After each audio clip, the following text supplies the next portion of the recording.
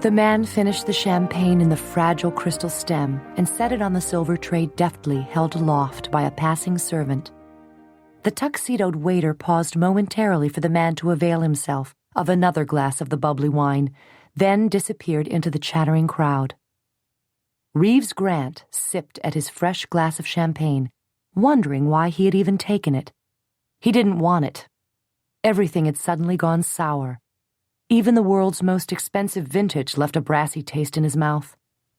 Derisive green eyes swept across the august assembly of celebrities and VIPs, surveying it with tolerant boredom. An aging but still beautiful French film star was strategically draped on the arm of her new husband, an oil tycoon from Tulsa, Oklahoma.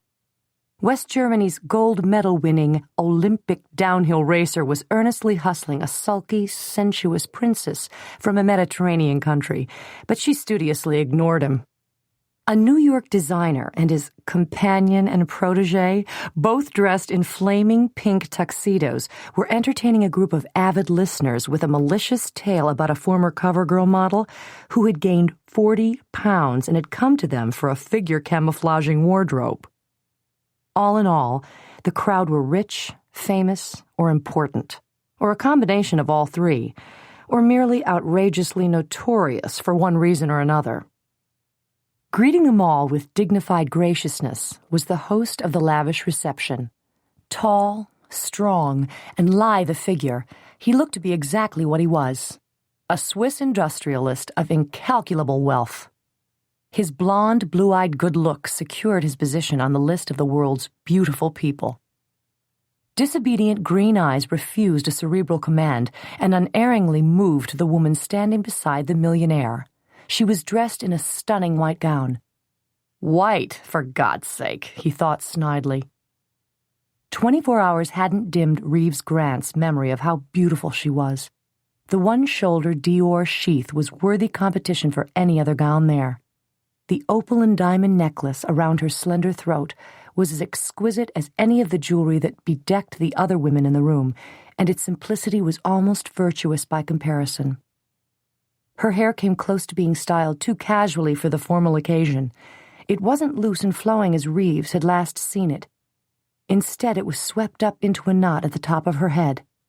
But the secreted pins seemed to have a tenuous hold on those dark, thick, glossy strands, a few of which had already escaped their confines. With the least amount of encouragement, say a man's caressing fingers, the whole mass would probably come tumbling down around his lucky hand. "Damn it! What in the hell is the matter with you?" he demanded of himself. He had been suckered but good. Yet, like some masochistic fool, he couldn't keep his eyes away from her. The question kept repeating itself in his brain. What had she been doing in that bookshop last night? Or better still, what was she doing here? Among all this, these people, with that man. The tiny, modest apartment over the bookshop, and this palatial reception room with its frescoed and gilded ceiling, its marbled floors, its glittering chandeliers, had nothing to do with one another. She didn't belong here. She belonged in that infinitesimal kitchen with its cheery percolator and the smell of fresh coffee. He could still see her curled up in the corner of that short sofa, one of the comfortable pillows hugged to her breasts. Damn! Leaving the dregs of champagne, he set the glass on a small table. His Nikon camera hung around his neck by its thin leather cord, and he adjusted it now. He was so accustomed to the camera being like an extension of himself that it didn't seem incongruous with his evening clothes. The crowd, well used to being photographed, seemed not to notice the camera either as Reeves threaded his way through them, his eyes intent on the cameo profile of the woman as she shook hands with a Belgian diplomat. The man at her side had just introduced him to her.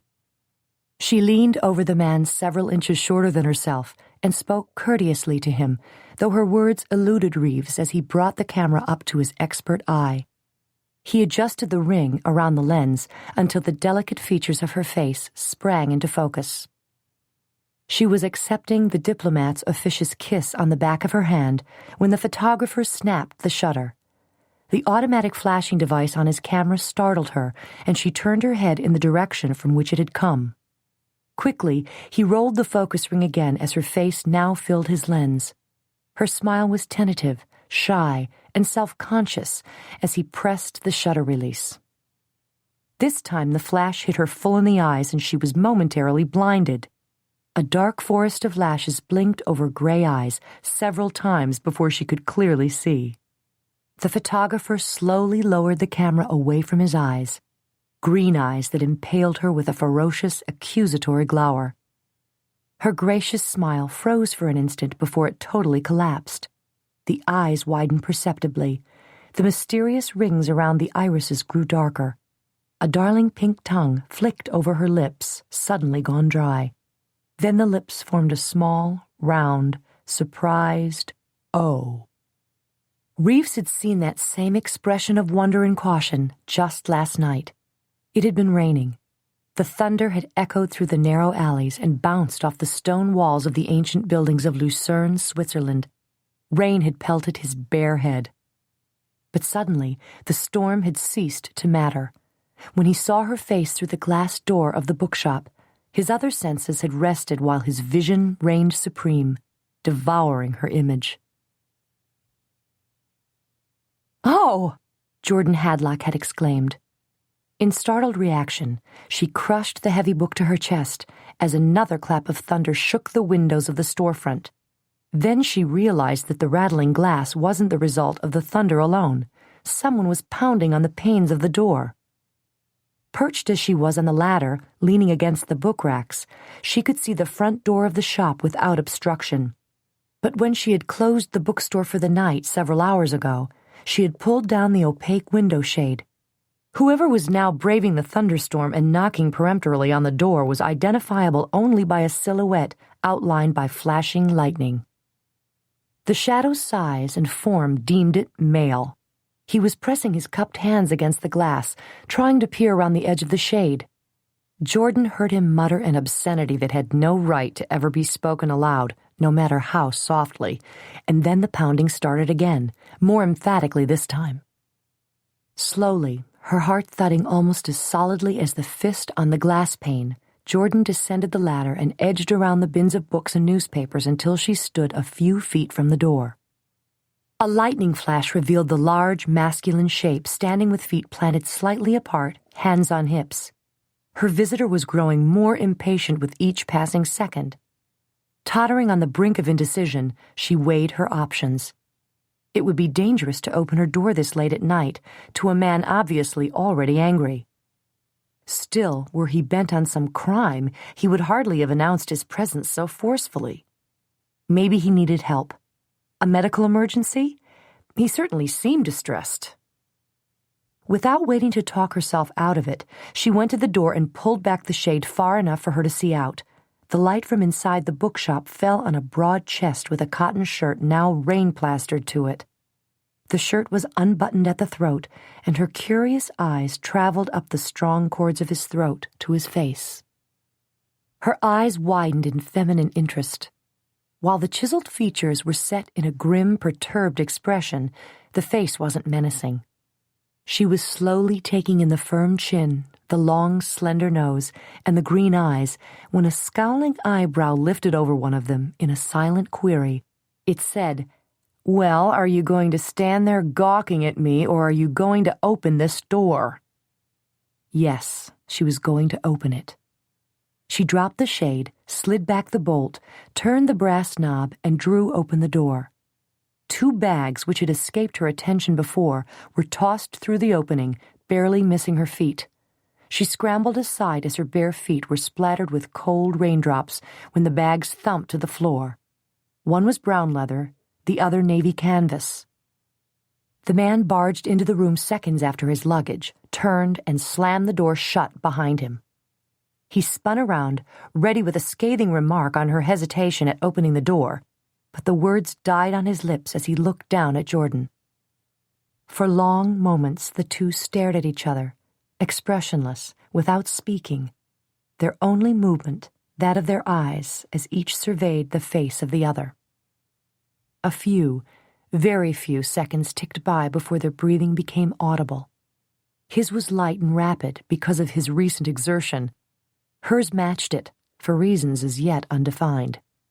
The only other sound in the room was that of the drops of rain that dripped off Reeves and fell onto the tile floor. Jordan tore her eyes away first and directed them to the floor, where a puddle was forming around the man's booted feet. "Do you have a towel?" he asked without notice. "What?" she croaked, unaccountably disconcerted and disoriented. "Do you have a towel?" he repeated. Oh, yes. I'll be... just a moment." She fairly flew across the room, switched on the light in the stairwell, and scrambled up the stairs as if the devil were after her. She grabbed a towel off the nearest bar in the bathroom, realized it was the one she had used after her shower, tossed it onto the floor, muttering self-deprecations about her own stupidity, and reached into the linen closet for a clean towel. As a precaution, she picked up 2. As she plunged down the stairs, she caught herself up, consciously took 3 deep breaths, and then descended at a more careful, reasonable pace. What was wrong with her? He was standing exactly as he had been, though his eyes were busy scanning the shelves near him. He tilted his head to read a book title, and Jordan noticed the rainwater running in silver rivulets down his neck into the collar of his shirt. "I brought 2. You look as if you may need them," she said, extending him one of the towels. "Thanks," he said succinctly before he buried his face in the absorbent terry cloth. He held his head still for several seconds before he raked the towel over his dark, unruly hair, and then around his neck, whisking quickly past the deep triangle where his shirt was open. The thick hair on his chest was curled damply. Jordan quickly averted her eyes. He looked down at the ever-widening pool at his feet. "You're going to have a hell of a mess on your floor. I'm sorry." "That's all right. It will mop up. Who?" "Hell, I'm sorry again. I'm Reeves Grant." He stuck out his hand, and Jordan prevented herself just in time from jumping away from it. For some unknown reason, it seemed terribly risky to touch him, even in a friendly handshake. She didn't know what threat touching him posed. She only knew physical contact with him would be dangerous. And it was. She had swallowed the unreasonable caution and taken his proffered hand. The moment his fingers squeezed around her, the muscles around her heart constricted similarly, and for an instant she didn't think she would be able to breathe again. However, to her vast relief, her involuntary brain impulses took over. She sucked in enough breath to murmur, "Jordan Hadlock." Though he seemed reluctant to release it, she pulled her tingling hand out of his grasp. "Thank you for letting me in," he said. "What are you doing out on a night like this? Were you looking for me for some reason?" He smiled ruefully. "No, I wish I could say it was that simple. I arrived this afternoon, dusk really. I've never been to Lucerne and wanted to scout around before I checked into a room. I dismissed the cab, walked along the lakeshore for a while, had a bite to eat, and then started walking through the old town. The storm came up and I got hopelessly lost." He grinned at her winningly, boyishly, abashedly, and she laughed. "Don't be so hard on yourself. It's easy to get lost if you don't know your way around the old town." "Yes, but I'm a jaded traveler. I've been all over the world, and I'm reputed to know my way around. You won't let it get out that I blew my reputation tonight, will you?" he whispered conspiratorially. "I promise," she echoed his hushed tones. Then she asked, "What do you do that takes you all over the world, Mr. Grant?" "I'm a photojournalist, freelance mostly. Sometimes I team up with one of the news services if one of their own men is unavailable." Her eyes opened wide in realization. "Reeves Grant. Are you our Grant?" He nodded. "I see your photographs often. I read a lot of magazines." She smiled as she indicated the shelves with a sweeping hand. "Your work must be fascinating," she said. He shrugged modestly. "Well, it pays the rent. Or it would if I had an address. I live in hotels most of the time," he said. "Anyway, I can't tell you what a godsend your store was. I've been wandering around out there in this rain for half an hour, and then I saw your lights on. I couldn't believe the sign on the door. 'An English newsstand, a beacon on a dark night, The lighthouse amidst the storm, he said dramatically, and Jordan laughed again. Well, hardly that impressive, she said, smiling, but I'm glad I was handy. Do you have a telephone? And can you recommend a hotel before I completely ruin your floor? Yes, to both. Turning to the counter with the old-fashioned cash register on it, she pulled a telephone from beneath it along with a well-used brochure. Which hotel do you prefer? Any along the shore of the lake are excellent, if your budget— I'm on an expense account, he said, grinning. You choose. All right. She placed the receiver to her ear and then groaned. Oh, no. What's the matter? The telephone is dead. I'm sorry. Sometimes when we have a bad storm— Her voice trailed off as she looked at him mournfully. He only shrugged again. Don't worry about it. I'll find a room if you can direct me out of here. But the rain, she protested. Why don't you stay a while longer? The word surprised her own ears, and his brows quirked again in amusement. Covering her embarrassment, she hastened to add, It may stop soon. He looked out the window at the storm, which was still raging. If anything, the thunder and lightning seemed to be increasing in ferocity. I'm no martyr, he admitted. I'll stay a while. Am I keeping you from anything? No, I was only shelving some books. She gestured toward the ladder. Then I insist on helping while I'm here. No, it can wait. I owe it to you, he said. That is, if you don't mind my wet clothes. She did, but not in the way he suspected. The fine fabric of his blue shirt was still damp and clung to the ridges of muscle and bone on his torso. His jeans, tight to begin with, were molded in much the same way to narrow hips and long, lean thighs. No, she said shakily. I'm not exactly dressed for company either. Suddenly, and for the first time, she was made aware of her appearance. After she had closed the shop, she had eaten a light dinner, showered, and donned her most comfortable pair of slacks and a ribbed knit cotton sweater. She had drawn her hair back in a haphazard ponytail and secured it with a tortoiseshell clasp. Her feet were bare, and she was wearing no bra, a fact made crucial by the green eyes that traveled down her trim body. As if being alerted of his scrutiny, Jordan felt her nipples begin to pout beneath the soft pink cotton, and she whirled away in alarm, willing them to return to their relaxed state. Why wasn't she wearing one of her functional skirts or business suits? Her homey clothes only made this bizarre situation seem more intimate than circumstances warranted. But the intimacy was there with a reality that bordered on tangibility. Already she felt a shiver of anticipation each time she looked at Reeves Grant. Anticipation of what? The whole thing was becoming absurd, and she was sure the chaos existed only in her mind. He wasn't aware of it. Indeed, when she looked back at him, he was kneeling down with a damp towel, mopping up the puddle he had made. Please don't bother with that, she said as she ascended the ladder with an armload of books.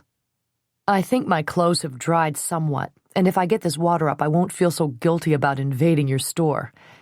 Do you live here? He asked abruptly. She was stunned for a moment and suddenly wary. Then she remembered getting the towels, and with her casual appearance, of course, he would deduce that she lived here. Yes, she answered. Upstairs there is a small apartment. I've been here for 3 years. 3 years? He seemed shocked. You're an American. It wasn't a question, but she replied as if it had been. Yes, I'm from the Midwest. 3 years ago I found myself at loose ends and went to London. Business associates of my father helped me get this job. There's a chain of these English newsstands throughout Europe, usually in smaller towns where American and British newspapers are harder to find.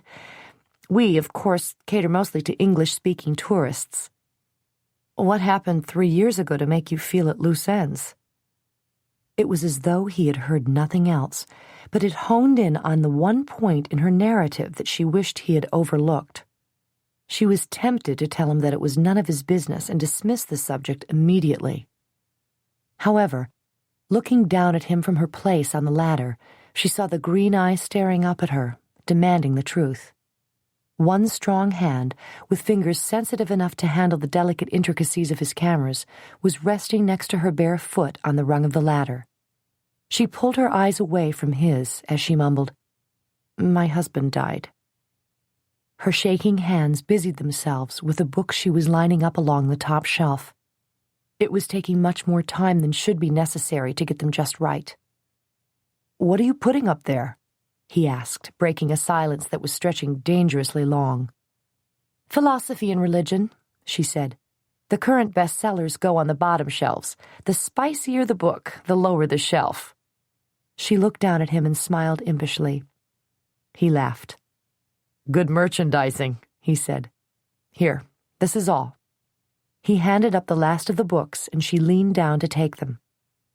At that moment, another crack of lightning struck close to the small shop, and after a sizzling explosion at each fixture, the lights went out. "Jordan!" She had momentarily lost her balance, but his hands came around her waist to steady her on the ladder. "Are you okay?" he asked in the sudden darkness. "Yes," she answered breathlessly. His hands were warm through the thin cotton of her sweater. Cautiously, her feet found the now invisible rungs, and she eased her way down until she had gained the floor. "I'm afraid your first impressions of Lucerne will be bad ones," she said tremulously. His hands were still firm around her waist. "I'd say my first impressions have been delightful." His voice was vibrant, and its intensity startled her. His hands moved up almost imperceptibly until they spanned her ribcage. "I'll get some candles," she said shakily. "This happens frequently, you see." She stepped away from him quickly. "I'll be right back." "Oh, no, I'm afraid of the dark," he said. "I'm coming with you." He hooked a thumb into a belt loop on her side, which placed his fist at the swell of her hip. "Lead the way." She felt her way around the shelves and racks, stumbling in the dark and ever aware of the figure looming close behind her, bumping into her every few steps. "We have to turn right up the stairwell. It's rather tight." "I'm right behind you," he said, and placed his other hand on the opposite side of her waist. It took them several minutes to navigate the dark stairs, for in the narrow confines of the stairwell, even the lightning flashes didn't provide them with any illumination. "Here we are," she said with relief when they reached the second floor. She wasn't afraid of the darkness, or the storm, or of being left without electricity. She was terrified of the sensations this man and his touch aroused in her. "Wait here. The candles are in the kitchen." "Hurry," he said. She laughed and tripped toward the drawer where she knew she would find a serviceable candle and matches. They were exactly where they should be. But she didn't seem to be capable of striking the match. Her hands were trembling and totally useless. "Damn!" she cursed under her breath. "What's the matter?" He spoke from directly behind her. She hadn't heard his approach and dropped the matchbox in surprise. "Did I frighten you?" he asked solicitously. "Yes." "I'm sorry." "That's all right. I can't seem to get this match struck." It seemed imperative that some kind of light banish this darkness. It was too complete, too encapsulating, too intimate. His nearness was making her extremely nervous and edgy. He took up the matchbox from where she had dropped it on the countertop. With one swipe across the bottom of the box, the match flared to life. "Thank you," she murmured as she lifted the candle toward the small flame. She looked up at him and found his face unnecessarily close to hers. "You're welcome," he answered.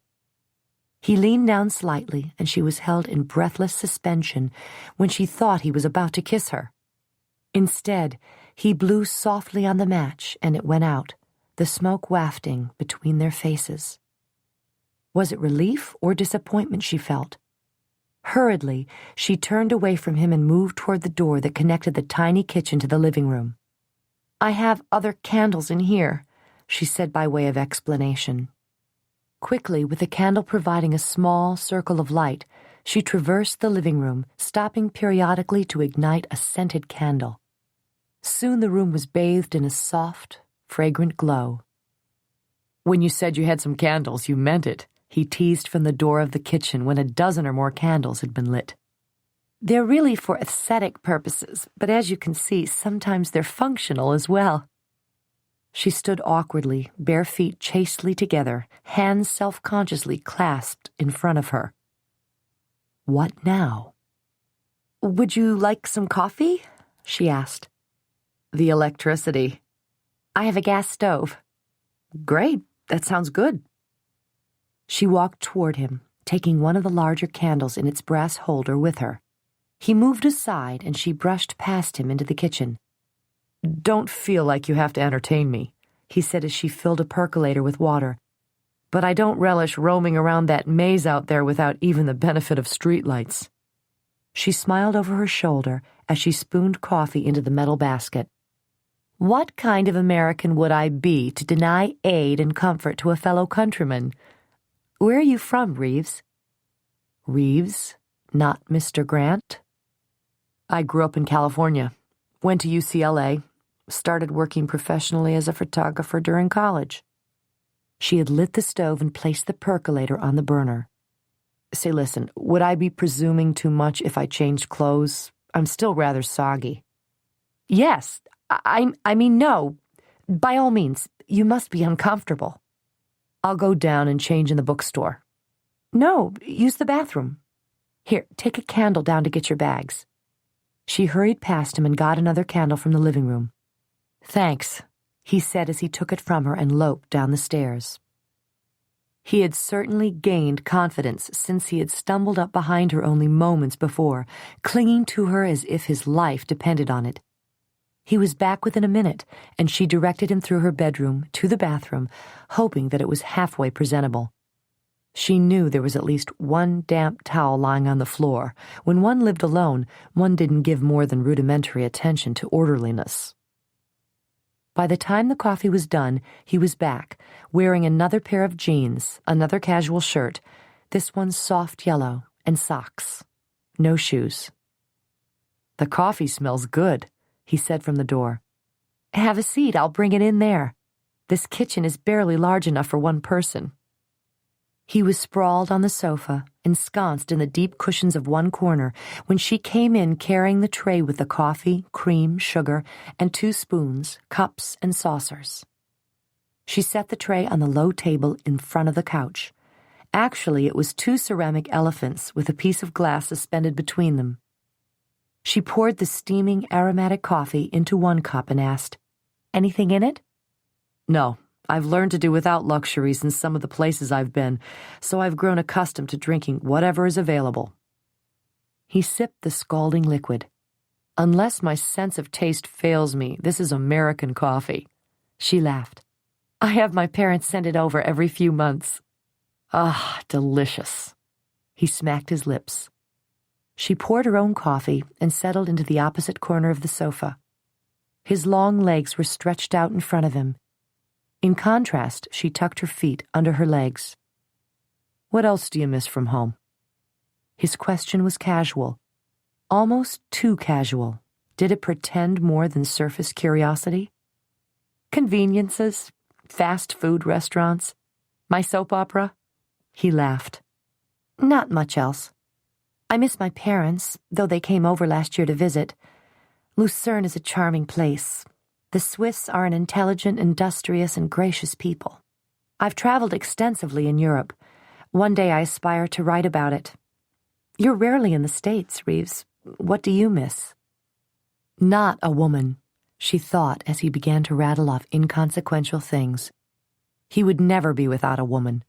In the soft, flickering firelight of the candles, his hair took on an auburn cast as it tumbled riotously around his head. Just under his eyes, sprinkling his cheekbones, was a collection of freckles, which had been washed out by the harsh, fluorescent lighting in the bookshop. Taken apart, his features weren't classically handsome. His nose was a bit too slender. His mouth was almost too wide. The chin was a little too stubborn. But his eyes were fabulously green and well-fringed by thick, spiky lashes. All put together, he was rakishly attractive. His virility was threatening, a threat no woman could resist. He wore his clothes negligently. The fresh shirt he hadn't bothered to button even as much as the one he had taken off, and the curling mat of hair revealed beneath its folds was most appealing. Jordan realized that he had stopped talking. "More coffee?" she asked, trying to draw enough air in her lungs to articulate the offer. "No, thank you." Another silence descended. He stared at her from a distance the width of one cushion on the sofa. Unintentionally, but quite automatically, he reached across the cushion and captured her hand, which lay on her thigh. She didn't take it away. The candles cast gigantic shadows against the walls of the cozy room. The eggshell white plaster had been chiseled off one wall, bearing the ancient bricks behind it, and adding character to the room. Tasteful graphics, advertising concerts, ballets, and art shows had been sealed in thin brass frames and mounted on the walls. The tall, wide windows of one wall were draped in a paisley print in tones of gold and brown. The fabric was repeated on the sofa and on the pillows tossed into one brown dub chair. The hardwood floor, which shone with a patina only age can provide, was unrelieved by rugs that would have detracted from its beauty. "I like your apartment." His thumb rotated hypnotically over her wrist, then slipped lower to explore the center of her palm. He wasn't looking at her apartment. He was looking at her mouth. "Thank you," she said thickly. "I decorated it myself. I recovered the cushions on the couch." "They're lovely," he replied, but his eyes were on her breasts, not the sofa. She swallowed convulsively as his eyes journeyed back up to her face and met her misty gray stare. Never in his life had Reeves been so captivated by a pair of eyes. Their light gray color was unusual, but their uniqueness was compounded by the dark blue ring that encircled that intriguing iris. The rarity of them, however, went beyond their mere physical aspects. They possessed a life and spirit all their own. The blue band surrounding that clear gray iris seemed to narrow and widen at will, allowing only fleeting glimpses into the soul of the woman. It became tantamount to Reeves Grant's well-being to see and know all the secrets those bewitching eyes harbored. He stared into them now and saw himself reflected in their depths. He longed to be there in actuality, inside her head, knowing what she was thinking. He moved closer to her. Jordan's heart was pounding so hard she thought surely he could hear it or see it as it stirred the fabric stretched over her now taut breasts. His eyes were too compelling, his body too warm, his hand too hot as it continued to caress hers. Fighting the impulse to move toward him, she pulled at her hand in an attempt to release it. He didn't surrender it easily. She tugged on it more firmly and said, "I'll put this away if you don't want any more." Her hand was relinquished as she stood and picked up the tray. Her trembling fingers could barely maintain their grasp of it. "Guess I'd better try the telephone again," he said without enthusiasm. She was coming back into the living room after setting the tray on the kitchen table when he replaced the receiver on the cradle of the extension phone. Raising imploring eyes to her, he said, "It's still dead." A thunderbolt punctuated the announcement. "Why don't you stay here?" The words were out before she could debate the wisdom of speaking them. She knew that was what he wanted her to say. At that moment, the consequences weren't considered. The obvious risks didn't matter. It was the right thing to say in that given situation. "I thought you'd never ask." He smiled broadly. Lest he jump to the wrong conclusion about her spontaneous invitation, she said quickly, "You can have the bedroom. I'll sleep out here on the sofa." "I wouldn't hear of it," he said, bowing gallantly. "By all means, the lady should keep her bed. I'll take the sofa." "You won't even fit on it," she objected. "If you could see some of the places I've slept when on assignment, you'd realize how great this sofa looks." "Well, if you're sure." "I am." "Okay. You may take a turn in the bathroom while I make up the couch for you." "Right." He saluted her, and lifting one of the bags he had carried upstairs with him earlier, went into the bathroom. He came back almost immediately and picked up a candle. Grinning sardonically, he returned to the bathroom. Jordan hastily retrieved extra blankets and sheets from her bedroom closet and smiled when she heard him humming over splashing water. With dispatch, she made the couch into a facsimile of a comfortable bed. She plumped the pillow and slipped a fresh case over it. She was straightening the blanket one more time when she heard him come in behind her. "Brushing one's teeth by candlelight is an incredibly sexy experience," he drawled. He was still dressed, but the collar of his shirt was damp where he had washed. Judiciously, she ignored his leading remark. "Do you need anything else?" she asked softly. He set his bag at his feet and took 3 steps forward until he was standing inches from her. "No. Till my dying day, I'll appreciate your hospitality, my little American cousin." Before she realized what was happening, his hands were on her shoulders and he was leaning down to kiss her. His lips met hers firmly in a smacking, friendly, closed-mouth kiss. No harm done, she thought analytically. But when he should have withdrawn, he didn't. His hands remained on her shoulders. Indeed, his fingers were moving in a near caress. His lips hovered over hers. His breath mingled with hers, found the blend delightful, and joyously united with it into an invisible vapor that ghosted between their mouths. Taking her stunned immobility as an invitation, his lips hesitantly brushed across hers once, twice, then came to rest against the soft flesh. The pressure of his mouth increased until it could be said that he was truly kissing her. How easy it would be to accept this kiss, to lean against his strength, to be penetrated by the heat that emanated from his body. But the sheer encompassing quality of his embrace frightened Jordan. The totality of her loss of will alarmed her. If she surrendered, it would be an absolute capitulation, and she couldn't chance that. Her hands went to his shoulders and pushed against them half-heartedly, but he accepted the discouragement and stepped away from her. "Good night," he murmured as his eyes bored into hers. "Good night," she answered, picking up a candle and scurrying toward the bedroom. She collapsed against the closed door and drew several restorative breaths. When she felt more normal and her pulse was beating at a comfortable tempo again, she went into the bathroom. She creamed her face, brushed her teeth, and took down her hair. All of these routine things she did automatically, her mind in a turmoil, her thoughts traitorous to the decision she had made moments before. What were his lips capable of when his passion was unleashed? The hands that had caressed her shoulders only hinted at their talent to heighten the senses. Foolishness, she chided herself as she took the candle into her bedroom. He was only being polite.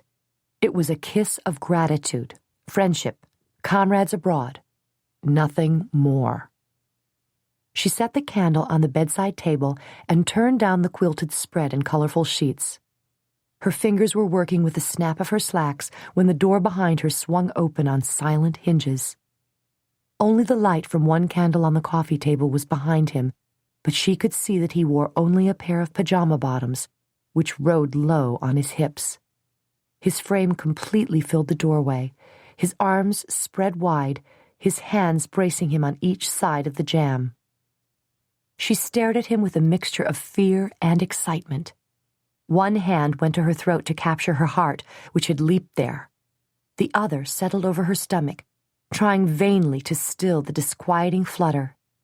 She felt helpless, caught up in something from which there was no escape. Escape?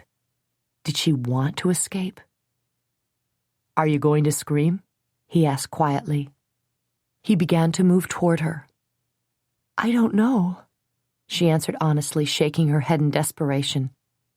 He stood only a few feet from her now.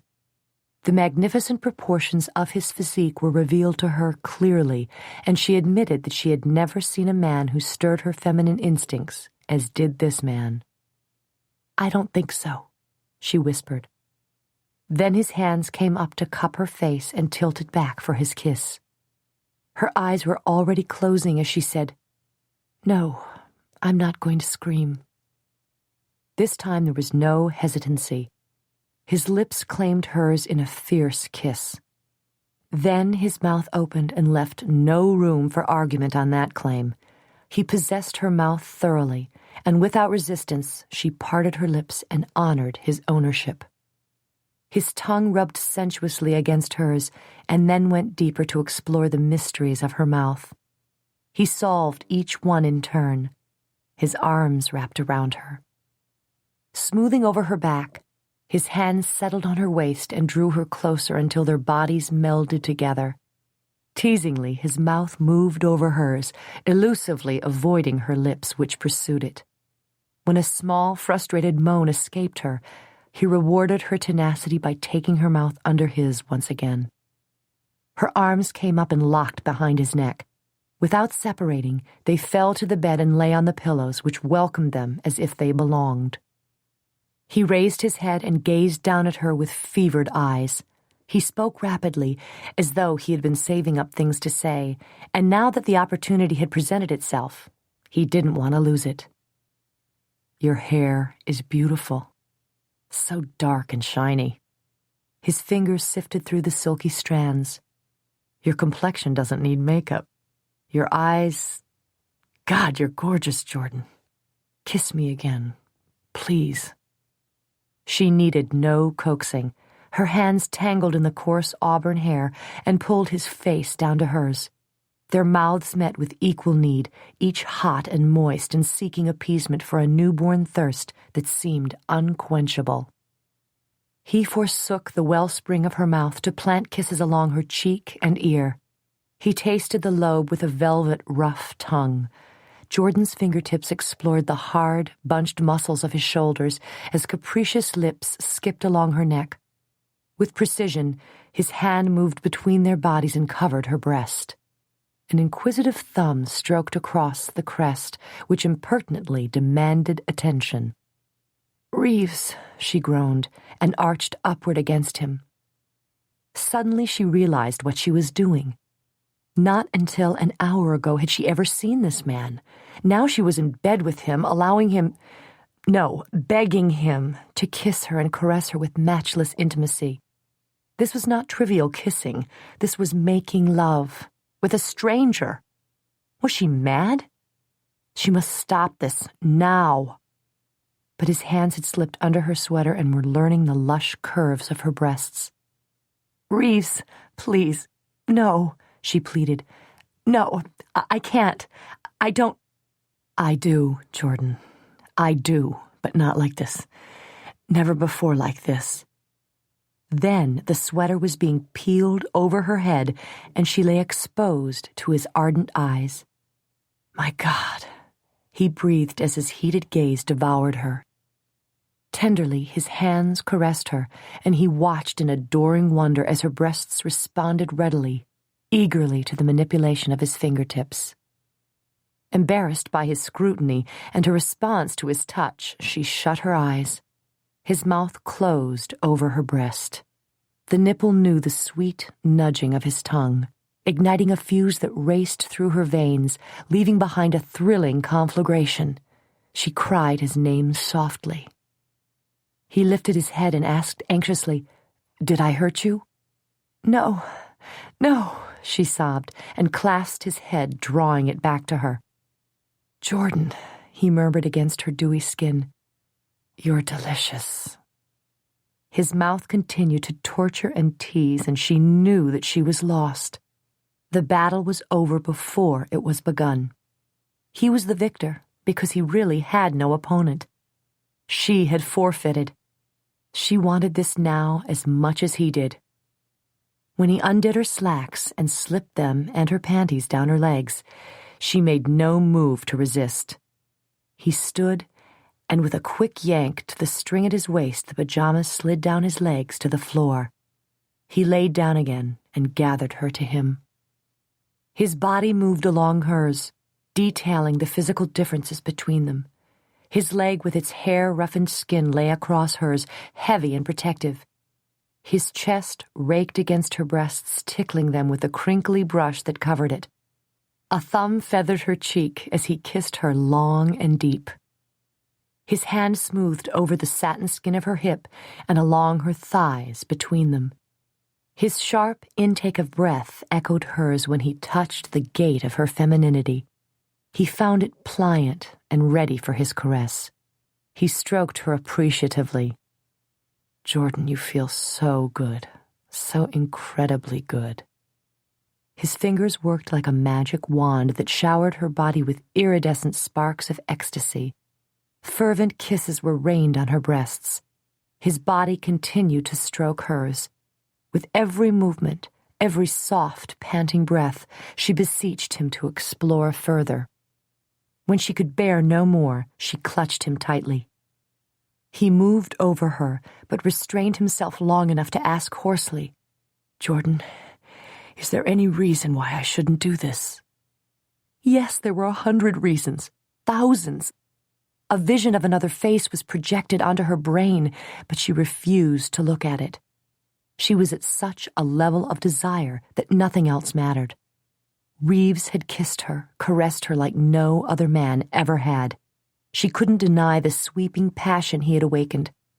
None of this should be happening, but it was, and she wanted it to happen. She shook her head against the pillow. No reason. He fused their bodies together so consummately that she gasped her pleasure in the form of his name.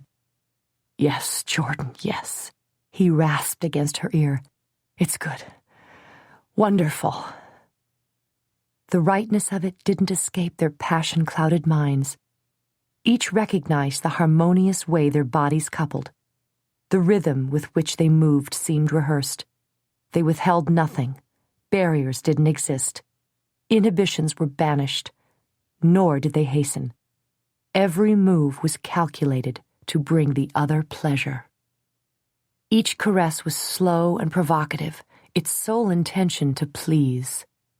They each became drugged with the essence of the other until the culmination exploded upon them. It rocketed through them simultaneously. Reeves buried his face deep within the curve of her shoulder. Jordan clasped him to her and gloried in the fulfillment. "I don't understand this." She shifted closer to him and rested her cheek on the dark hair of his chest. "What's to understand?" he asked softly. His arm cradled her against him while the other hand stroked her hair. "This isn't like me. I haven't been with a man since my husband," she admitted abashedly. He probably wouldn't believe her. She hardly believed it herself. He lifted his head off the pillow and gazed down at her face, which was shadowed by the single candle on the bedside table. His index finger traced down her cheek, still flushed with his love. "You don't have to justify that or apologize for it. I think I would have known it anyway." She raised her eyes and looked at him. "Was I that awkward?" she asked. "You were perfect." He kissed her gently on the lips. "But physically, it didn't feel like you were often with a man."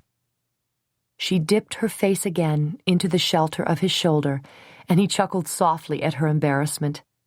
They lay silent and pensive for long moments, content to enjoy the warmth, the touch, the scent, the nearness of the other. His voice was low and confidence-inspiring when he said, "Tell me about your husband." Her hand, which had been idly charting his ribs, came to rest. "We married after I graduated from college. We were married for 4 years. He was killed in a car crash." "I'm sorry. It must have been a terrible time for you." She sighed. "We were separated at the time he was killed, Reeves. Charles was a salesman, an unsuccessful one. He went from job to job, chasing rainbows, never thinking realistically. I traipsed after him for years, from city to city, from state to state, always hoping that I'd be able to hang up curtains before he came home and told me of his latest prospect that would require moving again. I finally got tired of the transient lifestyle and left him. I got a job with a newspaper writing society page articles. It wasn't a very exciting life, but it was stable. Charles kept begging me to come back to him, but I refused to unless he promised to settle down. He was killed several months later. Reeves breathed heavily and drew her closer. I hope you don't harbor any guilt feelings over leaving him. She laughed dryly. I probably would have, but after his death, his girlfriend came to see me and guiltily confessed all the lurid details. They had been lovers long before I moved out. Sounds like he was a real winner, Reeves said sarcastically. Don't be too hard on Charles. He couldn't help the way he was any more than any of us can. I think you're being magnanimous, he whispered. He cupped her chin in his fist and raised her face to receive a soft kiss. He practically threw her from him and sat bolt upright when the lights suddenly flashed on. When both realized what had happened, they burst out laughing. I've lived through wars, famines, and floods, and I nearly have a heart attack when the electricity comes back on. He was raking his hands through his hair in a most endearing, boyish way. What time is it? She asked. He checked his wristwatch. Just after 2. Well, the power has been restored in almost record time, she commented with a laugh. Stay where you are, woman. I'll go around and turn off all the lights. Like that? She asked. She sat up and stared at him in astonishment as he stepped over the discarded pajama bottoms. His brows lowered over lascivious eyes as they treated themselves to a leisurely perusal of her breasts. Do you object? He taunted. She smiled mischievously. Not if you hurry back. Insatiable wench, he teased as he strode out of the room. Jordan fell back against the pillows, raising her arms high above her head and stretching luxuriously. She sighed in deep contentment. A silly smile curled her lips as her eyes strayed over the room, which seemed to have changed character with the presence of Reeves Grant. Her eyes lit briefly on the Lalique perfume bottles on her dresser. They passed the collection, but then came back to look at it more closely. Helmut. Helmut had given her the crystal last week for a no-occasion present. For an instant, when Reeves had asked her if there were any reason why he should not complete the act of loving, Helmut's face had flickered through her mind. Her being with Reeves tonight wasn't fair to Helmut at all. How would she handle that? Should she tell Reeves about Helmut? It really was none of his concern, but it might be better to get everything out in the open at the outset. The outset of what? She had no reason to believe that this would go any further than the present. Perhaps it would be better to keep her counsel until Reeves indicated what his intentions were. No, she wouldn't tell him anything just now. But when Reeves came back into the room and switched off the light, she knew she wanted to be honest with him. Reeves, she said as he slid in beside her and took her in his arms. Reeves, they're all out. Should we just let this one last candle burn down? I don't want all the lights to be off or I can't see you. His voice was husky as his lips sought the base of her throat and the vulnerable triangle there. Reeves. I want to... Reeves, please, talk. His hand splayed over the smooth expanse of her stomach while his lips fluttered across her breasts, bringing her nipples alert with longing. Do you really want to talk? Now? He asked a second before his mouth settled over hers. The intrusion of his tongue prevented her from speaking, but it made no difference. She had forgotten what she was going to say anyway. Helmut Eckert proffered his hand to Reeves Grant and exclaimed, Mr. Grant, I've barely seen you since your arrival. I hope you have accommodated yourself with food and drink. His smile was startling in his handsome face, and he was totally unaware of the tension between the photographer and Jordan. Thank you, Mr. Eckert. I've been enjoying myself immensely, more so each minute. Reeves' eyes slid over to Jordan, who was standing stoic and pale beside Helmut. "Oh, excuse me, darling." Helmut apologized and tucked her arm under his. "Mr. Reeves Grant, may I present Mrs. Jordan Hadlock. She is a citizen of your country, but not for long, I hope." Helmut smiled adoringly down into Jordan's tight, white face as she offered her hand for Reeves to shake. He didn't take her hand immediately. He paused momentarily. The blood rushed to her head, and she felt dizzy. Her mouth went dry. Surely he wouldn't say anything about last night. He wouldn't be that callous. Slowly his hand came up and reached for hers, his fingers wrapped around hers tightly, and he shook her hand. "A pleasure, Mrs. Hadlock," he said silkily. "Thank you," she murmured. "You will be seeing a lot of Reeves. May I call you Reeves? For the next several days, my dear," Helmut said. "He is doing a feature on me for an American magazine. He is a photojournalist." "I'm familiar with Mr. Grant's work," Jordan said quietly. She bravely raised her eyes to meet the bold green ones glaring at her. "I saw your piece on the IRA in Time. It was comprehensive and interesting. You handle a very delicate subject realistically, but with compassion." "Thank you, Mrs. Hadlock. I thought that this time I'd work on a less depressing topic. I was most eager to meet Mr. Eckert. I think the American public will love an article about one of the world's most affluent men. I would like for Jordan to be included in the article, Reeves. As a matter of fact, you may want to get your camera ready.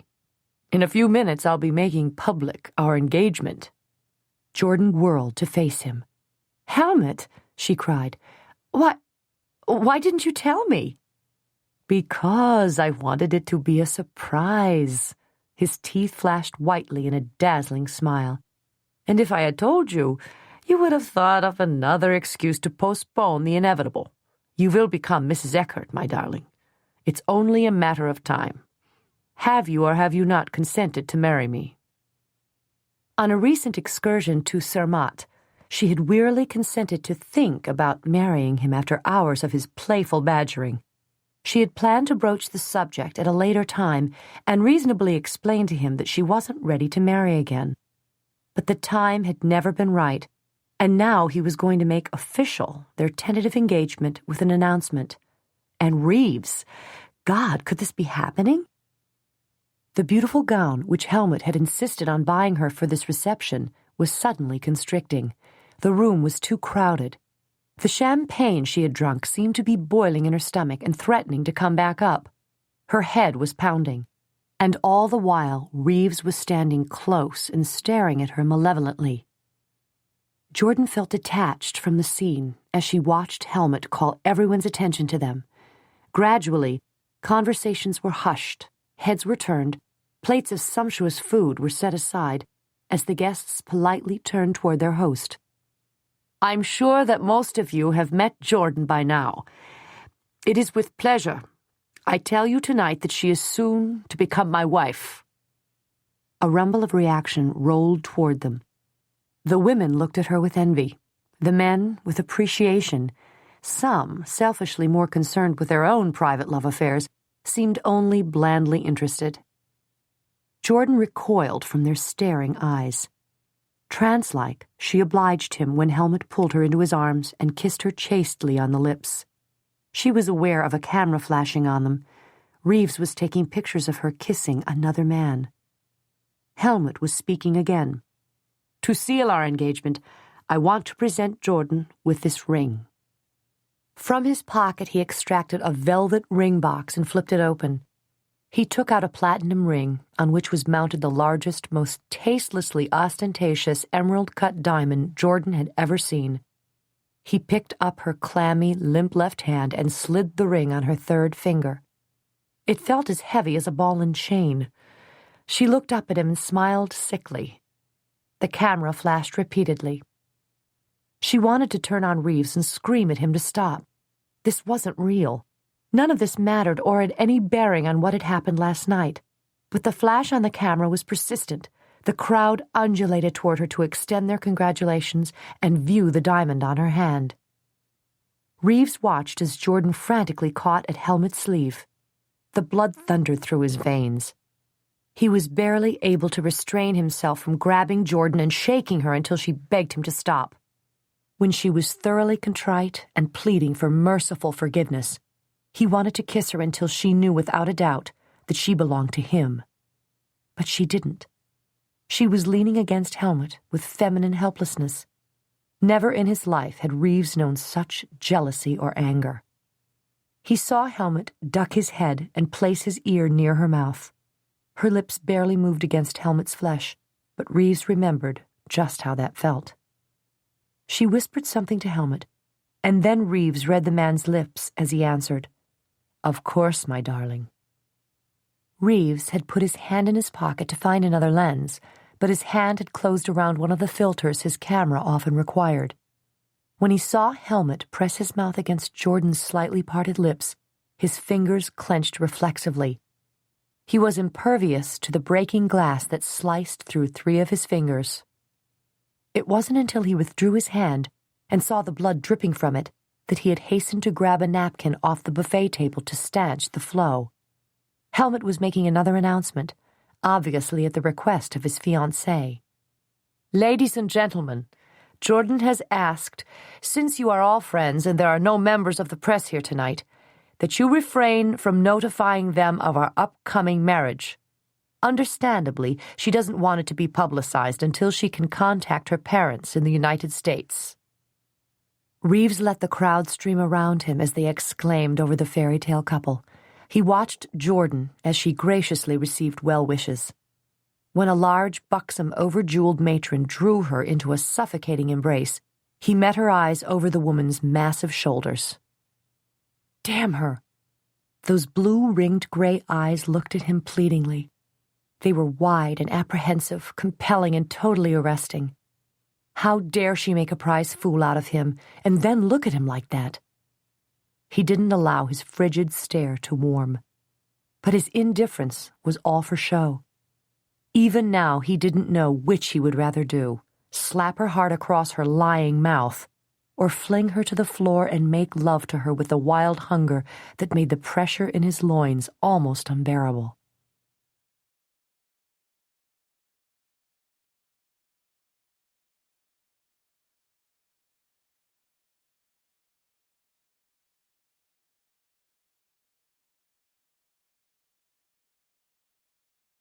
Jordan sank weakly onto the satin Louis XIV chair. She stared absently at the priceless marble floor under her silver sandal. One of the thin straps had cut a deep, red groove into her little toe. She longed to ease off the shoe and walk around in her bare feet as she had done last night. Last night. She directed her gaze across the floor to where maids and waiters were gathering up the refuse of the party. One was mopping up spilled champagne, while another was emptying ashes from crystal ashtrays into a copper butler's helper. Subordinates were loading trays with empty plates and napkins. Reeves and Helmut were standing near the buffet table, chatting congenially. Reeves tossed a handful of peanuts into his mouth and then threw back his head and laughed uproariously at something Helmut had said. How had she, Jordan Hadlock, managed to get herself into such an untenable predicament? If only she had asked Reeves what project had brought him to Lucerne. Wasn't that a logical question? If only he had mentioned that he was working on a feature story about a Swiss entrepreneur. Why hadn't the subject of his work come up? If only... What would have happened last night had Reeves known she was more or less involved with Helmut Eckert? Would that have mattered to him? Helmut was at least a decade older than Reeves, was much wealthier, and commanded attention in an intimidating fashion. Yet as Jordan observed the 2 men now, she saw that Reeves met Helmut as an equal. He wasn't cowed by Helmut's wealth or the power the industrialist wielded. Both men were handsome. Helmut had the classic blonde coloring that would have graced an Alpine travel poster. His body was hard and strong due to the hours he spent in his exercise room and with his personal masseur. Reeves' body appeared to be naturally vital, requiring no maintenance. Each movement was graceful, casual, but indicative of subliminal power. He was blatantly American. His rugged good looks typified the pioneers of his heritage. Jordan admired each of his gestures, thrilled to the rumbling sound of his laugh, the soft drawl of his voice. With a tenderness born of recollection, she watched his hands place the camera into its protective case, snap it shut, and then reach out to shake Helmut's hand. The fingers of one hand, she noticed, were wrapped in a napkin. Were there bloodstains on it? Last night, those capable hands had caressed her until she writhed under their transporting touch. They had been sensitive to her responses, unhurried in caresses that brought her the most pleasure. His lips had followed suit, roving her body avariciously. His greed had been gratified. The love words he had whispered in her ear had been as thrilling as his love-making. Charles, her husband, had been a silent lover. Never would she have guessed that those precious, disjointed phrases could convey such meaningful messages to her body and spirit. Last night his words had been full of praise. What was he thinking of her now as he and Helmut came toward her? She blinked back the tears that threatened at the corners of her eyes and tried to smile, but wasn't sure it looked like more than an aborted effort. "My dear, I'm sorry to have kept you waiting so long," Helmut said. "I have some important matters that need to be seen to before business hours tomorrow. Reeves has offered to see you home in the launch and escort you to your door." Jordan's eyes flew to Reeves, then just as quickly back to Helmut. "That isn't necessary. I can see myself home once we dock at the quay." "Absolutely not, Mrs. Hadlock," Reeves said smoothly. "I've promised Helmut not to let you out of my sight until you are safely inside your front door." Jordan had a strong urge to slap him. He was deliberately mocking her. While Helmut was gathering up her wrap, an evening purse from the cloakroom, Reeves was leaning negligently against a marble column, raking her up and down with insolent eyes. "Ready, Jordan?" Helmut asked politely. "Yes." Helmut insisted on walking with them out the back of the chateau. Helmut's estate was situated on a private island several acres large in the Lake of Lucerne. The house, if it could be so humbly termed, was white, painted brick, trimmed with dark brown woodwork and shutters. Despite its modest architecture, it was a showplace. The interior was splendid. The grounds were a study of horticultural perfection. He led Jordan and Reeves through the sculptured garden and down the stone steps to his private dock.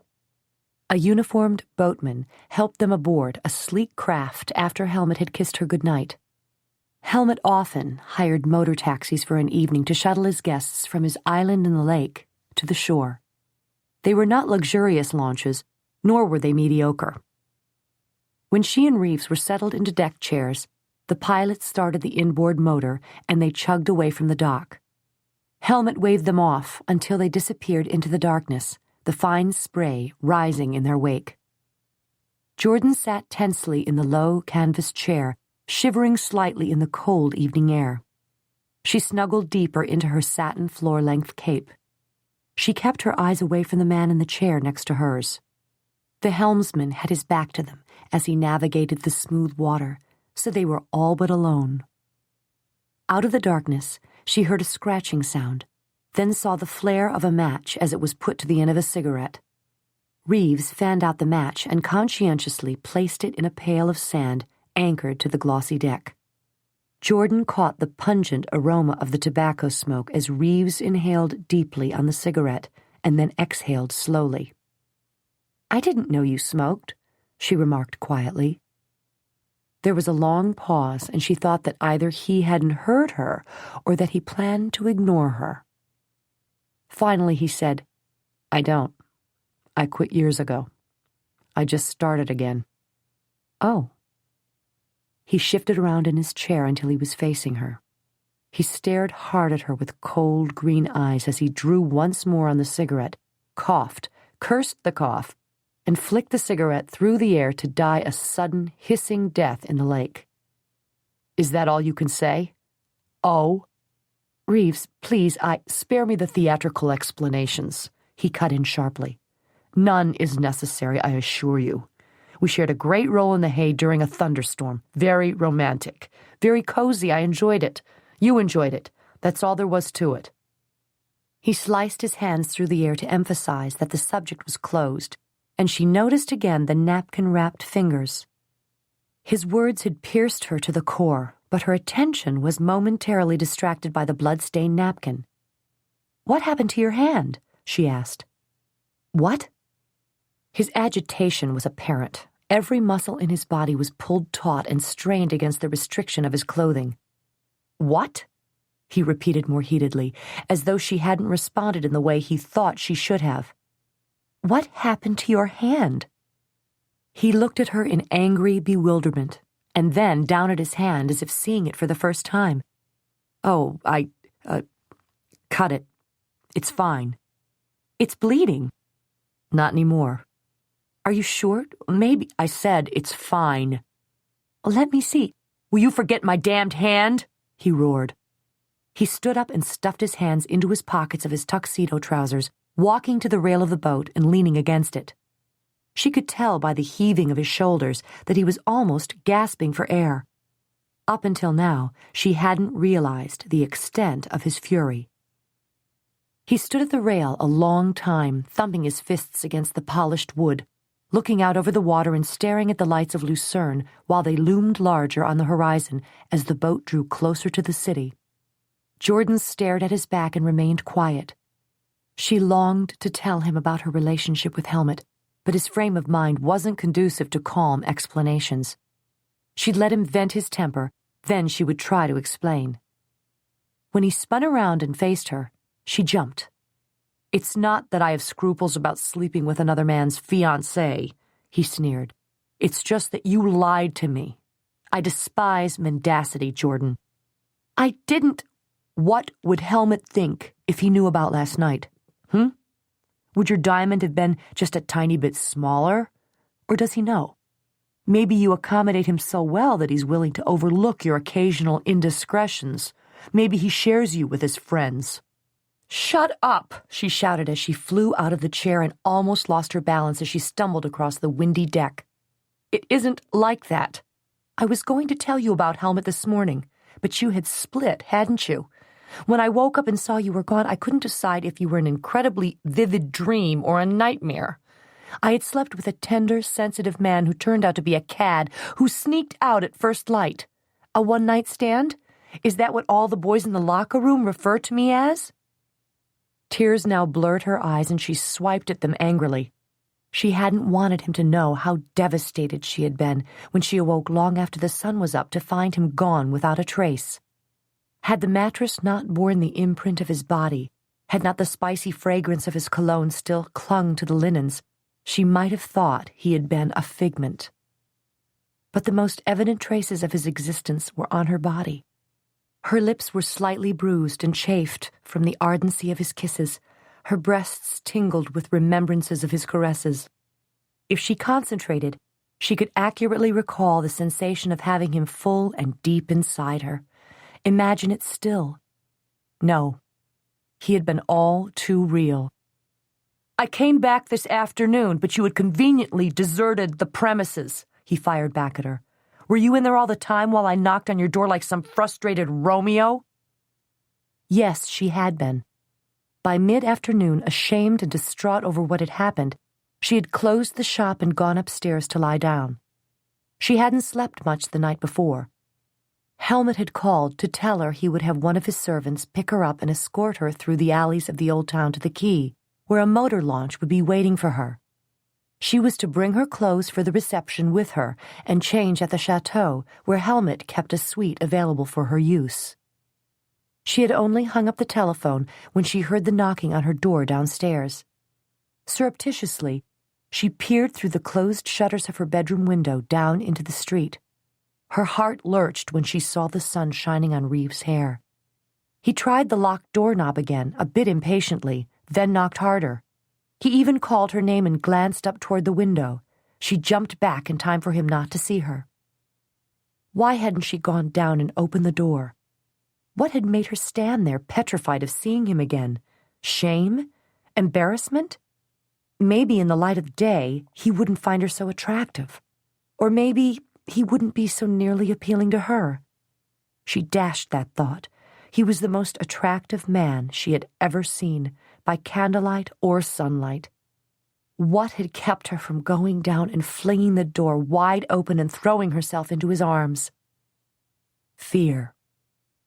For the past few years, she had lived by her own devices, learning from her own mistakes, celebrating her own accomplishments.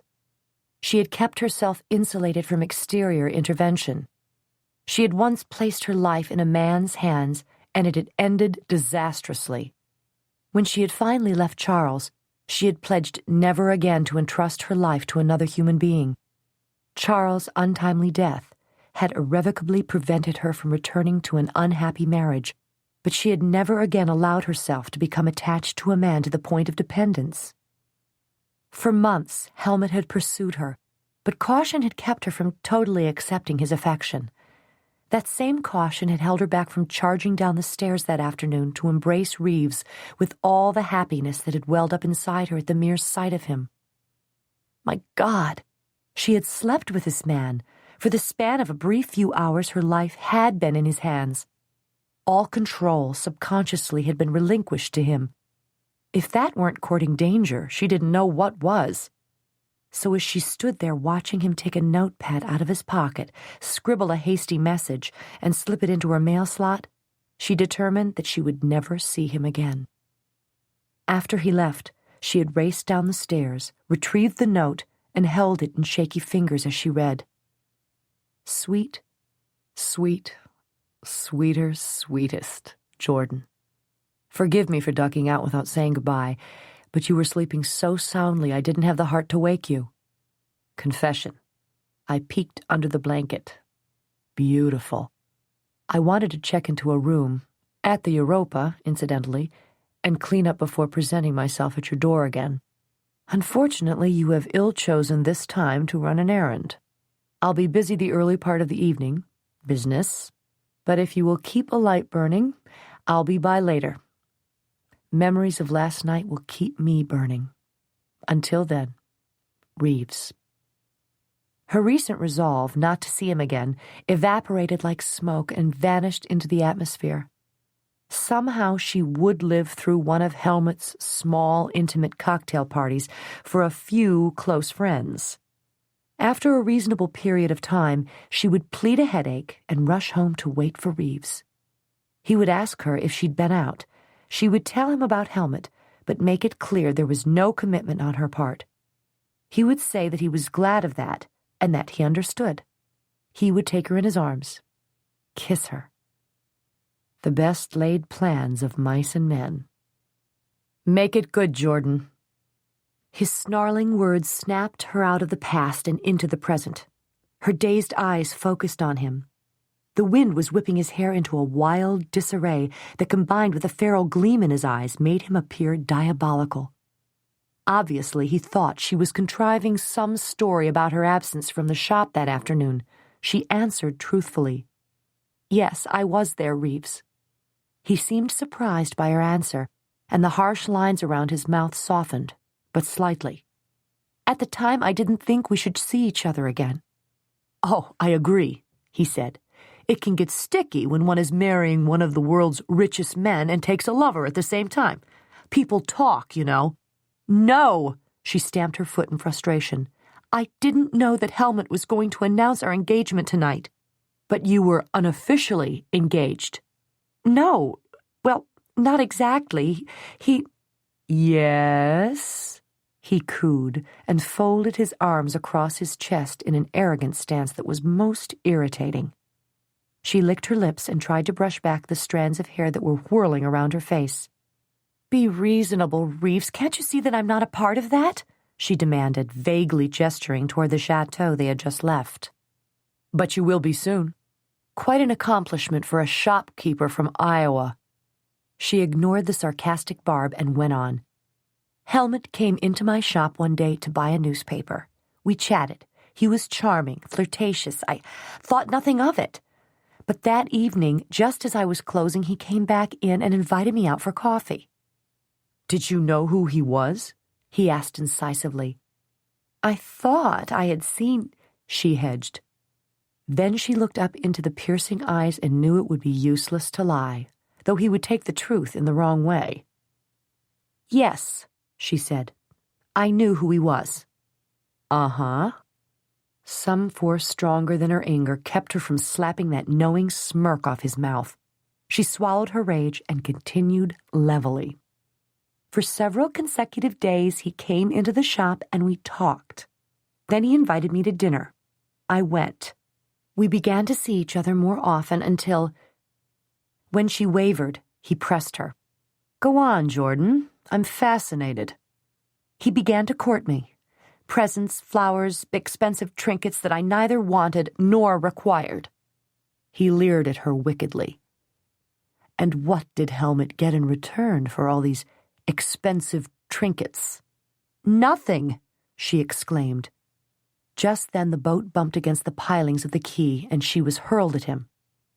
His strong arms caught her and pulled her against his chest. The hold wasn't tender as it had been the night before. His hands were like steel talons on her upper arms, and the face that lowered to hers was ugly with disgust. "Do you really think that I'm dense enough to believe that a man as rich and urbane as Helmut Eckert hasn't taken advantage of this?" He thrust himself at her in a manner that left no doubt of his meaning. The implication was insulting and humiliating. She squirmed and pushed against him. "Let me go," she said through clenched teeth. "Don't touch me again." The boatman approached them meekly, and Reeves slowly disengaged his hands from her arms. She pivoted away, avoiding the boatman's curious eyes as she picked up her purse. Out of the corner of her eye, she saw Reeves sling his camera case over his shoulder. As soon as she was helped to the quay by the boat's pilot, Reeves leaped beside her and grabbed her arm again.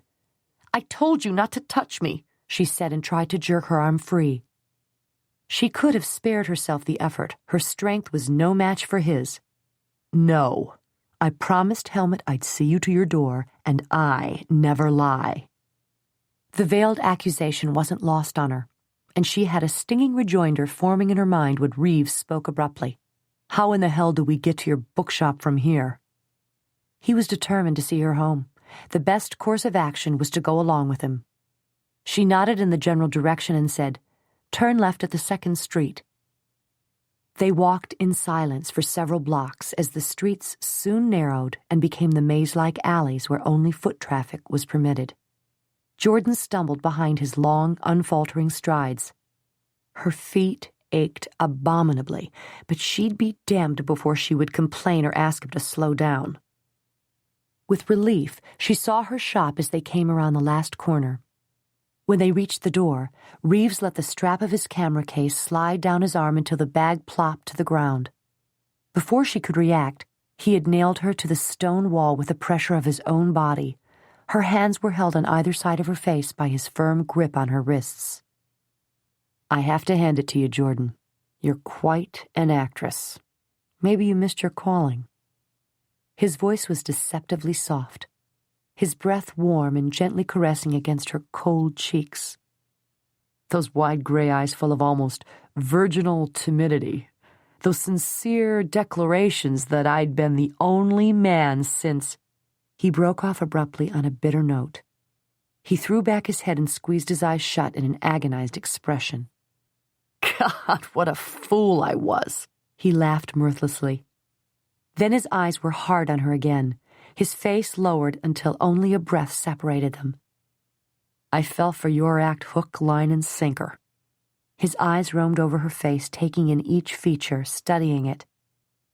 "And you're still playing your charade," he said huskily. "It's really quite touching. The shine of tears in those damned gray eyes, the innocent expression, the trembling lips." The last words were lost as his mouth descended on hers and moved over it bruisingly. It was a blistering kiss, meant to hurt and debase. But when he felt no resistance, his plundering became persuasion. After only a heartbeat of his hesitation, she parted her lips and welcomed the invasion of his tongue. Her wrists were suddenly released from their traps, but she only used that freedom to wrap her hands around his neck and delight in the feel of the hair that lay outside his collar. He parted her cape and slipped one hand inside. It caressed her waist, squeezing it slightly, appreciating its trim line. Then he moved closer, fitting his body to hers, aligning them in such a way that Jordan responded with a sensual adjustment of her own that took his breath. Desire curled through her when she felt the strength of his virility through their clothes. Her tongue darted past his lips on a foray of its own. All the ugly accusations he had wrongly thrown at her melted under the heat of his kiss. His hand stroked its way over her ribs and up to the curve of her breast. He kneaded it gently as his thumb lazily circled the rigid nipple under the silky fabric. He continued this heavenly torment as his lips pressed hot kisses into the curve of her shoulder, left bare by her gown. His lips nibbled their way down her arm, pressed a kiss in the bend of her elbow, and then lifted her palm to receive a tribute from his mouth. She reclined against the wall and sighed, touching his hair affectionately. Smiling up at him slumberously, she watched him as he turned her hand over. He looked at the diamond ring. In a voice as hard and cold as the jewel, he said, "You see, Jordan, the only thing that separates you from the girls who sell their wares on the street corners is the price you demand." It took a moment for the words to sink in. They were so out of context with the soft caresses and the soothing voice that their meaning eluded her. When it registered with her passion-fogged mind, she thought the pain in her chest would surely kill her. She would die with this scathing insult as her eulogy. But the cold reality of what he had said jolted her out of her lethargy like an icy bath. He was still holding her left hand as he smiled down at her smugly. Her right hand arced and met his cheek in a resounding slap. For a moment he was stunned. There was no reaction. Then the fury filled his face with such terrible intent that Jordan thought he might very well murder her. Instead, he flung himself away. Without a backward glance or another word, he hoisted the camera case over his shoulder and stalked away into the night shadows. "English newsstand," Jordan answered the telephone the next day at mid-morning. "Hello, darling," Helmut said with his smooth, cultured voice. "How are you this morning? Did you enjoy the party held in your honor last night?" "Hello, Helmut," she said. "I can only talk for a minute. I have some customers." "Yes, I enjoyed the party very much, and I only wish that we had time to discuss—" "I know what you're going to say, and I apologize for taking matters into my own hands. I have discovered through my business dealings that when one is faced with a reluctant client, one sometimes has to force the issue, usually with rewarding results, as in this instance." "No, Helmut, we need to—" "Just a moment, dear. What was that, Reeves?" Reeves was with Helmut and listening to their conversation. Anger made her hand tremble. The man was impossible. "Jordan, Reeves says good morning and hopes that your feet aren't still hurting you." Helmut chuckled into the receiver. Reeves had known that her feet were hurting her last night as he practically ran her home. "My feet are fine," she grated. "I really have to go now, Helmut." She wasn't about to discuss personal matters over the telephone with Helmut while she knew Reeves was listening avidly to every word with that knowing, derisive expression on his face. "One more thing, darling, before you hang up. Reeves is going to follow me around most of the day, taking pictures in the office and at the board meeting this afternoon. Tonight he wants to take pictures of us in a relaxed, typically Swiss setting. I thought we'd take him to the Stadtkeller. It's for tourists, I know, but it's certainly Swiss." "That sounds marvelous, and I'm sure Mr. Grant will enjoy it, but I must decline. Nonsense. He specifically asked that you go with us. He wants you in most of the pictures since you will soon be my wife." Damn, Reeves was instigating a farcical situation. He must adore Neil Simon Place. She and Helmut were now the unwilling players in such a comedy. "Helmut, please, Is there something wrong, Jordan?" Helmut's cheerful voice changed to one of concern. "You sound distressed this morning. Aren't you well? Perhaps I should come over and—" "No," she said sharply. The last thing she wanted was for Reeves to know that he had upset her. And she didn't want Helmut to see the violet shadows under her eyes that testified to a sleepless night. He might jump to all the wrong conclusions.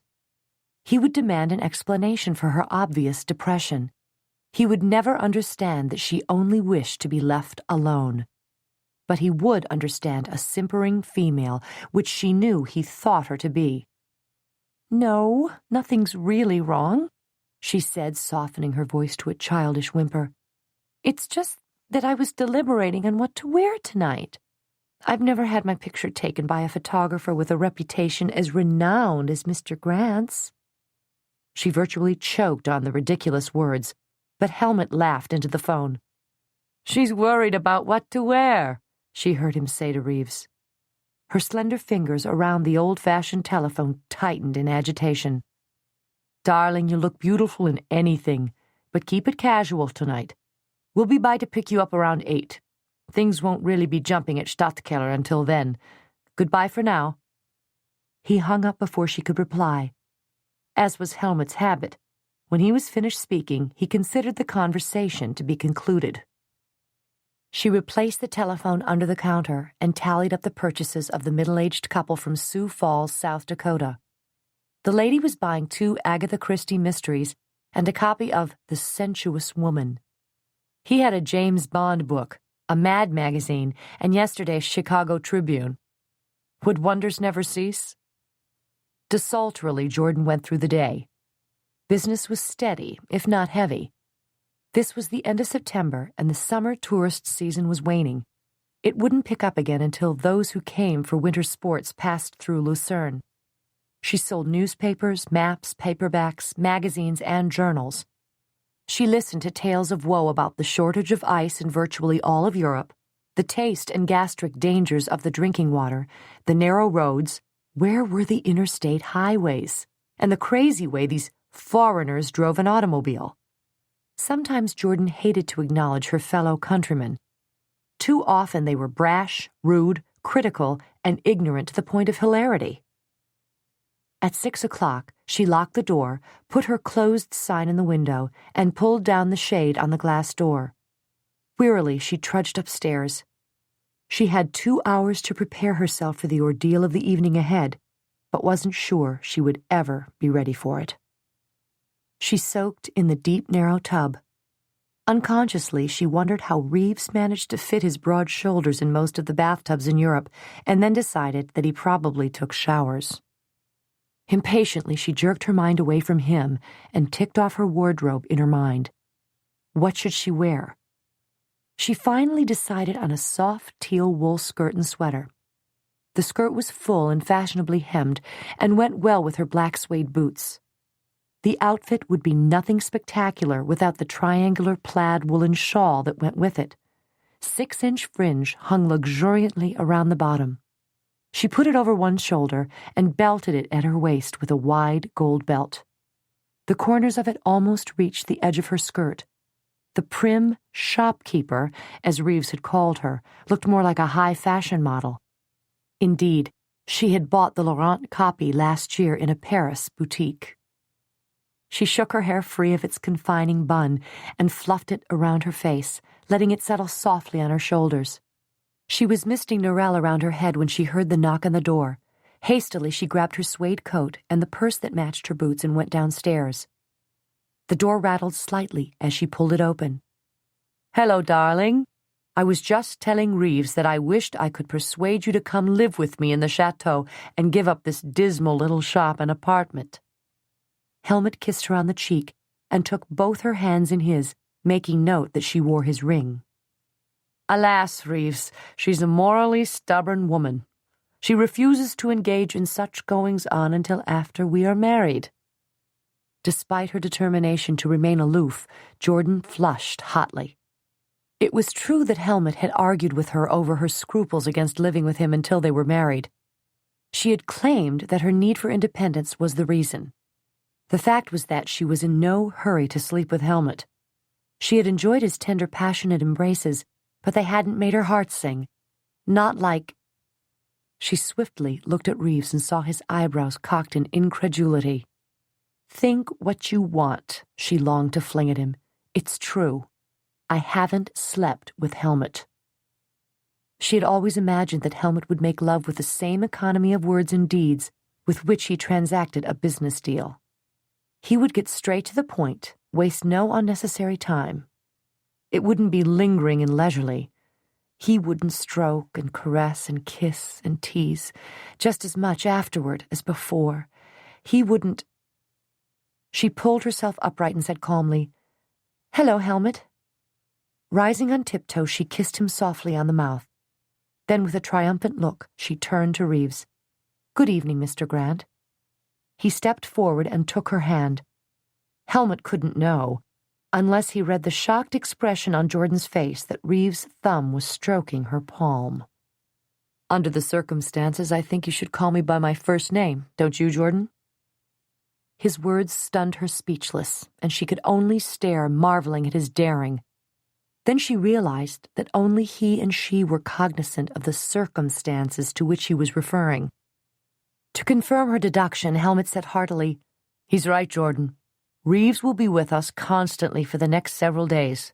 Indeed, he may want to photograph you alone. By all means, let's be on a first-name basis." She couldn't meet Reeves's mocking grin. Helmut draped her coat around her shoulders, for even this early in the season the nights could be quite cold.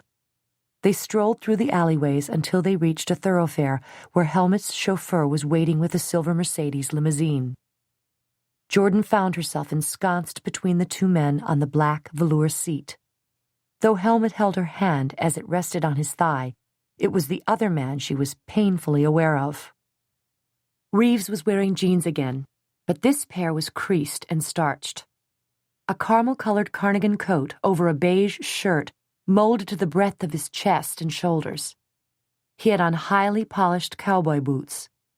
Perversely, he didn't look out of place, for jeans and Western boots were almost a uniform all over Europe these days for men and women alike. When he leaned across her to speak to Helmut, she caught the brisk, clean-smelling fragrance of his shaving soap and cologne.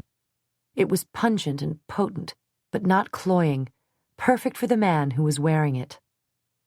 While the two men discussed some facet of Helmut's enterprises that Reeves found interesting, Jordan remained quiet and listened only to the inflection of Reeves's voice. He spoke with conviction and intelligence. Somehow her right shoulder had become sheltered beneath his left one, where it felt warmly secure. When he brought his arm back after making a gesture with his left hand, it skated across her breast. Holding her breath, she slid her eyes toward him and met a gaze as alarmed and electrified as her own. Gratefully, she felt the car slow down as they reached their destination. Stadtkeller was a popular restaurant nightclub in the city of Lucerne. An evening there was included in virtually every organized tour. The rustic tavern was loud, raucous, friendly. The specialty of the house was fondue, and while patrons gorged on the hard bread dipped in chafing dishes of melted cheese, they were entertained by performers in native costume. The men wore lederhosen of gray suede trimmed with dark green leather with white, full-sleeved shirts. Knee-high socks with red tassels covered their legs, made muscular by mountain climbing. The women wore blouses embroidered in bright colors, black velvet basques laced tightly over their bosoms, and full skirts. They sang, yodeled, danced folk dances, played the massive and unique alpenhorns, all to the enthusiastic endorsement of the crowd. Reeves snapped the shutter of his camera with a speed that awed Jordan.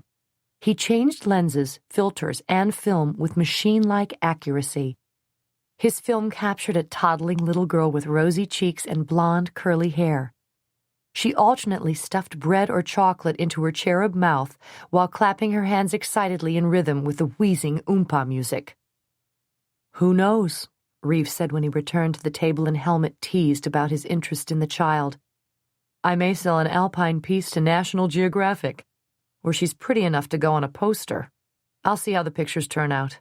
Anyway, I love kids. They're great photographic subjects in any culture." He rubbed his hands together eagerly after he closed up his camera for the night and dug into the stringy, chewy cheese and hard bread with a healthy appetite. Helmut poured white wine into their chafing dish and mixed it with the cheese. Soon all three of them were feeling mellow and laughing at the adventurous stories Reeves regaled them with. "Would you like coffee before we take Jordan home?" Helmut asked when they left the noisy nightclub. "Sounds great." Helmut signaled his chauffeur to follow them with the car, and they walked a few blocks to a restaurant across the street from the lake shore. They sacrificed sitting outside because of the cold and went inside to the quiet, elegant ambience of the restaurant, where Helmut and Jordan were formally greeted by the maitre d'. "I know Jordan wants hot chocolate. Reeves?" Helmut asked.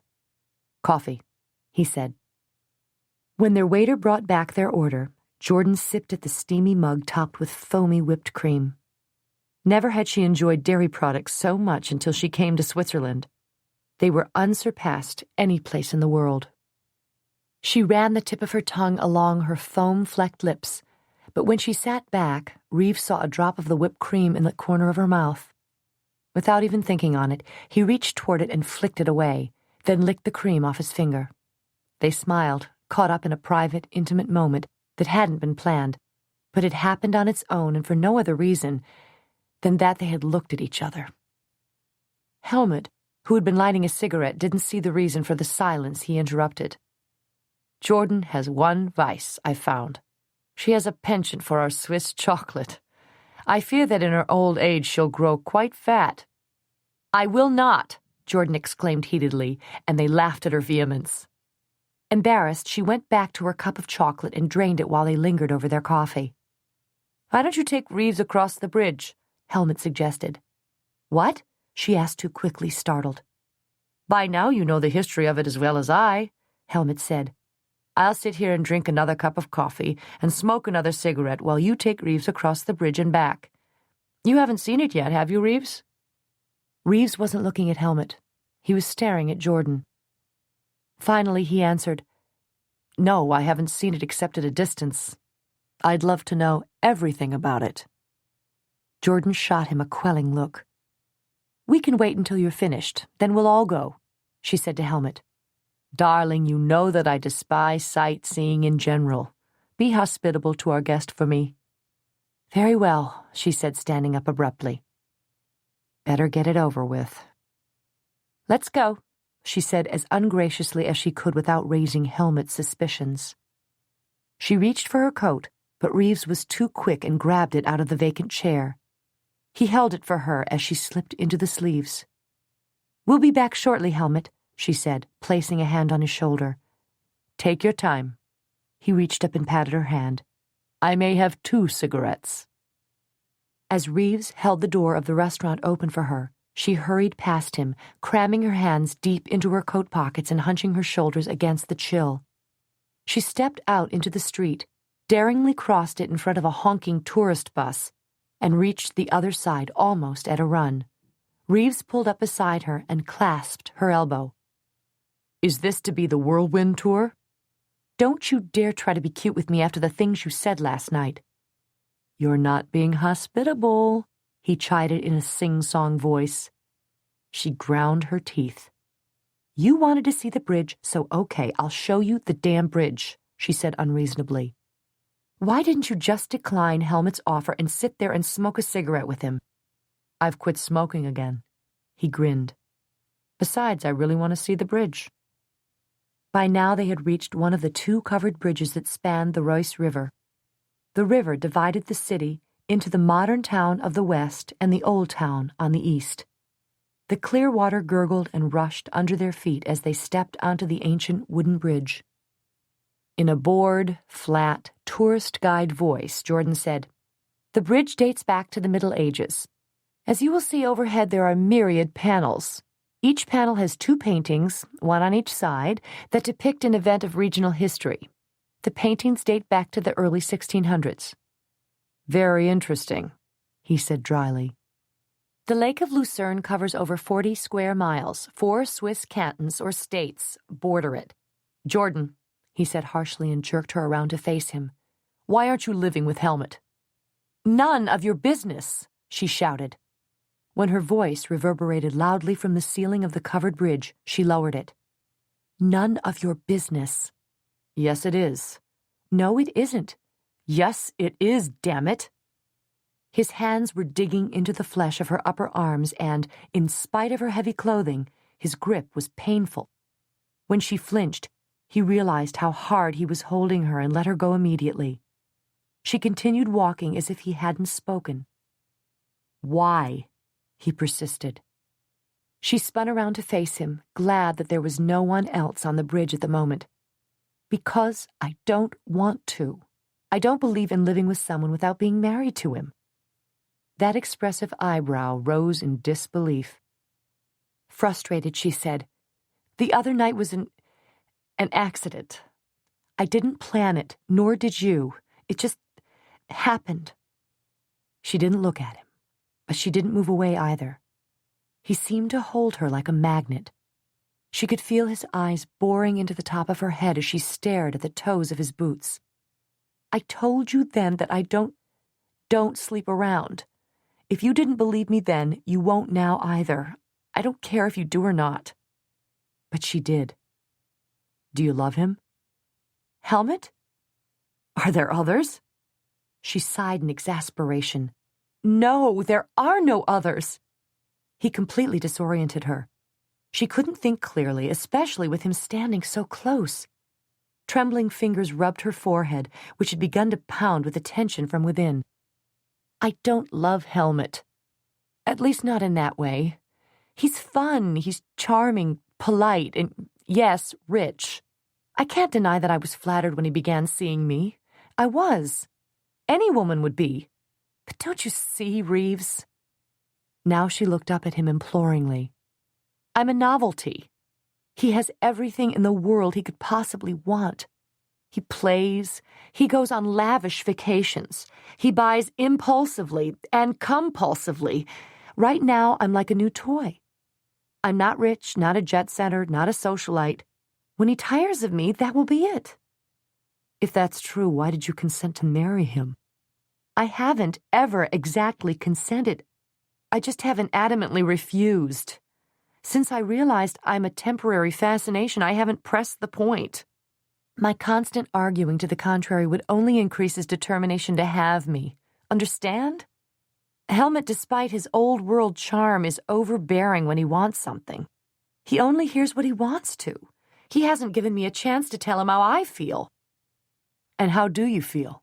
I mean, if the novelty should wear off tomorrow, how would you feel if he did as you predict and dropped you? I told you I've never intended to marry him. I never intend to marry anyone. Why? Because of Charles?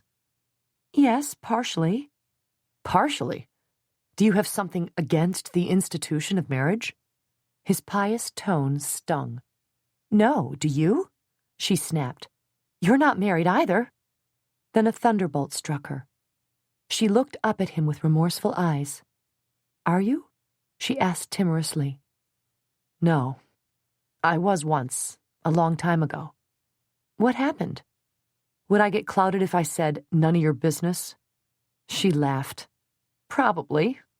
He chuckled, then said seriously, she didn't understand why I wanted to go to Vietnam to take pictures, as she put it. She filed for divorce soon after I left. We'd been married for less than a year. Oh. Jordan turned away from him and walked to the railing of the bridge, listening to the water that churned under it. Jordan. When he spoke, he was standing close behind her. He was as close as he could get without touching her. Jordan, he repeated. Yes? Look at me. No, she knew that if she did, she would want to be held tight against him. Just as she had feared touching his hand that first night for no reason other than a friendly handshake, she feared looking at him right now. It had been wrong for them then, and it still was. He had his work, his ambition, which literally went worldwide. She had her tiny space on the planet and guarded it jealously, afraid of letting anyone disturb the equanimity she had so carefully constructed. His hands were on her shoulders, and he was turning her toward him. With a now familiar gesture, he lifted her chin with his finger. I like what you're wearing. That was the last thing she had expected him to say. Thank you, was all she could think of to respond. You look great in clothes, he said. This, however, is a trifle bulky. I can't see your figure. His hands unbuttoned her coat and slipped inside.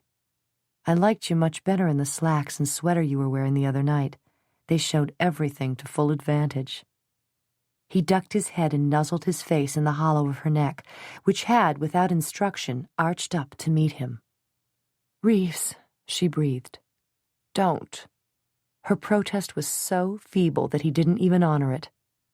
I remember what you look like in that pale pink sweater, and I remember what you look like without it. His voice was becoming unsteady as his lips skimmed her face, brushed across her mouth. His hands were under the shawl now, seeking the curves of her breasts. When he found them, his moan of gratification matched hers. Into her hair he murmured, I like the way you dress, the way you move. I like to watch you eat and drink, especially hot chocolate. I like the sound of your voice. I love the way you feel. I love the way you touch me. I love the way you smell, the way your skin tastes. Reeves, we shouldn't. This isn't right, she said against his insistent mouth. Let me hold you. Let me kiss you. And then tell me it isn't right, Jordan, he rasped as his hands closed over the soft mounds beneath her sweater. I dare you to tell me this isn't right. When his mouth melded with hers, it was impossible to think of a reasonable protest, much less to utter one. His lips burned through hers, and she was doomed to die under their fire. He countenanced no resistance, no reluctance. He sipped at her lips until they became malleable to his will, and then he parted them with a gentle thrust of his tongue. He savored her mouth, one moment ravaging it, the next soothing it with lips and tongue. One arm curved around her back and drew her inexorably against him, while the other hand continued to smooth over her sweater-clad chest. Why did you wear that damn bra? He growled against her ear and worried the lobe with his teeth. It doesn't matter, he whispered. I can still feel you through it. And his inquisitive fingers proved his point. Reeves, she was barely capable of speaking, so fine was the passionate web he had spun around her. Yes? Reeves, she breathed. The echo of thudding footsteps came to them out of the darkness. An instant later, they were aware of Helmut's voice calling out, Jordan! Reeves! They looked at each other and froze. Reeves was calm, cool, unaffected. He waited for her reaction. Jordan was alarmed. She didn't feel any grand love for Helmut, but she didn't want to hurt or humiliate him either.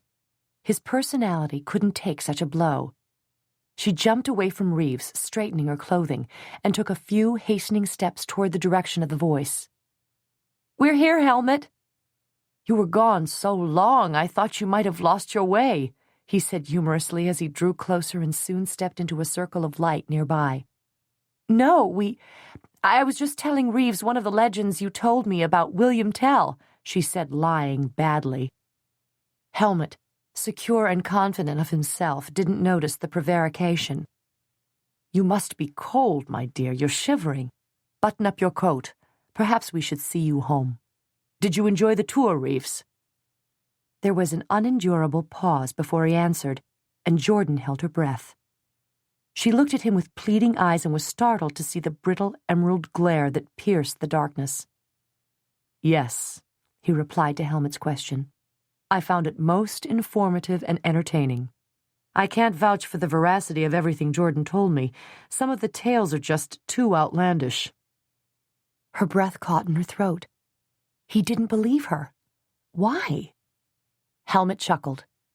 I'll admit that some of the fables about our local heroes are a bit far-fetched. Far-fetched indeed, Reeves said. He left them at the end of the bridge, saying he preferred to walk the rest of the way to his hotel. Do you think you'll have any problems? Jordan asked the young man anxiously. He smiled at her with cool confidence. I think I can manage the shop in your absence, Mrs. Hadlock. He was an employee of Helmut's who worked in one of the offices as an accountant. Last night, when Helmut had brought her home, he had informed her that she was to meet him and Reeves for breakfast the next day. "We have quite an expedition planned. We're going up on Pilatus." "Helmut," she interrupted, "I have a business to run. You and Reeves will have to get along without me tomorrow." She was angry and upset with what had just happened on the bridge. Now she was being told she would have to suffer another day with the man who continued to ridicule and insult her. One moment she was pouring out her innermost feelings to him, and he listened with seemingly sincere empathy. The next moment, he was kissing her as though he'd die if he didn't. Then, when she was quivering with a desire he had kindled, he abruptly spurned her, all but calling her a liar, and worse. She had had enough.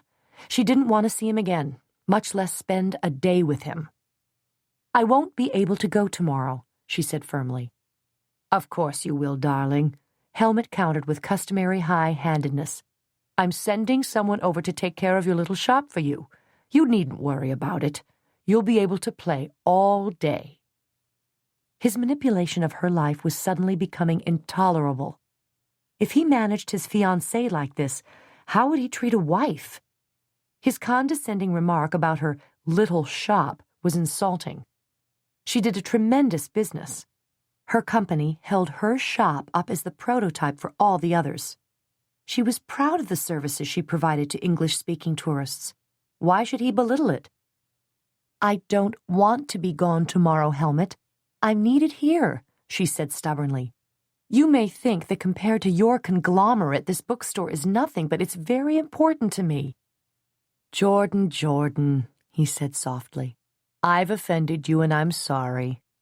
His tone of voice carried all the condescension of one speaking to a recalcitrant child. "Don't be obtuse, please, darling.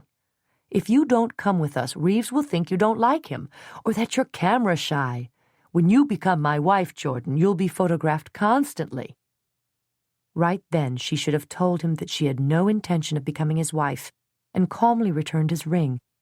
Instead, her mind had locked in on what he had said about Reeves thinking she might not like him, or that she was camera shy. He wouldn't think that, but he might construe that she was a coward. If she didn't go with them on these photographic sessions, he might think she was hiding from him out of shame or cowardice. She wouldn't give him that satisfaction. "All right, Helmut," she said absently as he kissed her neck in what he considered to be a stirring caress. "I'll meet you tomorrow. Where and when?"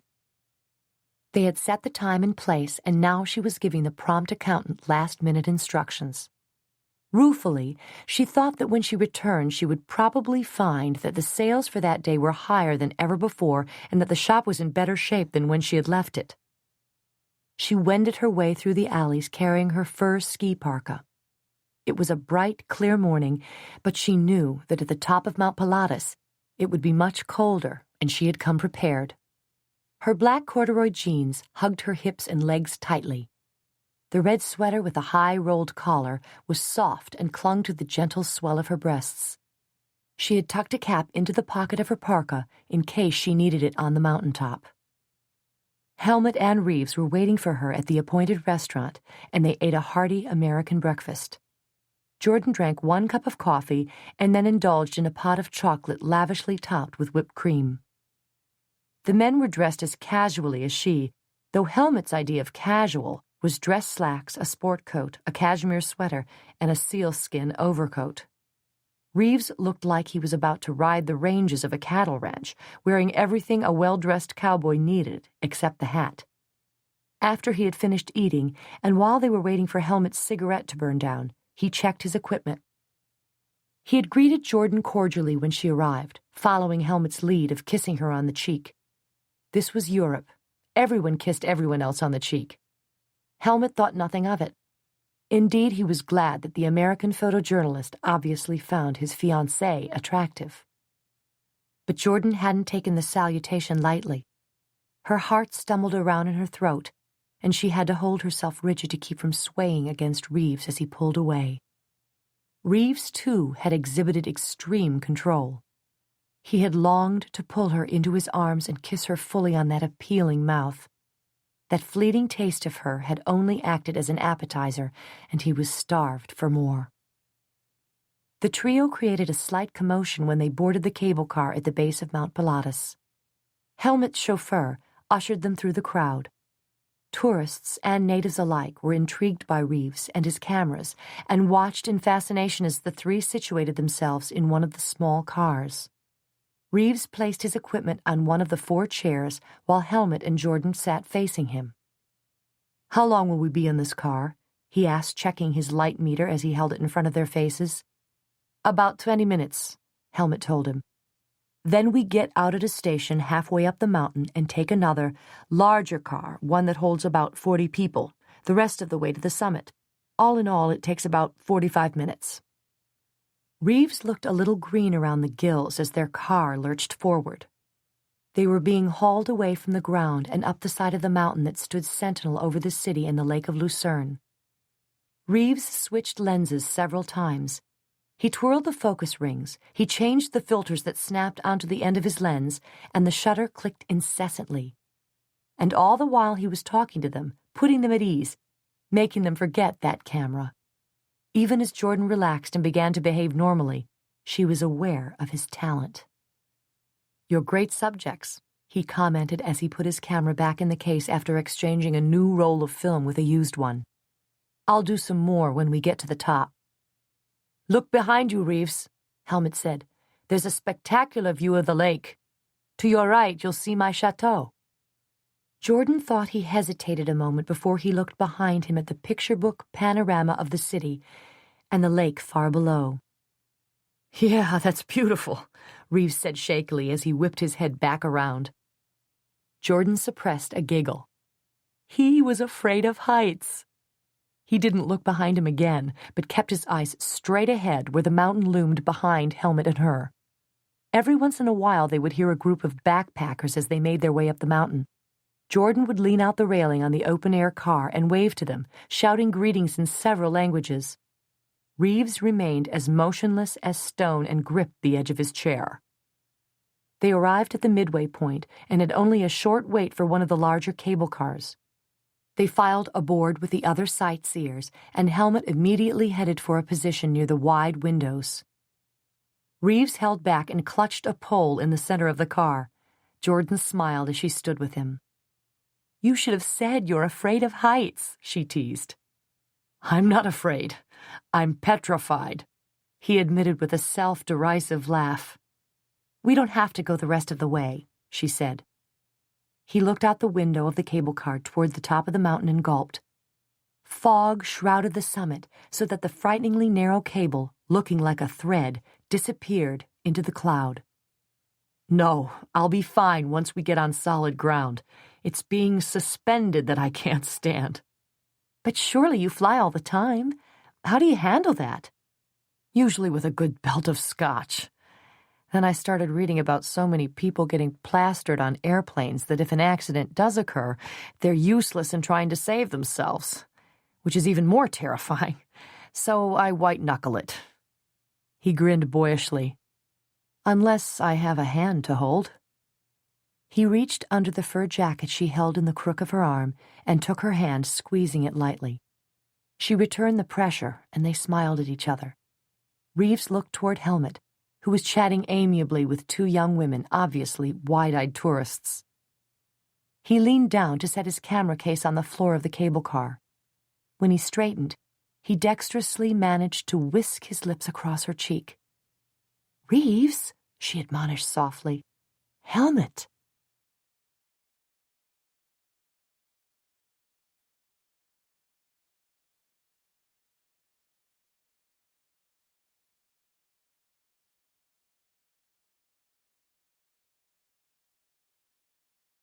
"He doesn't watch you very carefully. Doesn't he ever get jealous?" She looked at Helmut, who was blessing the 2 women with one of his dazzling smiles. "No, he's too self-confident to think that I'd be interested in anyone else. He's a fool." He spoke with such intensity that she looked up into the green eyes that flashed with some emotion she couldn't name. "No man should ever take a beautiful woman for granted." His eyes dropped to her mouth. The lips were slightly parted. Her delicate pink tongue lay just beyond the row of small teeth, and he could recall vividly how it felt against his own. He had kissed many women all over the world, but as soon as the kisses stopped, he forgot them. Not with Jordan. He knew exactly how she would taste if he kissed her now. Once her initial caution had been overcome, he had been surprised at the unbridled way she responded to him. It wasn't feigned. It was as though Jordan's passion had lain dormant in her for a long while. Suddenly it had roiled to the surface, and he had been the lucky instigator of that freedom. Or was that part of the game she played? His eye swept back up to hers, but he read no deceit there. He was certain that if he pulled her into his arms now, she wouldn't resist. But what would it mean to her? Was she playing games? Did she know the power she had over his mind and body? He hadn't realized he had voiced the words until he heard himself say, "And you are a beautiful woman, Jordan." A tiny tremor shook her mouth. "Do you think so?" "Yes. And you're courageous. This is the second time you've saved my life. Once during a thunderstorm, and now on this treacherous mountain." His tone was bantering now, and she answered it in kind.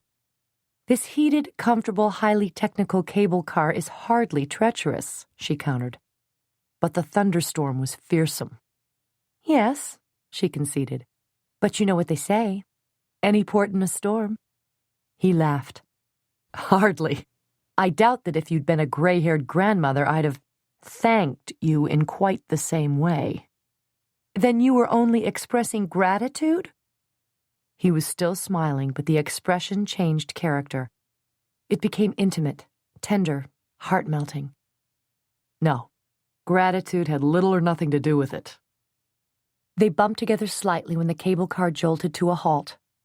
A low groan was emitted from Reeves's throat as her fingers, still entwined with his beneath the cover of her parka, inadvertently pressed against his body. Jordan gasped softly and looked at him guiltily when she realized what she was touching. The crowd, eager to disembark, formed a tight, wiggling circle around them, and for long, agonizing moments, they couldn't move. "I'm sorry," she whispered, sneaking a shy look up into his face. Her cheeks were flaming scarlet. "Don't apologize on my account." The corner of his mouth lifted into a provocative grin that made her heart thud painfully in her chest. When the crowd began to thin, Reeves let go of her hand, and they made their way to the sliding door of the cable car. Helmut was kissing the hands of the two girls in turn and saying in French, "I hope you have a most enjoyable holiday." The girls twittered and fluttered their eyelashes as they waved goodbye to him. "There you are," he said when he saw Jordan and Reeves step out the door. "I had a most pleasant trip up. Quite nice girls. Did you two manage to amuse yourselves?" Jordan nearly choked, but Reeves answered easily, "It was thrilling." Jordan knew well what "it" he was referring to. His eyes twinkled at her mischievously, and she wasn't successful in hiding her secret smile. The summit of Mount Pilatus was blanketed in clouds. In fact, if one stood still, he could feel a fine, icy mist settling on his face. The weather, however, didn't dampen the carnival atmosphere. Music blared from speakers mounted on light poles. Tourists milled about, browsing in the gift shop, ordering sandwiches and drinks from the snack bar, and competing for the open-air tables scattered around the area. A melodic voice periodically announced in several languages the departure of the cable cars. Reeves was busy with his camera taking pictures of Helmut. When business was taken care of, the three sat around a table in the indoor lounge, and Helmut ordered cappuccino for them. "Well, now I can boast having been on top of one of the Alps," Reeves said. "Not quite the top," Helmut said. "What?" Jordan explained. "To get to the actual summit, you have to climb some stairs up about 60 more feet. There's a platform up there." Reeves seemed uninterested. She prodded. "Come on, let's do it." "Climb up there?" he asked, instantly alarmed. "Yes." He glowered at her from under his eyebrows. "I don't think so," he mumbled. You really should, Reeves, Helmut chimed in. It's quite spectacular. Reeves still hedged and took another sip of his drink. You're not afraid, are you? Jordan taunted. No, he growled. Well, then let's go. She stood up and shrugged back into her parka, which she had put on as soon as she stepped off the cable car. She whipped her knitted cap out of the pocket and pulled it over her hair, low on her forehead. Reeves really didn't have a choice. All right, he grumbled as he stood up and pulled on his fleece-lined shearling coat. Coming, Helmut? Jordan asked when he made no move to get out of his chair. No, you children run along. The doctor cautions me that any man of my age should take it a little slower. Reeves and Jordan laughed. He looked anything but decrepit as he sat there sipping his cappuccino, his legs crossed, one Gucci loafer swinging negligently. Reeves hung his camera around his neck as Jordan virtually dragged him out of the coffee shop. I could easily throttle you. I don't want to do this, he said as they crossed the compound toward the stairs that would take them to the top. You said you weren't afraid as long as you were on solid ground. I lied. There's nothing to worry about. The platform only sways a few degrees, and the nearest plateau is only 1,000 feet down. He paled significantly, but she only laughed and pulled him along behind her. They had climbed about half the stairs when they stopped momentarily to catch their breath in the thin air. He looked at her seriously, took her by the shoulders, and said solemnly, Jordan, I want you to remember one thing if something should happen to me. Reeves, promise me, he said urgently. All right, she vowed. I promise. If I should go toppling off the side of this mountain, try to get the camera from around my neck and catch the shot. She swung at him with her fist, but he dodged it, laughing and holding off her pummeling fists with one hand while he drew her against him with the other arm. You devil, she cried. I thought you were serious. I was. You'd probably win the Pulitzer. She spun around huffily, but they were both laughing as they trudged up the remainder of the way. When they reached the top, Reeves took one sweeping look and said, Very nice, and then turned back toward the stairs. Jordan reached out and grabbed his elbow. No, you don't. I didn't come all the way up here for nothing. It was noticeably colder, so she zipped her parka together and stuffed her hands into the fur-lined pockets. She leaned back against the rail and breathed in the cold air. Stay right there, Reeves commanded as he brought his camera up to his eyes. He moved closer, stepped away, held the Nikon first horizontally, then vertically. The shutter snapped with a hypnotic cadence. Jordan loved to watch the way he moved, crouching, standing, straight, leaning back with his hips thrust forward, leaning forward. It was a masculine ballet. You make a very pretty picture, Jordan. I love you in that red. It looks great against the white and black fur, the sweater and cap against the gray-white background. Super. His voice trailed off as he took another series of pictures. The cold has made your cheeks rosy, and I like the black wisps of hair blowing out from under the cap. Great. Exhale now so I can see the vapor. Great.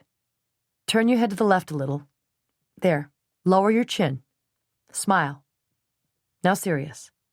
Perfect. Nice. When he ran out of film, he capped his lens and cautiously walked over toward the rail. Helmut might not like seeing so many pictures of me in an article about him, she said. Reeves moved closer and paused before he said, Helmut will never see these pictures. They're for me alone. Then he kissed her. They didn't even pretend that they didn't want to. She came into his arms willingly and tilted her head back to greet his descending mouth. Their breath almost crystallized in the cold air as they came together. His mouth was hot when it opened over hers and still tasted of the brandy that had laced their cappuccino. Her hands slipped inside his coat, which had remained open, and traveled up the length of his back, idly exploring the hard muscles that rippled under the soft flannel shirt. I'm going to give you just 10 or 15 minutes to stop doing that, he said against her lips, not removing the pressure of his. No, I'm going to stop now, she said as she pulled away from him.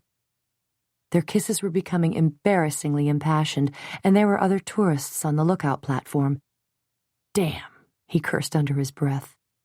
She laughed. What was the worst situation you've ever been in when you were working? She resorted to casual conversation, for his hands were sensuously stroking the fur collar that reached up under her chin.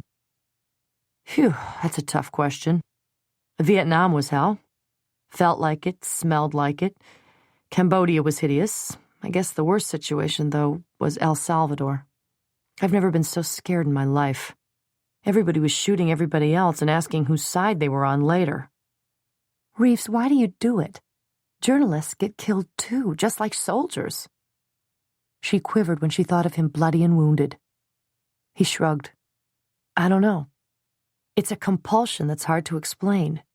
I have to be in the big, thick middle of it, or I might miss that best shot, the picture of the decade, like the soldiers raising the flag on Iwo Jima. She didn't really understand his drive, but she shook her head ponderingly. I know you've won prestigious awards for your work, but what's your favorite picture? The one you like the best? I haven't taken it yet, he said. She should have known by the way he had her pinned against the rail with his own body and the low, tense pitch of his voice that his mind was no longer on the subject they were discussing. My favorite picture is going to be one of you, naked. Reeves, she grated. She looked around hastily, hoping that none of the other tourists spoke English. Let's see, how should I do it? He asked with a feigned objectivity. One eyelid was lowered as he considered her clinically. In a field of flowers? No, that's too sweet, too innocent. Thanks a lot, Maybe lying on your back on a black satin sheet with your arms flung over your head, he mused aloud. Reeves, will you please? No, that's too blatant. Not like you. Not your style. Let's see. He squinted harder as he stared at her, and she felt herself flush all over. The topic was far too bold, and she shouldn't be standing here letting him talk about her that way. Still, the prospect of posing for him was wickedly attractive and exciting. I know, he said slowly. You'll be on a wide bed. I'll shoot it through gauze so you'll look kind of ethereal. You'll be lying on your side facing the camera. Should you be draped or totally naked? He mused aloud. Totally naked, I think. One arm will be stretched out in front of you, and the other is folded over your chest. Only one breast. Reeves, she groaned and buried her face against his shirt front. Your hair will be tousled, as if you just awakened when someone came in the room. It's your lover, and your eyes are wide and silently asking him if he's going to make love to you. But you know the answer. His voice had roughened and his face had lowered until it was inches from her own. The answer is yes. Yes. His parted lips met hers hungrily as he drew her to him. His tongue penetrated the barrier of her lips and teeth and pillaged the inside of her mouth. Each honeyed crevice was robbed. An unsatisfied moan rumbled deep in his chest as he pulled her tighter against him. She gasped, and even his befuddled senses could tell it wasn't a desire-inspired reaction. He pulled back quickly. What is it? He asked. Your camera, she cried piteously. He looked down to see that his camera hung directly in front of her breasts. I'm sorry, he said. I didn't realize. Neither did I for a while. She stood up on tiptoes to kiss him quickly on the lips. Reeves, we must go. He looked off in the distance at the spectacular view of the Alpine mountain range. I know, he said regretfully. He broke off suddenly and cocked his head to listen. What in the hell is that? Jordan had heard the sound too and smiled. To his distress, she began to walk along the railing, leaning over it now and then. He didn't know what she was looking at, for the clouds separated them from the ground far below. What? There, she exclaimed. Come here quickly before the clouds hide them again. She pointed down the side of the mountain, and through the hazy clouds he saw a green mountain pasture several 100 feet below them. There was a sizable herd of cattle grazing in the pasture. Cattle? he asked, puzzled. Milk cows. You were hearing their cowbells, she explained. I thought those heavy things on the thick leather straps were only for the tourists to buy as souvenirs, he said as he continued to gaze down at the strange but picturesque sight. They are, but they're also very useful. A cow can hardly get lost in the mountains if she's wearing one of those bells, and the herd usually follows the lead of the one wearing the large bell. Well, what do you know, Reeves said. He looked at her closely and murmured softly, For a moment there I thought I was so close to heaven that I was hearing the angels sing. Well, you are pretty close to heaven. Mount Pilatus is— I wasn't referring to the height of the mountain, he said. Color bathed her cheeks as she looked away and started for the stairs. I knew what you meant, was all she said as he took her hand. For variety's sake, they took the cog railroad down the other side of the mountain. It was Helmut's decision, but Reeves gratefully accepted it. Henri, the chauffeur, was waiting with a limousine at the cog railroad station. Oh, I was hoping we could go back on one of the ferries, Jordan said with disappointment. The ferries did a thriving business on the Lake of Lucerne. They were used by commuters and tourists alike. I know it takes a long time with all of the stops, but it is always such fun.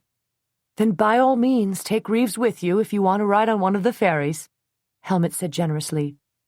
For myself, I prefer the luxury of the automobile and Henri's driving.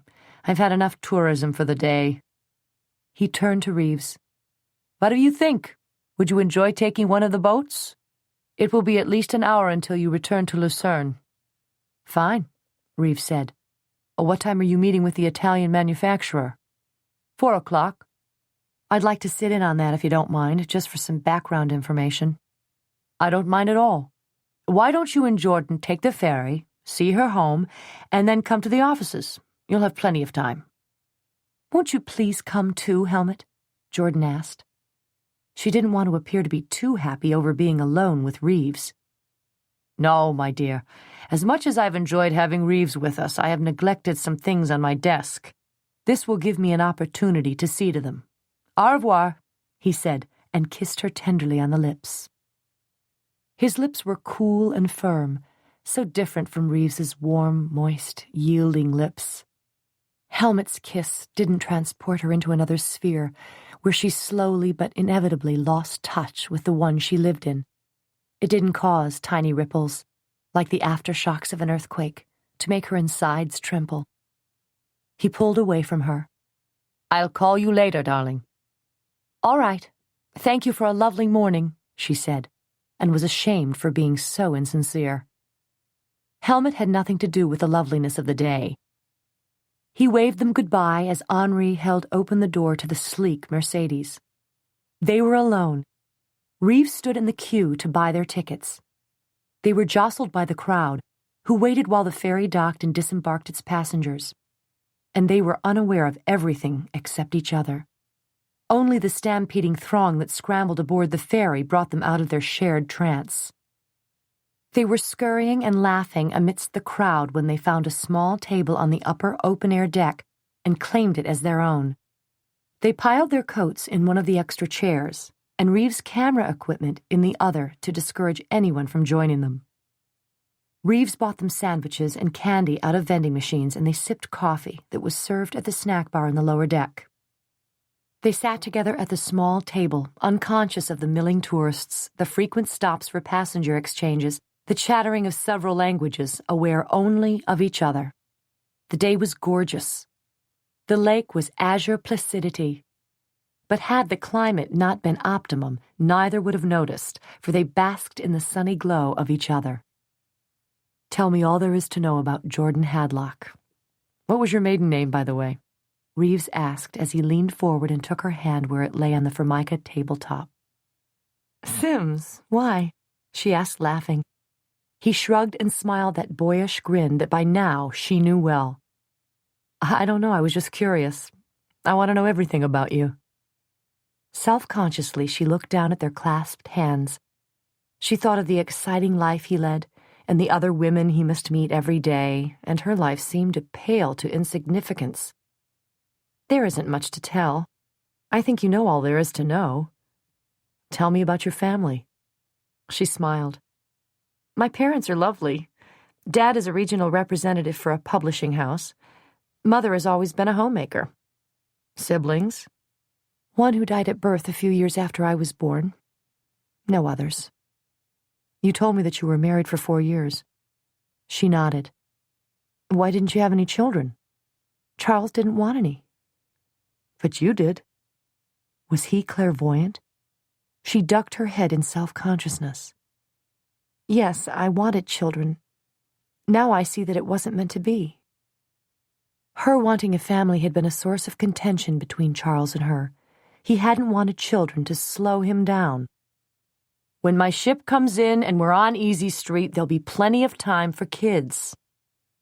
But that time had never come, and neither had the family that Jordan so longed for.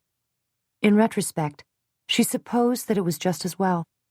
She wouldn't have wanted a child to grow up in the impermanence that existed in her marriage. She raised her eyes and met Reeves's intent stare. He was acutely aware of the sadness that had settled in her eyes, so he directed the conversation elsewhere. Did your parents mind your coming over here? She pondered the question as her thumb stroked the light brown hairs that sprinkled the back of his hand. Yes, they did, I'm sure, but they made no arguments to stop me. I think they understood why I had to leave, for a while anyway. There had never been an excess of money in our house. I wasn't deprived by any means, but I think they always felt guilty because they couldn't afford to send me to Europe when some of my schoolmates went after graduation. I even worked to help put myself through college. They wanted me to have this opportunity. She glanced out over the lake with its sparkling blue water. The foothills rose around it, still green and dotted with quaint chalets. As charming as it was, she felt a wave of homesickness for her parents and her homeland. One couldn't stay away too long without missing it terribly. She roused herself and brought her eyes back to Reeves, who was watching her closely. What about you? Do you have a family? Dad is deceased. Mother is remarried to a wonderful gentleman, a retired grocer, who treats her like a queen. I have one kid sister who's in law school. God help the judicial system when she's let loose in it, he chuckled. And so the hour flew by while they revealed aspects of their lives, past and present. Anyone watching might have thought they were lovers, for they never looked at anyone else. Indeed, they seemed unaware of anyone else. During a break in their conversation, Reeves said, Jordan, I just want to know one thing. His tone was so serious that she felt a prickle of alarm. Yes? She asked hesitantly. Do you know when we're supposed to get off this boat? She burst into laughter. He joined her and they laughed just for the sheer joy of doing it together. Her gray eyes were swimming with tears of mirth when she answered, The next stop is ours. We'd better start gathering up our things. They walked down the gangplank, arm in arm, still talking privately. Jordan happened to glance up and saw Henri, helmet chauffeur, scanning the crowd. She stepped away from the arm across her shoulders just as Henri spotted them. Mrs. Hadlock, I have a message for you from Mr. Eckhart, the uniformed man said in halting English when he stood before them. Mr. Eckhart asked me to see you home. He has been invited to dinner this evening by a business associate, and he wishes you to accompany him. He said to dress semi-formally. He'll pick you up at 7:30. As he spoke, he had been escorting them through the crowd toward the parked car. Now he held the back door open for her and Reeves. Not knowing what to do, she turned toward Reeves with a bewildered, helpless expression on her face. They had planned that he would come to her apartment after his meeting with Helmut, since she had no plans for the evening. What was she to do? Reeves. She wanted him to say that it was all right, that he understood. Instead, she watched as his eyes, which had been lit up with laughter, turned icy. His mouth thinned into a grim line as he stood there and stared at her. Nervously, she licked her lips and said, I have to go. Maybe sometime tonight I'll be able to talk to him. Never mind, Jordan, it doesn't matter. he said in a cold, hard voice. "I understand perfectly." His tone indicated that he didn't understand at all. He was furious. The tight set of his facial muscles testified to that. Henri stepped forward and bowed slightly. "Mr. Grant, I'm to take you to Mr. Eckert's offices as soon as I've dropped off Mrs. Hadlock at her apartment." "No, thank you, Henri," Reeves said, declining the offer. He wasn't looking at the chauffeur, however. He was still glaring at Jordan. "I always make my own decisions." Without another word, but with a scathing look at Jordan, he stalked away through the stragglers who were trying to get to the ferry before it was launched again. The evening dragged on interminably. The dinner party was hosted by a businessman from Stockholm and his wife. Only 2 other couples besides Jordan and Helmut had been invited. It was touted as a social occasion, but business was the underlying reason for the gathering. As soon as dinner was concluded in one of the private dining rooms of the Palace Hotel, the group retired to their host's suite, where the men sat around a game table and discussed a merger proposition. The women, having nothing in common, not even a language, sat in a small cluster on the formal furniture and tried not to bore each other to death. Jordan had a rudimentary knowledge of German, which the other women spoke, but some of the nuances of the conversation eluded her. It didn't really bother her. Her mind wasn't on the dull conversation anyway.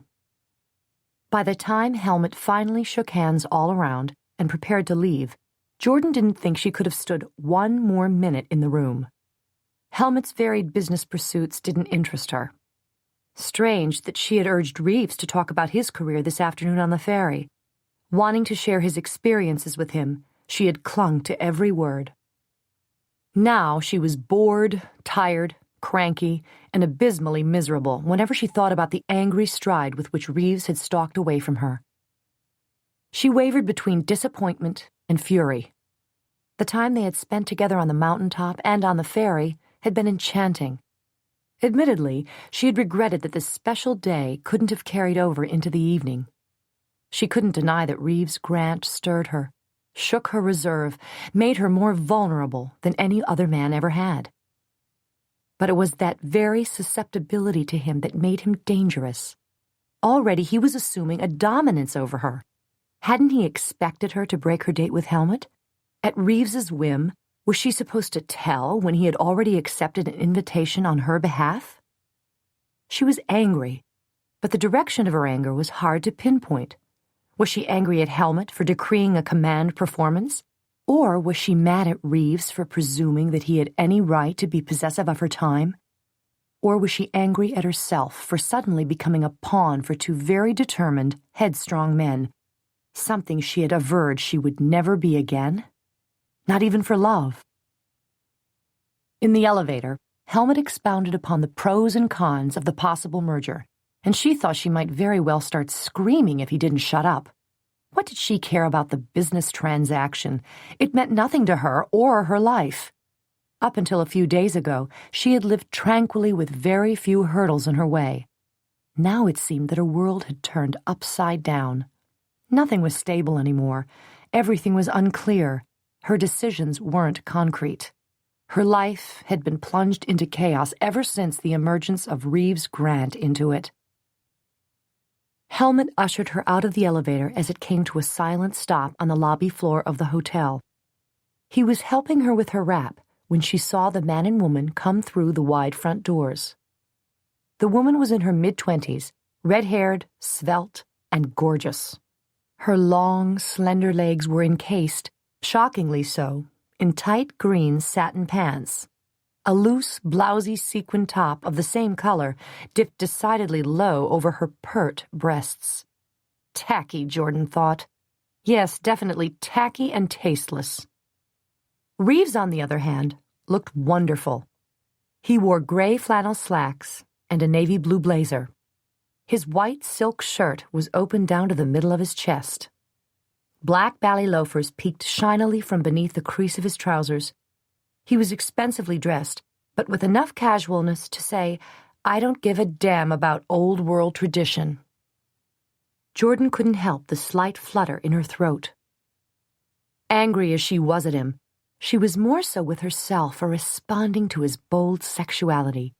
Even as she admired the well-tailored clothes, she was thinking of the body underneath them and of how it ignited her with consuming flames of passion. The couple were on their way into the bar when Helmut spotted them. "Reeves," he called across the posh lobby of the famous hotel. "Reeves Grant." Jordan quailed.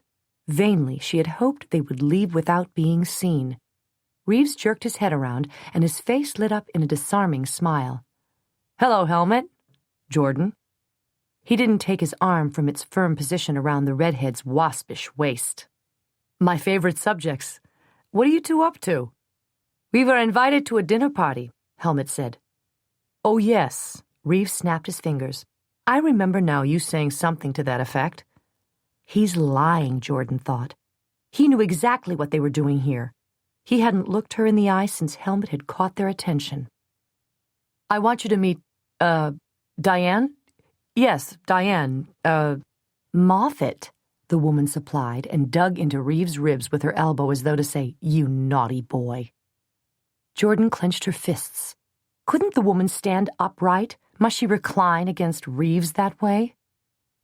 "Yes, Diane Moffat," Reeves said, and now he looked at Jordan with a triumphant gleam in his eyes.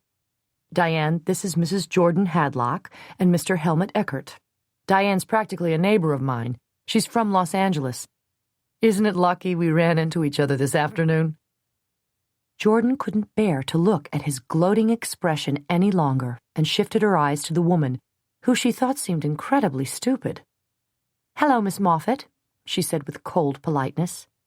"Hi, I like your dress," the woman replied cheekily. "Thank you." Jordan was glad she had worn this particular dress because she knew it was flattering. It was black sleeveless satin with a ruffled collar that plunged deeply between her breasts. Her waist was cinched with a shocking pink cummerbund. She had pulled her hair into a sleek knot on the back of her neck. Diamond studs in her ears were her only jewelry, except for Helmut's ring. "We were on our way to the bar for a nightcap. We'd love for you to join us," Reeves said. Jordan almost gasped at his audacity. Rage boiled up in her chest until the pressure was painful. The man was totally without morals. How could he? How could he pick up another woman so soon after leaving her? Or was that his custom? Out of sight, out of mind? And he had had the gall to play the injured party just a few hours ago. Helmut turned to her and said, "Jordan?"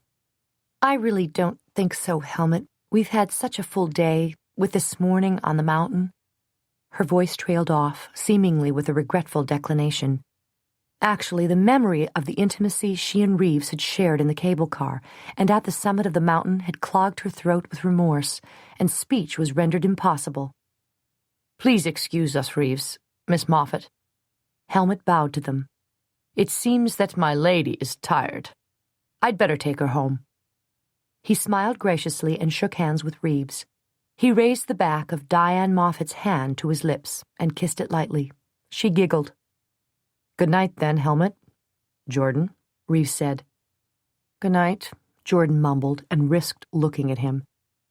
That was a mistake. His lips were curled derisively, and his eyes mocked her. Clearly he was saying, "Coward." She raised her chin haughtily as she walked away under the protective guidance of Helmut's arm. But on the inside, her heart was breaking. She had been right all along. He was out for thrills. Their night together during the storm had meant no more to him than this red-haired pickup did tonight. Jordan all but crumpled into the back seat of the limousine and was silent during the ride home. She was amazed at her own absolute despondency. Had this man come to mean so much to her that the idea of him with another woman could reduce her to this stratum of misery?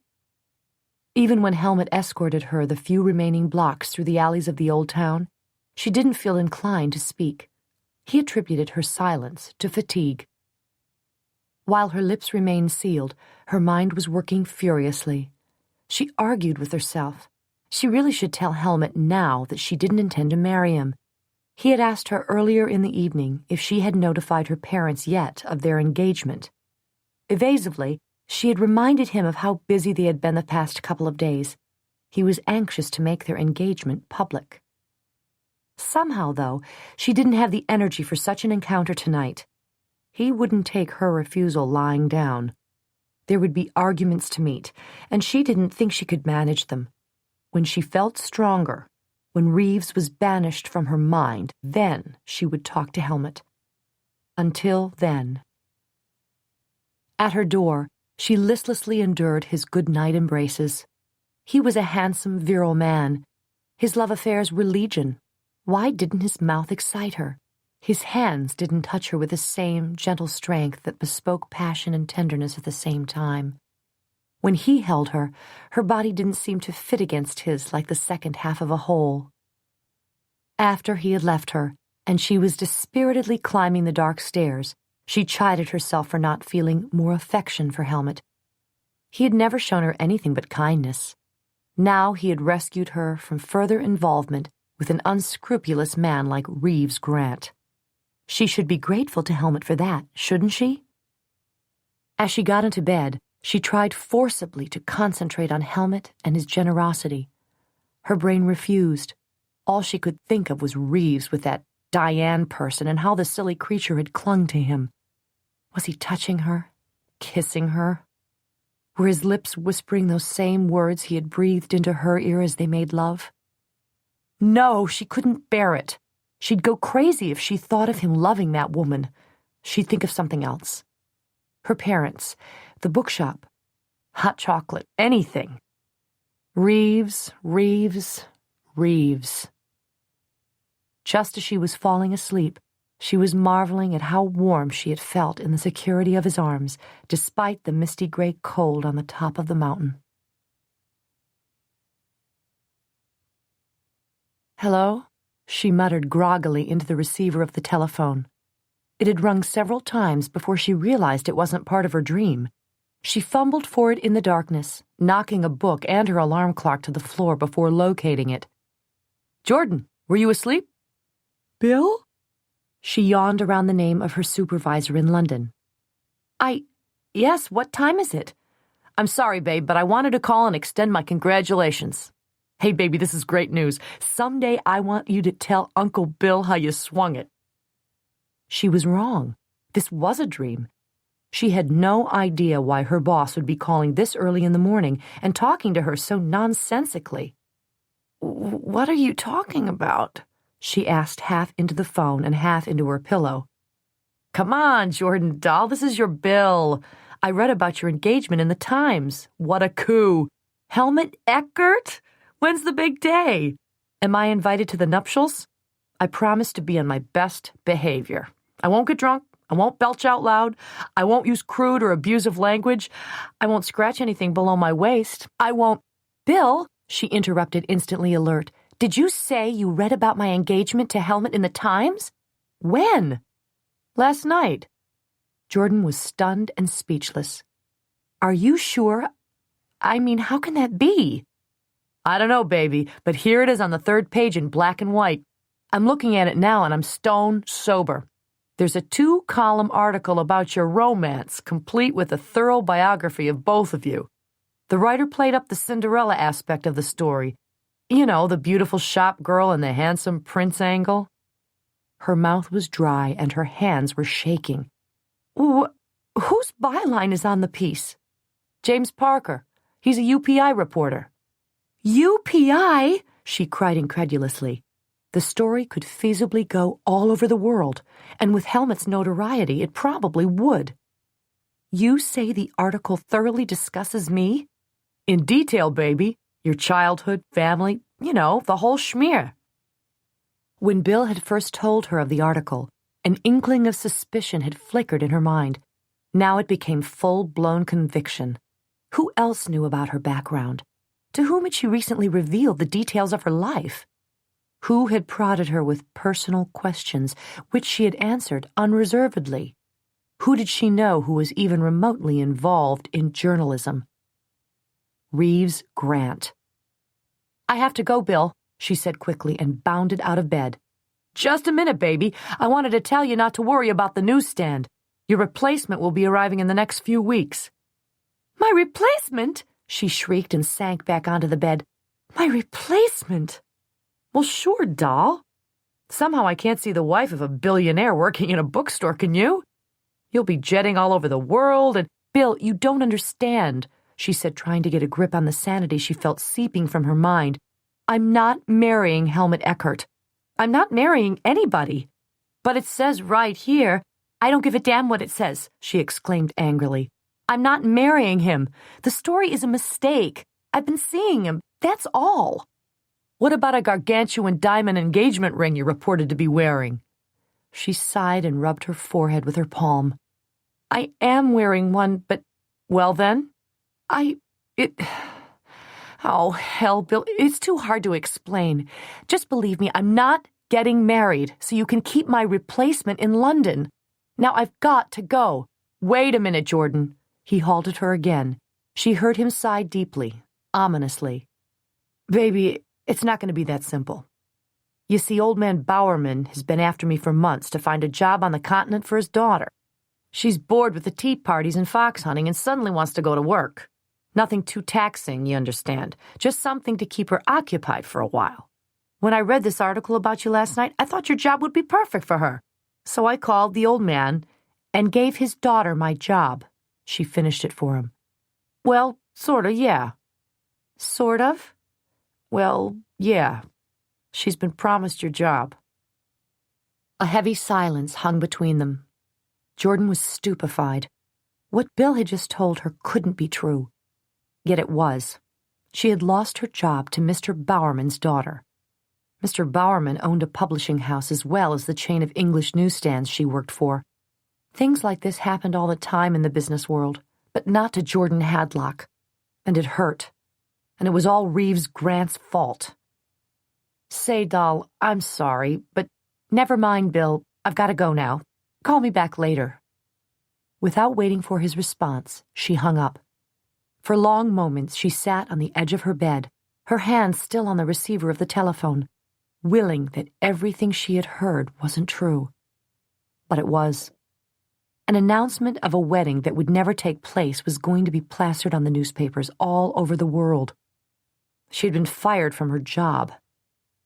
As she mentally tallied the consequences of Reeves's deceit, a belated fury replaced her bemusement. She balled her fists tightly until her nails made deep half-moons in the palms of her hands. "Bastard!" she hissed. She flew off the bed, flinging off her nightgown and rifling through a drawer for a pair of panties. She stepped into them hurriedly and slid on a pair of jeans. She jerked a ski sweater off a hanger in the closet and pulled it on over her head. Her feet were crammed, without the benefit of socks or stockings, into a pair of loafers. In the bathroom, she performed a cursory ablution of face and hands, brushed her teeth, applied a minimum amount of makeup, and haphazardly raked a brush through her thick hair. Running through her bedroom, she grabbed a jacket and her purse and then dashed down the stairs. She locked the door of the bookstore behind her before quickly turning down the alley into the early dawn gloom. Taxis weren't out this early in the morning, so she was forced to reach her destination on foot. She didn't mind. Angry determination was a fuel that propelled her more strongly with each footstep. Her breath frosted on the air, but she was untouched by the cold as she marched through the streets of Lucerne. The row of hotels across the street from the lake was quiet and still. The wide verandas that fronted most of them were empty of loungers who could be found there later in the day, sipping drinks and taking in the scenery. The lobby of the Europa was vacant except for two maids who were polishing mirrors and dusting furniture. The concierge was sorting through registry cards when she strode toward the desk and planted her hands flat on the smooth marble surface of the countertop. "What room is Mr. Reeves Grant in?" she demanded. The concierge raised his eyebrows in query and studied her disheveled appearance. "I beg your pardon?" he asked in accented English. His wariness cautioned Jordan, and she made herself smile beguilingly. "I know I must look a fright, but I've been driving all night to surprise him. He's my friend," she added with deliberate insinuation. "You understand. don't you?" Her eyelashes batted down over the fiery gray eyes, and the man was helpless. Yes, of course. Let's see now. Room 429. Shall I ring him?" "No," she said quickly. Then she ducked her head shyly and swallowed her disgust. "I want to surprise him." The concierge grinned lustily. He was a true romantic. "The elevators are to your right," he whispered as though they were conspirators. "Thank you," she said over her shoulder, for she was already crossing the lobby with hurried footsteps. After what must be the slowest elevator in the world finally ground to a halt, she stepped into it and pressed the button for the 4th floor. As it ascended, she rehearsed the aspersions she was going to heap on him. When the door slid open, she barged out and stormed down the hallway, realized she was going the wrong way, spun around, and struck off in the opposite direction until she stood outside his room. Her knock was none too gentle. It echoed down the long, narrow corridor. She'd be lucky if no one else peeked out their door to see who was behaving with such noisy rudeness so early in the morning. The occupant of room 429 hadn't stirred, so she knocked again with more emphasis. There was a rustling of covers, and suddenly Jordan realized that he might not be alone. Her heart lurched sickly at that thought, but she stubbornly raised her chin. She had come to tell him just what she thought of him, and she didn't care if she had an audience. Resolution made her next knock on the heavy wooden door thunderous. This time she heard a mumbled curse and the squeaking of a mattress. Soft footsteps brought him to the other side of the door. "Yes?" It was more a belligerent growl than a word.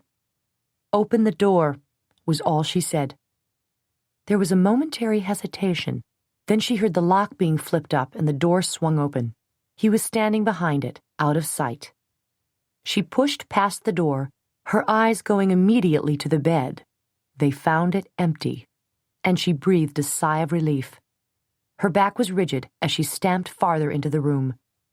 "Come in," he said dryly from behind her. She swiveled around and confronted him, armed with righteous indignation and intent on dressing him down until he begged for forgiveness. But Reeves didn't fight fair. He was naked. Tousled strands of mahogany-colored hair hung on his forehead. His hands were planted firmly on his hips in an arrogant pose. To a woman who was fighting for her life as well as combating a strong attraction to the man, he was a formidable foe. She hadn't considered that she might find him this way. She knew he would probably be asleep, but she hadn't thought beyond that. Now her motivation drained from her under the destructive force of his arresting masculinity. The hair on his chest grew in a mesmerizing pattern that she traced with her eyes. It tapered to a thin, silky line that disappeared into... His legs were long and lean and hard. He exuded virile power. What a frail exercise her attack would be. How could she possibly win? To him she must appear foolish, charging in as she had done. Even as she glared at him, he yawned broadly and politely covered it with his hand. That insouciance angered her as nothing else had, and her rage came back in full force. But before she had a chance to vent it, he said, "Don't you think you're being rather forward? Didn't your mother ever tell you that men like to be the aggressors?" "Damn you," she threw at him. "How could you do such a despicable thing? Never in my life have I known anyone with less sensitivity." He stared at her a moment with something akin to amusement lighting his green eyes. He walked past her, picked up his wristwatch from the bedside table, checked the time, and then sat down on the edge of the bed. "What could I have possibly done this early in the day to make you so angry?" "Oh, please, spare me the innocent act. You know what you've done. Your deceit is surpassed only by your grasping ambition. I spilled my whole life story to you." As she launched into her tirade, he leaned back against the pillows and raised one knee, resting a dangling hand on it. She averted her eyes quickly and asked unsteadily, "Would you please put some clothes on?" "No." She whirled her head back to him. "You're wretched." "I?" he asked. "I? You're the one who came barging into my bedroom at this ungodly hour. You routed me out of bed. I don't sleep in my clothes. This is the way you found me, and I don't feel inclined to dress at the moment. You're indecent. His eyes toured her figure, and a lewd grin spread across his face. So is what I'm thinking. She gritted her teeth, but wouldn't give him the satisfaction of honoring his provocative words. Willing her eyes away from his nakedness, she restructured her thoughts and asked, "Do you know a man named James Parker?" He seemed surprised by her question, but he answered promptly. "Yes, he's a reporter for UPI out of the London bureau." "And you called him yesterday and told him all about Helmut and me. The fruits of your labor are smeared on the 3rd page of last evening's Times. If my shop were open on Sundays, I'd sell you a copy," she said scathingly.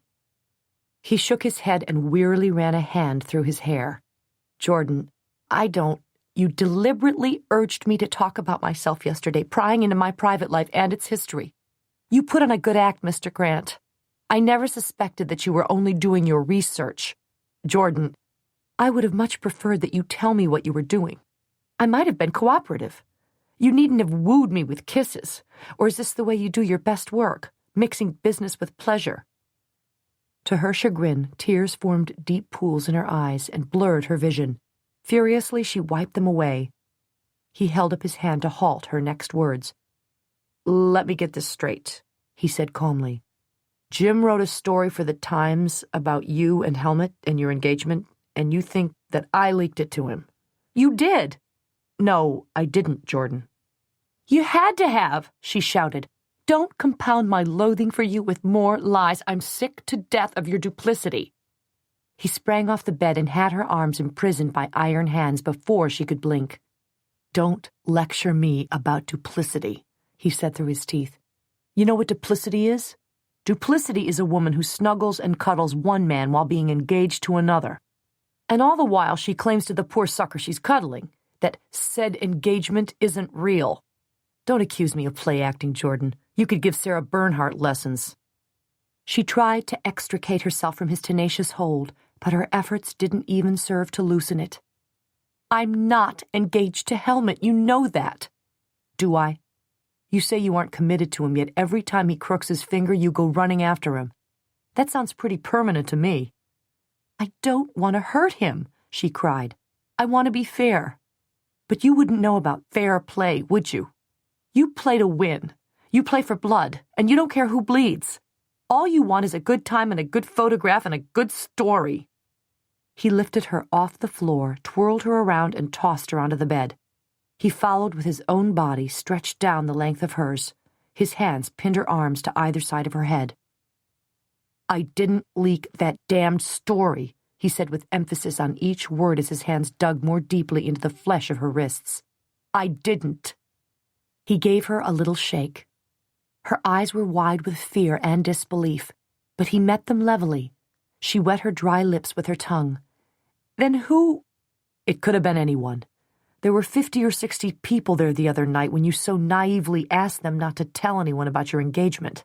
That set thrives on gossip, Jordan. They could have tipped off any dozen hungry reporters." His hands holding her wrists were inescapable, but the truth that radiated from his eyes held her in a tighter bondage. She squeezed her own eyes shut. "But Bill said that the writer knew so much about me," she argued.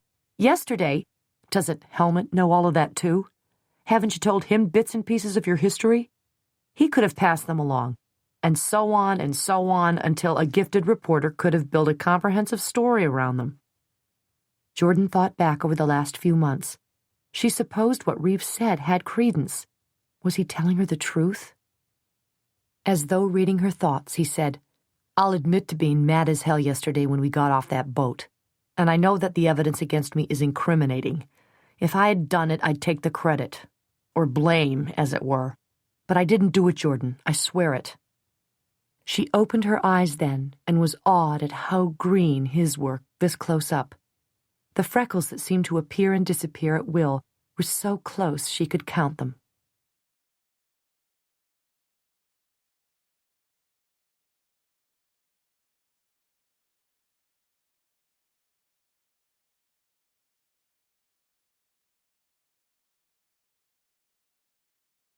Did you sleep with that girl last night?" The question caught them both off guard. Jordan hadn't intended to ask it. It had just slipped out.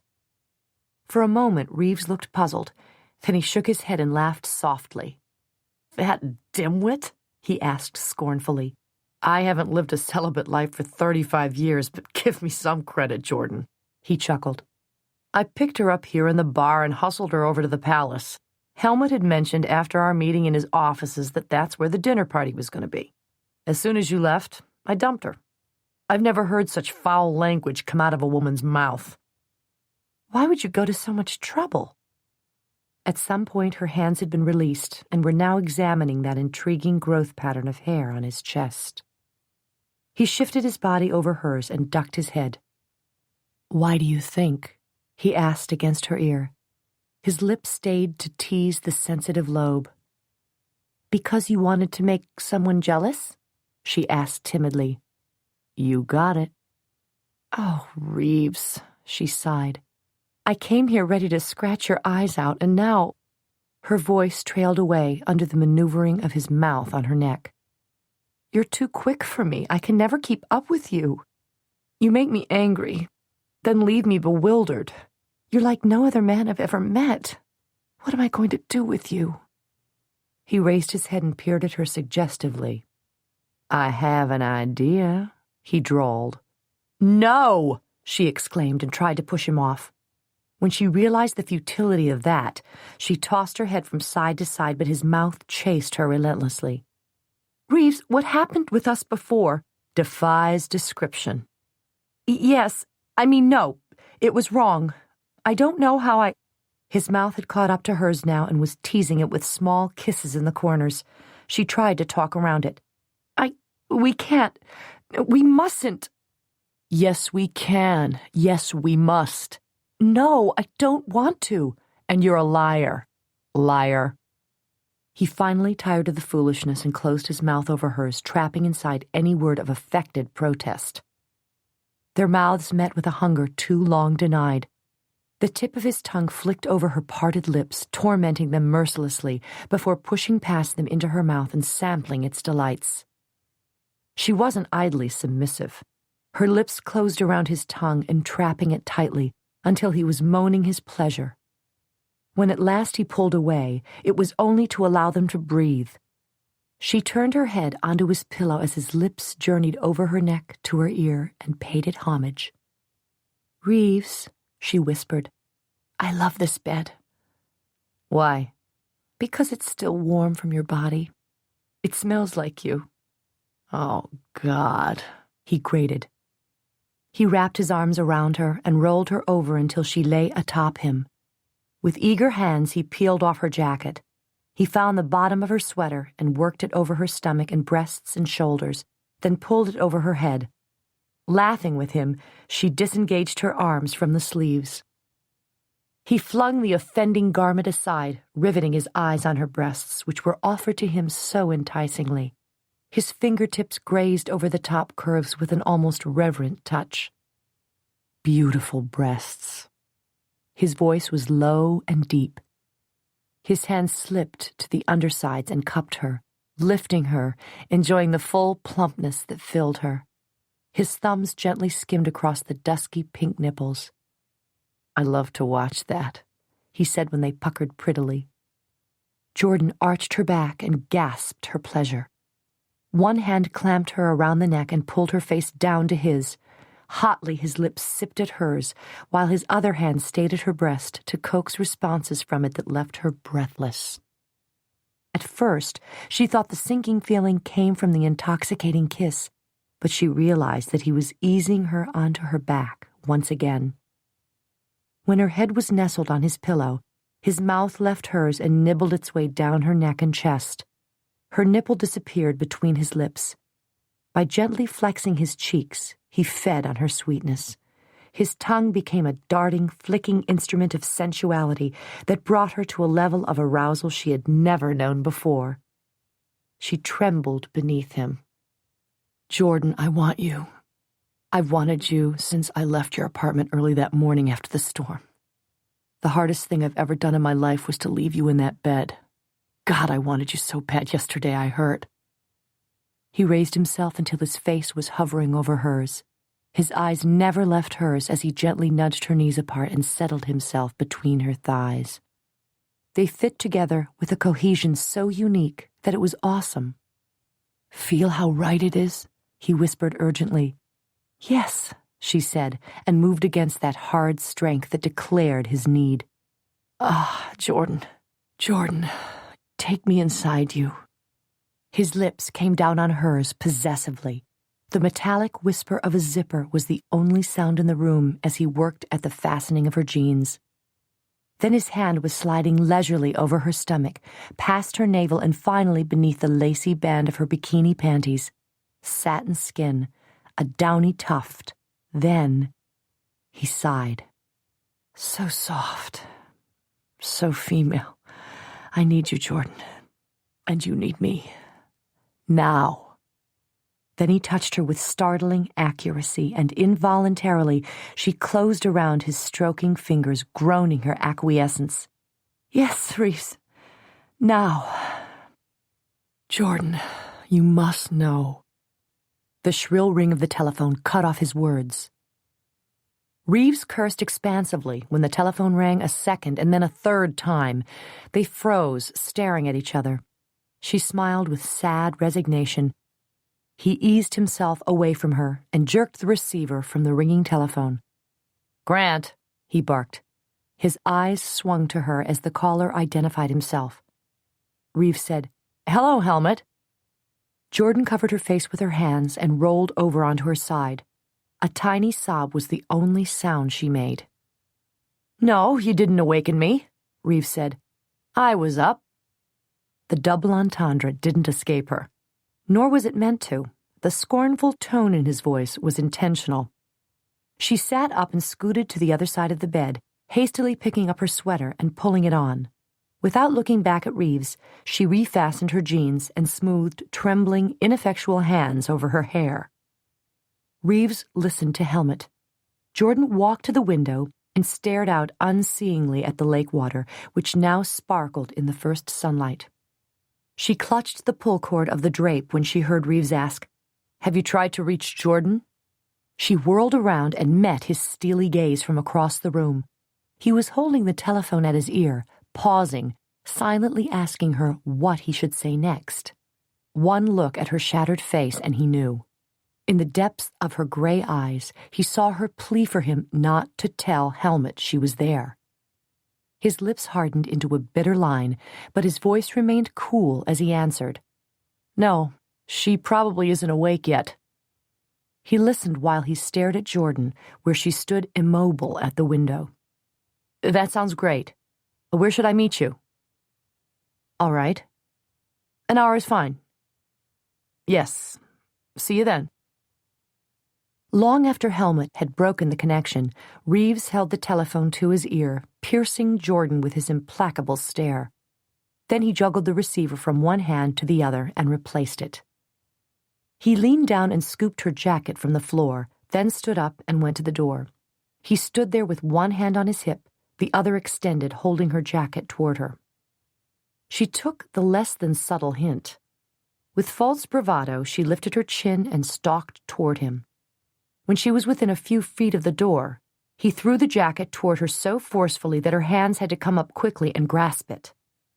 Your fiancé, he said, wants to go hiking on the mountain today. I suggest that you scuttle home like a good little girl and await his call, which will come in about 20 minutes. Always a true gentleman, he is allowing you an extra few minutes of sleep. The mockery in his voice was wounding, and reflexively she flinched under it. He wasn't finished yet. I'll see you in about an hour. We're to converge here on the porch of the hotel. She walked past him.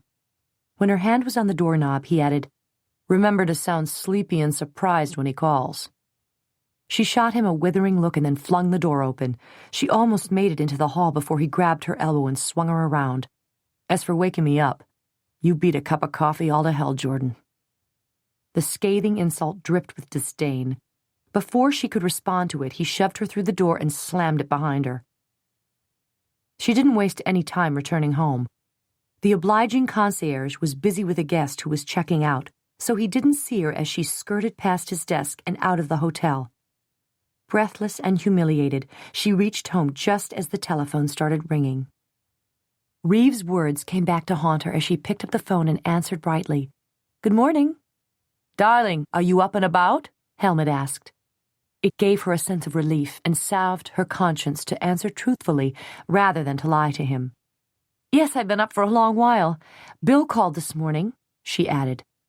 "I have an idea," Helmut said, and invited her on the hiking expedition. "That sounds great," she enthused. "That's exactly what Reeves said." Oh, God, had it been? Yes, he had said those exact words. "Can you be ready by 9?" Helmut asked. "I told Reeves we would all meet at the Europa. Do you mind too terribly going there alone?" In light of the fact that she had already walked through the gray shadows of pre-dawn to the hotel, she almost succumbed to the hysterical laughter she felt building in her chest. "No, not at all," she answered with amazing calm. "I'll see you then, darling." He hung up with his usual abruptness. Mechanically, she dressed. She kept on the jeans she was already wearing, but tucked them into the hiking boots she had purchased soon after coming to Lucerne. Hiking in the foothills was a popular pastime. She went into the bathroom and whipped the ski sweater over her head. Her breasts were chafed in spots where Reeves's whisker stubble had abraded her. At seeing them, she tried to conjure up angry resentment. Instead, to her shame, her insides melted and liquefied at the recollection of his kisses. Actually, she thrilled to this raw evidence of his masculine aggression. Her face bore further traces of his lovemaking. Her lips had that full, pouting, well-kissed look. What small amount of makeup she had applied to her eyes earlier had been smudged by their turbulent kisses. Hastily, she cleaned her face and began again. When she was done, she swept her hair into a ponytail. Determinedly, she put on a bra, a shirt with a button-down collar, and a V-necked navy blue sweater. Nothing about her attire connoted femininity. That was paramount to her choice of wardrobe.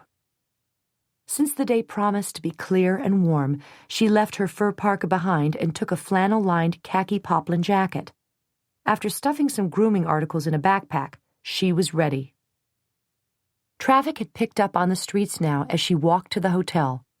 Helmut and Reeves were waiting for her on the porch, sitting in the comfortable chairs and sipping coffee. Warily, her eyes sifted over Reeves as Helmut embraced her with conditioned familiarity. She mumbled a good morning and skittishly stepped away from him. "You're angry with me?" Helmut's unexpected sentence wasn't a question. "What?" she asked in bewilderment. "Our engagement. The secret is out, my darling. It's in newspapers all over the continent. Maybe America, too. I'm sorry. Apparently one of my guests couldn't keep a secret." He took her hand conciliatorily. She risked looking at Reeves, but he was engrossed in cleaning one of his lenses with more thoroughness than it warranted. I hope you aren't too angry," Helmut interrupted her. "For myself, I'm delighted that the world knows you belong to me." His chauvinistic declaration of possession rankled, but she didn't want to cause a scene with Reeves sitting right there. "Well, anyway, the damage is done." Helmut turned her hand over and kissed the palm. When he straightened, he asked, "Would you like some breakfast, my dear? You have plenty of time. The hotel's kitchen is packing us a picnic lunch." "Just some chocolate and a croissant, please," she said as she stowed her backpack in the chair next to Reeves and settled herself in another. While she nibbled at her breakfast, the two men ignored her and debated the pros and cons of OPEC's latest oil price increase. She took the unguarded opportunity to look at Reeves. He was wearing a pair of lederhosen. Over the gray suede shorts, he had on a white cable-knit sweater. He even wore dark green knee socks that matched the leather trim on the shorts and brown suede hiking boots with red laces. A bright yellow windbreaker lay across his camera case. He was ruggedly handsome. The morning breeze off the lake stirred the dark hair with its russet highlights shining in the sunlight. He squinted against the shimmering water of the lake, and his eyes were screened by thick, curled lashes. Absently, he tugged on his earlobe as he listened carefully to what Helmut was saying. It came to her quite unexpectedly then that she loved him. It wasn't possible, of course. Men as vital and attractive as Reeves existed only in the movies. They didn't stumble into the lives of shopkeepers. But he had. Only he hadn't stumbled. He had been thrust into her life with the impetus of a thunderstorm. She realized now, as she continued watching him, that she had loved him from the first moment she had seen him. Otherwise, she couldn't have done what she had that night. Sleeping with him was no casual thing for her.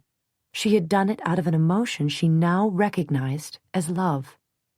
Had Helmut not called this morning, she might very well be in Reeves' bed this minute. But for Reeves, it was different. He was motivated by no such emotion. He found her attractive, yes, and he wanted to make love to her, yes.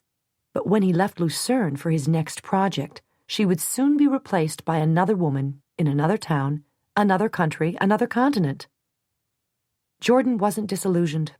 Balloons, beautiful as they were, burst easily. Sandcastles were swept away with the tide. Reeves would leave her, and then where would she be? Without Helmut, for she must tell him soon that she wouldn't marry him. Without a job, Bill, as much as he liked her, would look after his own security in Mr. Bowerman's favor. Without Reeves. Hot, prickly tears stung her eyes, and she turned her head toward the lake, where the bright sunlight reflecting on the water would provide an excuse for her streaming eyes should anyone notice them. She couldn't let Reeves know. Steeling herself against him would be difficult, if not impossible, but she must do it. He couldn't ever guess how she felt. In reminiscence, he could tell his buddies that she had been attractive, that she had been easy, but he would never be able to tell them that she had been a fool. She jumped guiltily when Helmut spoke her name. "Are you finished?" he asked, indicating the now cold roll and chocolate. Yes. I guess I wasn't very hungry." "Then let's be off." Helmut picked up the basket that one of the hotel's staff had brought out to him and led them down the steep steps toward the waiting limousine. "Jordan, you haven't commented on Reeves' costume. He looks like one of us natives, doesn't he?" Helmut asked. She looked at Reeves as if noticing him for the first time. "Yes, he does," she said brightly. Reeves grinned. "I went shopping yesterday and came away with these." He indicated the lederhosen. "I only hope my knees don't get cold." His smile was so boyish that Jordan's heart swelled, and she forgot the resolution she had so recently made. She looked down at the long, lean legs with their rock-hard muscles. His knees were sprinkled with dark, springy hair. She remembered kissing them on that rain-drenched night they had spent together. She had been kneeling beside him, leaning over. Her hair had swept across his thighs. He had caught the silky skein in his hand and told her how good it felt against his skin. Her cheek had rested on his thigh. Unbearable heat bathed her body as she raised her eyes to Reeves's face. He must have been remembering the same incident, for his eyes fairly smoldered with green fire. The hostility of that morning dissolved, and they smiled at each other with recollection of a shared secret. Then, as Reeves watched, the radiant glow in Jordan's eyes dimmed. Her smile diminished to a sad grimace, then vanished altogether. She turned away quickly. His camera case, her backpack, and the picnic basket were placed in the trunk of the car, and they got into the back seat. Henri let them out at a convenient spot where there was a gradual grassy incline into the foothills. "It's not too arduous," Helmut said, smiling genially. Indeed it wasn't, even loaded down as they were with their cargo. Families with small children trooped up the hill, enjoying the Sunday outing. Sweethearts, more interested in each other than in vigorous exercise, strolled with arms around each other's waists up the hill. A group of adolescent boys was playing with a soccer ball. One would kick it up the incline several yards.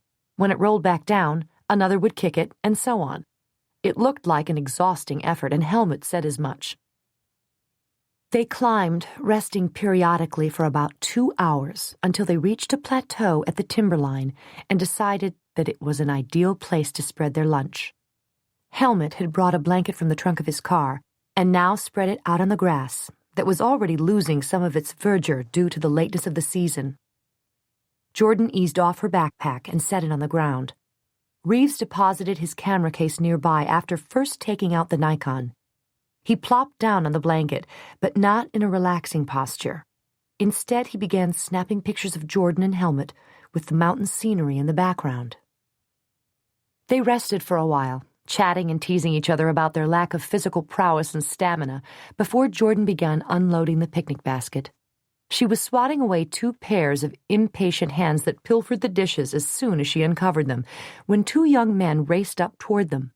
They were both dressed in jogging shorts and tank tops. They were wearing hiking boots, which seemed incongruous to their runner's garb. One of them heaved a deep breath and asked Helmut in German, "Are you Mr. Eckert?" Helmut sat up from his half-reclining position and answered affirmatively. The young man reached into the waistband of his shorts and extracted an envelope that was now somewhat soggy with healthy perspiration. At Helmut's quizzical expression, the young man rushed to explain. "Your chauffeur gave me this to bring to you. I'm a marathon runner in training. When he saw I was going to run up here, he asked me to find you and give you this message." He looked toward his companion, who nodded in agreement. "Thank you," Helmut said, and dug in the pocket of his pants. As he shook hands with the young men, he pressed a banknote into each of their palms. "Dankeschön," they chorused before starting off again. Helmut opened the envelope and read the brief message. He cursed under his breath. "Forgive me, both of you, but I must return to town. One of our company airplanes is missing somewhere over Canada. I must be on hand when word comes in." "Of course," Jordan said, and hastily began placing the food back into the basket. Helmut grabbed both her hands and stayed them. "No, Jordan. I feel badly enough as it is. I won't spoil your day, too. You and Reeves stay and enjoy the picnic." "But Helmut," she started to object. "There's nothing either of you can do, darling. Nor can I, really. I must be there in case the worst conjecture proves to be correct. But I insist. Reeves, enjoy the day. I wish I didn't have to desert you this way. Damn." "Don't apologize, Helmut. I only hope that your airplane and its crew are found to be safe." "As do I," Jordan murmured. Helmut kissed her softly on the mouth and said, "I'll try to call you later this evening, darling, if I can." "I'll see that the basket is returned to the Europa and that Jordan gets home," Reeves said. "Thank you, my friend." Helmut, thinking of business now, turned and jogged down the hill, then disappeared behind some towering pines.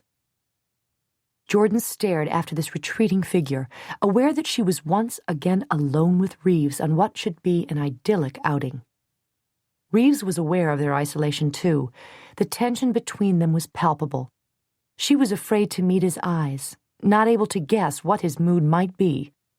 He ended the suspense. "Well, get busy, woman, I'm starving," he said, and flipped back the cover of the basket again. "Haven't you heard of women's liberation?" she snapped. "Yeah, whose rotten idea was that?" he scowled. In the long run, he helped her unload the basket. To their delight, Helmut's idea of a picnic was ludicrous. Silver lids capped glass jars of pâté, caviar, smoked salmon, and smoked oysters. A cold-baked chicken had been rid of bones and trimmed of fat. There was a selection of relishes, including pickles, olives, deviled eggs, and preserved fruit. Several loaves of bread, the crusts hard and golden, the centers soft and white, were wrapped in linen towels. Whole cheeses and a crock of butter were still cool. A box of chocolates and a selection of pastries were included for dessert. A bottle of white German wine, a bottle of cognac, and a thermos of coffee had been secured to the side of the basket so they would stand upright. China plates, linen napkins, and silver cutlery were packed into the bottom of the hamper. "My God," Reeves exclaimed. "Who did he expect to feed?" "What I can't figure out is how he carried it all up here. I had no idea how heavy that basket was. Did you?" "No, I'm only glad he didn't ask me to help him." They ate until they couldn't hold any more. They drank most of the wine, but Jordan suggested that Reeves replace the cork rather than try to drink it all, or they might have to stagger down the hill. She demolished the box of Swiss chocolates. He ate 2 of the pastries, licking the rich fillings off his fingers. They had barely made a dent in all the food, so they conscientiously repacked the remains in the hamper. When that task was done, Jordan stood up and stretched. "I've got to walk some of this off." "Good idea," he said. "I wanted to go a little higher anyway." "Who's going to carry the basket?" she asked. He frowned down at it, knowing that their lunch hadn't appreciably lightened the basket. "I'll make a deal with you," he offered. "If you can get the camera case, I'll take the basket." "All right," she said. "Are you sure? It's pretty heavy." "Well, the backpack isn't. I don't think I'll have any problem." When they were loaded and their gear was adjusted comfortably, they began walking higher up the mountain. The grass gave way to rockier ground, though they were still in the timberline and the incline wasn't steep. Other hikers were still in evidence, though most had stayed on the plateaus below. "Have you ever done any serious mountain climbing, Reeves?" she asked breathlessly as she clambered along beside him. "Are you kidding?" He shot her a dark look. She laughed. "Oh, yes, I forgot about your acrophobia. Anyone who hangs off the side of a mountain for no good reason is crazy." "But this doesn't bother you?" she pointed out. "No, this isn't like hanging by ropes and finding footholds and... God, I get goosebumps just thinking about it." "You may be getting goosebumps because it's getting colder," she observed. "I think I'll put my jacket on." She set his camera case down on a level rock and eased off her backpack. Taking her jacket out of it, she shrugged into it. "Aren't you going to put on your windbreaker?" "No, this sweater is like a furnace. I'm still warm." They went on, going higher and talking less to save their breath, which was becoming more labored the higher they got. I think I'm going to have to rest," she said between rapid pants. "Good idea," he concurred and virtually collapsed on the ground under a pine tree. "Actually, I was ready to stop about 20 minutes ago, but my macho image would have been irreparably damaged had I cried uncle before you." "It would take more than that to jeopardize your machismo." The minute the words left her lips, she wished she could recall them. They were all but an admission as to how much he attracted her. She blushed furiously when he cocked an eyebrow at her. "Oh, yeah?" he taunted. "Tell me all about it." "Not on your life," she said sourly. "You're too conceited as it is." Still grinning and not in the least affected by her acerbic tone, he got up and took the blanket out of the basket and spread it under the tree. "Let's rest before starting back." She sat down and leaned against the tree trunk, sighing tiredly but contentedly. He didn't ask her permission before lying down on his back and settling his head on her lap. "Good night," he said, shutting his eyes. She cleared her throat loudly. "Mr. Grant!" He opened one eye and looked up at her through the forest of lashes. "Who thought up the sleeping arrangements?" she asked. "I'm entitled to the most comfortable position. I had to carry the heaviest load," he reasoned. "But you're stronger. You're a man and I'm a woman." "I noticed that," he said lazily as his eyes dropped significantly to her breasts. Hurriedly getting back on the subject, she said, "I have to take 2 steps to your 1. Your legs are longer." "Yours are smoother and shapelier." He reached behind his head, slid his hand under the denim, and captured her relaxed calf in his hand. Immediately, the delicate muscles beneath his fingers contracted. "As a matter of fact," he continued soothingly, "you're smooth and shapely all over." Her head began pounding with her accelerated pulse. She looked away quickly, then, unable to resist the temptation, backed down at him as he grinned up at her. "My anatomy is not a proper subject for discussion," she said primly. "I think it is. Since you opened the door to me the other night and invited me in out of the rain, your anatomy has been the only subject my mind has been capable of dwelling on." "That's unhealthy." You make me feel very healthy. Very strong. Sometimes embarrassingly so." She caught her bottom lip between her teeth and looked away again. "Don't let him talk to you like this," she commissioned herself. "Get up, move away, run." But then he laughed and captured her hand, kissing the palm quickly, then with more leisure. Thoughts of resistance or escape dissolved under the soft, moist persuasions of his mouth. Looking down at him as he nibbled the frail bones of her wrist, she was again suffused with love. "Reeves," she whispered. The soft tone of her voice was more attention-getting than if she had shouted at him. "Yes?" he asked, looking up at her. "I couldn't let you tell Helmut that I was in your room with you. You understand that, don't you?" He sighed and muttered an expletive. "Yes. At the time I was furious, but—" He stared off in the distance for a long moment, then looked back up at her. "The guy just called me his friend a while ago." It was a small concession. He was telling her that he understood the loyalty she felt. He shifted his weight and rose up on one elbow to face her. "Jordan, just for today, let's not talk about Helmut, all right? Reeves, please, just for today. Tomorrow will take care of itself." That was so easy for him to say. He was able to pack his bags and leave. No guilt, no remorse, no regrets, while she— It was the mute appeal in his eyes she couldn't resist. "All right," she heard herself say aloud while answers to the contrary paraded through her mind. He reached up behind her head and pulled out the barrette that held her ponytail. Released, her hair fell about her face and neck. He smiled and lay his head again in her lap. "Kiss me," he said. The die was cast. Jordan didn't think of refusing. Instead, she leaned over him and pressed her lips to his. He didn't move, neither accepting nor rejecting her kiss. He just lay there. He was issuing a challenge she wasn't about to ignore.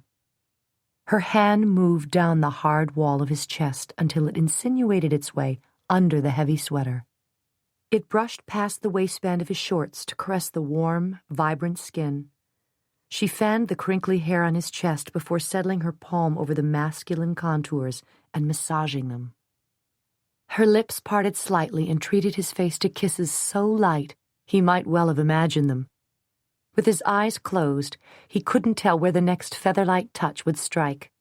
She kissed him at the temple, on the eyebrows, the eyelids, the nose, the hard cheek, and the rigid line of jaw. But she moved out of order, with no sequence, so that each kiss was an unexpected gift. Eventually, she worked her way back to his mouth. She saw his lips form her name. Her tongue, warm and wet, stroked along his bottom lip and urged the corners of his mouth to relax. At the same time, her fingertips found that hard kernel of flesh on his chest nestled in the soft mat of hair and worried it until it became distended. He groaned softly while she played with it as her tongue demanded entrance to his mouth. At last he relented, violently. He crooked his outside arm around her neck and drew her closer. His head maneuvered between her breasts and his mouth allowed her tongue its sweet violation.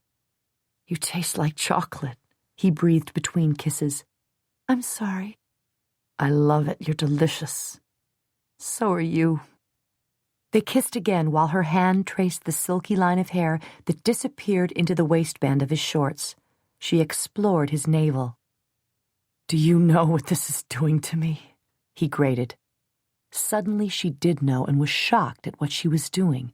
She yanked her hand from under his sweater and sat erect, smoothing her hair.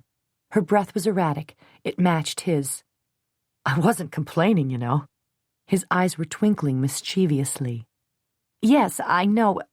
I didn't realize it's— She was confused by her own unstable emotions and the throbbing ache deep inside her body that begged cessation. He caught her hand to his chest as he folded his arms across it. "Let's take a nap. Then we can start back down." "All right." She sighed and leaned her head back against the rough bark of the tree, but for some reason she wasn't uncomfortable. Her contentment had something to do with the heavy weight of his head on her thighs and abdomen, with the warm, moist breath she could feel on her stomach through her clothes, and with the even beating of the heart that pumped strong and sure beneath her hand. She took one last look at Reeves, then closed her eyes. Within seconds, her breath was synchronized with his, and they both slept. It wasn't a sound that awakened her. Rather, it was the pervading silence. She opened her eyes slowly, trying to assimilate where she was. Her sleep had been deep and reviving, but it seemed that she was trapped in a wakeful dream. She and Reeves were under the protective branches of the pine, but the rest of the world, outside the perimeter of the wide, spreading limbs, was dusted with white talc. It looked like a fairyland of swirling white crystals. Even as she glanced down at Reeves, one of the crystals filtered through the pine needles and settled on his eyelashes. Jordan raised her head and stared out at the scene once again. Sudden clarity rang loud alarms in her head. This wasn't a dream. "Reeves," she cried, shaking him awake, "it's snowing." "What?" He sat up so abruptly that they almost bumped heads. "My God, will you look at that?" He came to his feet and spread his arms wide to catch the snowflakes that danced around them. "What are we going to do?" Jordan asked anxiously. "Do? What do you mean, do?" "Reeves, we're up here on this mountain in a snowstorm. How will we get down?" He smiled and hugged her briefly. "The same way we came up. Doesn't look too bad. If we hurry, we'll be fine. Does it usually snow this early in the season?" She was looking at the snowfall, still not convinced that their trip back down the mountain wouldn't be dangerous. "Sometimes up here in the higher elevations it does. It's probably not even snowing in the valley." "We may walk out of it in a short while then. Come on, let's get started." He sounded calm and assured that they really weren't in a predicament, but Jordan saw him eyeing the snow and calculating how quickly it was coming down. The wind was blowing harder now, and the temperature seemed to be dropping each minute. Already a sheet of white coated the ground. Hurriedly, without speaking, they gathered up their things. Jordan hauled the camera case over her shoulder after remounting the backpack on her back. Reeves draped the blanket that had served as their picnic table over her head and shoulders. "Just in case you can't take the cold." He cuffed her under the chin and winked. He was trying to keep her from panicking, but she was still cautious and worried as they stepped from under the protective limbs of the tree and the full force of the storm hit them. She let Reeves navigate. He plunged ahead and she trailed him as closely as her stumbling footsteps would allow her to. Every few yards, he would glance over his shoulder to see that she was behind him. The wind ripped attempted words from their mouths so they communicated with an improvised sign language. Usually walking down the mountain trail wasn't difficult at all. Now, however, the path was obscured by the first layer of snow. It had already frozen hard in patches, and walking over them was treacherous. The wind lashed at their faces and stung their eyes, making it difficult for them to see. Reeves waved for her to follow him under another pine that offered a modicum of protection. "Do you think we're going in the right direction?" he shouted. Jordan quaked at his question. She had been following his lead, not really paying attention to where they were going, concentrating only on putting one foot in front of the other and trying not to fall down on the icy ground underfoot. "I don't know, Reeves. I think so, but—" She looked up at him so fearfully that he hugged her to him. "Hey, now don't worry. I'm going to get us out of this. Are you cold?" "No," she lied. She couldn't complain about being cold when she was wrapped in the blanket and he only had on the thin windbreaker over his sweater. Only knee socks covered the lower half of his legs. "Ready?" he asked. She nodded. "Tell me if you need to stop again." She nodded again and then followed him back into the storm. Jordan would never remember how long they trudged through the blinding snow, battling the wind and the icy pellets that beat against their unprotected faces. This wasn't a gentle snowfall. It was a full-fledged blizzard, carrying as much icy sleet as snow in its frigid winds. She was exhausted. Each breath became more labored and ragged. Her lungs were burning from the abuse. Her legs throbbed painfully and her muscles were cramped from the cold. When she was sure she was about to drop, Reeves reached for her hand and virtually dragged her along behind him. She was about to object to their rigorous pace when she realized that he had altered their direction. They were now moving laterally. She raised her head and peered out from beneath the blanket. A dark shadow against the gray-white world took form. It was a shed. She hastened her leaden footsteps. In a matter of moments, they collapsed together against the weathered exterior wall of the small building. They gasped for air, waiting long minutes until their heartbeats had slowed considerably and their respiration was closer to normal. Without moving his body as he leaned against the wall, Reeves turned his head and looked at her. "How are you doing?" He smiled, and that in itself warmed Jordan. She rested her head on his shoulder and murmured, "I'm fine. Let's see if we can get into this, whatever it is." "It's a tool shed. If a farmer has a pasture in the higher elevations, he uses these tool sheds to store equipment and supplies. That way he doesn't have to haul it up and down the mountain." "Very ingenious. I could kiss our farmer." She laughed in spite of their grim circumstances. Reeves tried the door and found that it hadn't even been locked. "Trusting soul," he commented as he went in first to check out the shelter. He swung wide the door and said, "Hey, this is great. Jordan, come on in." She stepped through the low door and her eyes scanned the single room. Its walls were as rough as the exterior, but they were sturdy and snug. There were several hand tools stashed in one corner, a dismantled plow in another.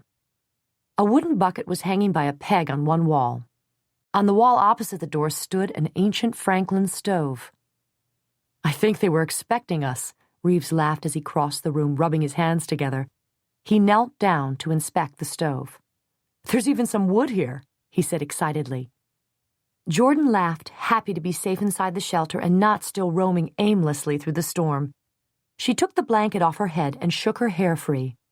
She spread the blanket over the tools, hoping it would dry out. The wet smell of wool mingled with the close, musty smell of the tool shed, but to her at that moment, the enclosure seemed like paradise. Reeves stood up and brushed his hands clean of the soot he had picked up from the stove. For long moments they stood there staring at each other over the expanse of rough plank flooring.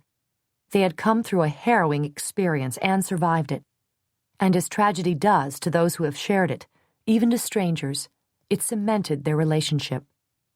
She took one shaky step toward him, and then he was there, clasping her in his arms as if he'd never let her go. He buried his face in her hair, murmuring incoherent words that were clear enough to her, for it was the emotion they conveyed that was important. Her arms wrapped around his waist, and she pressed herself as close to him as she could. Tears streamed down her cheeks, and she blotted them with the soft knit of his sweater. "What is this?" he asked gently as he tilted her head up. "Tears? Don't you like the idea of being marooned with me? He smiled tenderly. "I was scared, Reeves." "Didn't I tell you I'd take care of you? Don't you trust me?"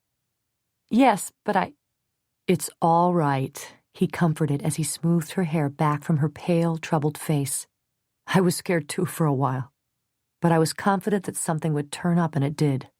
Now I've repaid you for saving me during the thunderstorm." She nestled close to him again, savoring his strength, which flowed into her, warming her. "You were no trouble." Then a mischievous sparkle came into her blue-ringed gray eyes as she looked up at him. "I'd have done the same for anyone." He pushed her away from him, though he kept his hands tight in her arms.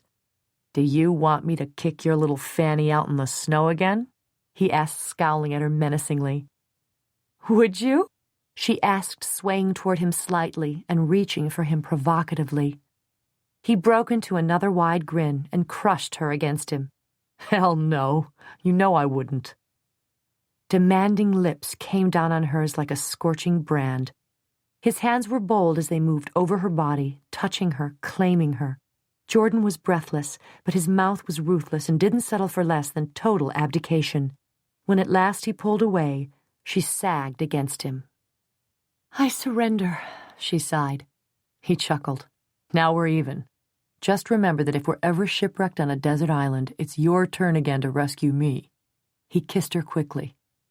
"Now we'd better scout around here and see what we can see. You bring in the things from outside, and I'll try to start a fire in this stove.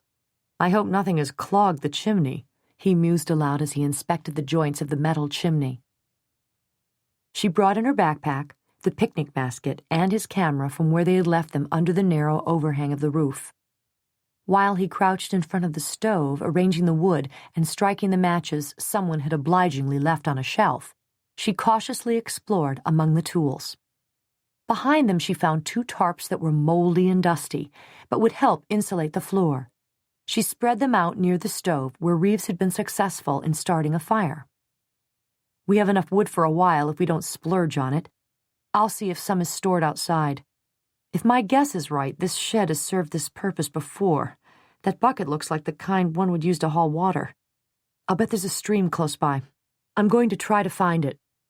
"No!" Jordan cried in a high, tense voice. "Reeves, please don't go out again." "I'll be all right. I'll keep the shed in sight. I need to try to find us some water before dark." "What time is it?" she asked. It was already gloomy outside. "After 7 o'clock. How did I manage to sleep so long out there?" he asked. "You were relaxed." His brows hooded his eyes as he looked at her devilishly. "Well, some parts of me were relaxed, while other parts—" "Reeves," she rebuked him softly. He was laughing as he took the bucket from the peg on the wall. "I'll be right back. You stay inside no matter how long I'm gone." "Be careful." He cradled her cheek with his free hand. "I promise. Kiss me goodbye." She went up on her toes and kissed him sweetly on the mouth. He didn't speak again before he went out into the storm and slammed the door behind him. Left alone, Jordan paced the shed restlessly, listening for the sound of his return. She went to the stove, picked up a log from the stack, remembered that they must be conservative, and returned it. She checked the blanket. It was still damp, so she moved it nearer the fire. She was nervous, and her nerves only increased a problem that had been plaguing her for an hour or more. Why had she drunk so much wine with lunch? "I won't think about it," she said aloud. But the harder she tried not to think about it, the more aware of her discomfort she became. Finally, she decided there was only one solution. She would have to go outside and relieve the problem. At the door, she listened to the howling wind and almost changed her mind. But she flung open the door before she could think about it any longer. She pulled the door firmly closed behind her. Huddling against the wind, she scuttled around one side of the building. The land sloped away from it, and the immediate area had been cleared of trees. She decided it was too wide open. Dashing around to the back of the shed, she saw a crib where firewood and heavier farm implements had been stored. She stepped over the rail of the crib and hid herself between the stacks of wood. When she was done, she refastened her jeans, sighing in tremendous relief. She wasted no time in climbing out of the crib and running back to the front of the shed. With her head lowered in protection from the stinging wind, she didn't see Reeves before she ran headlong into him. She jerked her head up. His eyes were wild, his mouth anguished. He held her in a death grip. Stumbling over their own feet, he dragged her back into the shed and shut the door, still clasping her to him. "God, Jordan, don't ever do that to me again." His voice was quivering. "You scared the hell out of me." He dropped to the tarps of the floor and took several heavy breaths. She wasn't sure what she had done, but she stammered an apology. I'm sorry. I didn't... I came back in and you weren't here. I thought you had gone out to find me. I died 1,000 deaths." He reached up and grabbed her hand, pulled her down beside him and held her close. "Where were you?" "I had to go to the bathroom." He laughed then in relief. "I didn't think of that." She leaned against him. "Did you get some water?" "Yeah." He indicated the full bucket standing next to the stove. "But in light of what you just did to me, you can't drink any." "Tyrant." "That's right. I'm a jealous despot." He kissed her with hard, unyielding lips. "This is my castle, and don't you forget it." "You'd better treat me nice. I know where the extra firewood is hidden," she said cockily. He tweaked her nose. "So do I. I saw it on my way out." "Oh." She gnawed her bottom lip in make-believe helplessness. "Then pray tell, Exalted One, what I can do to stay in your good graces." Her eyelashes fluttered so comically that Reeves bit his lip to keep from bursting out with laughter. He stretched out on the tarp and propped himself on his elbows. "I don't know. I'll be thinking on it while you serve me dinner." "Yes, Your Majesty." She bowed her head and then, when she raised it, stuck out her tongue at him. 30 lashes, he roared, pointing a condemning finger at her. She faked a swoon that brought her along his side in a most delicious proximity. "Oh, kind sir, I beg you to have mercy." She shifted her weight until she was leaning over him. "Very well. 30 lashes or 30 kisses." She considered her alternatives for a moment, her eyes squinted and her brow furrowed. 30 lashes, she said impudently. Immediately, she was rolled to her back and pinned beneath him. "I've changed my mind. No mercy," he growled before he kissed her. What had started out playfully soon became serious, and her arms folded across his neck. A sea of passion engulfed them, and it was long moments before they broke the surface. He dropped light kisses on each feature of her face. "Jordan." "I'm starving." "How romantic." "I've got to keep up my strength," he said defensively. "So you can blaze a trail down the mountain?" His eyes lit up with a wicked gleam. "Oh, what I could do with that leading line," he said. "But you'd probably slap my face, so I'll just say that blazing a trail down the mountain is only one course I plan to chart." She blushed to the roots of her hair and hastily jumped to her feet. "I'll get the food ready. At least we'll eat well as long as we're stranded." The blanket was drying, but Jordan decided to leave it where it was. They could spread out their supper on the tarp. Reeves pulled his sweater over his head. He had taken off the windbreaker when he came in from the stream. "If you'll excuse my bad manners, I'm going to take this thing off." Hauling the water was exerting, not to mention other stimulation.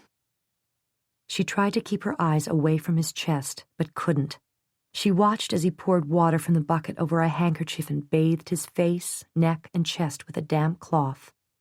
It reminded her of the time he had dried himself with her towel after she had let him in out of the rain.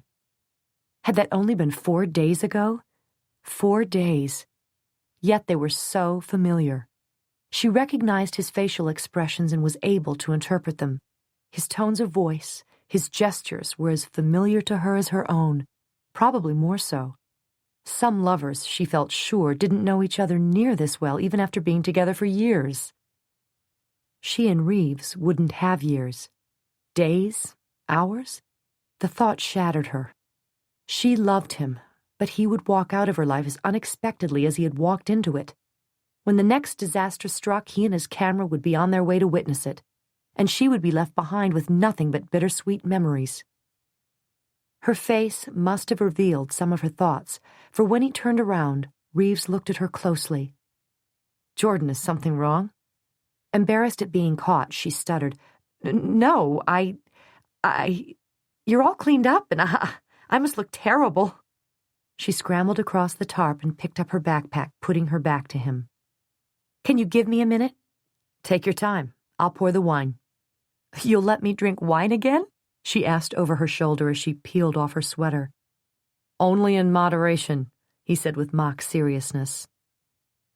Jordan took a mirror out of her backpack, thankful that she had brought along a few grooming items. Her cheeks didn't need artificial color.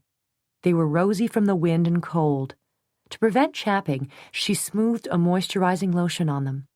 Her eyes were sparkling in the firelight, so she didn't bother to add more eye makeup. She whisked on a dollop of lip gloss and brushed her hair vigorously.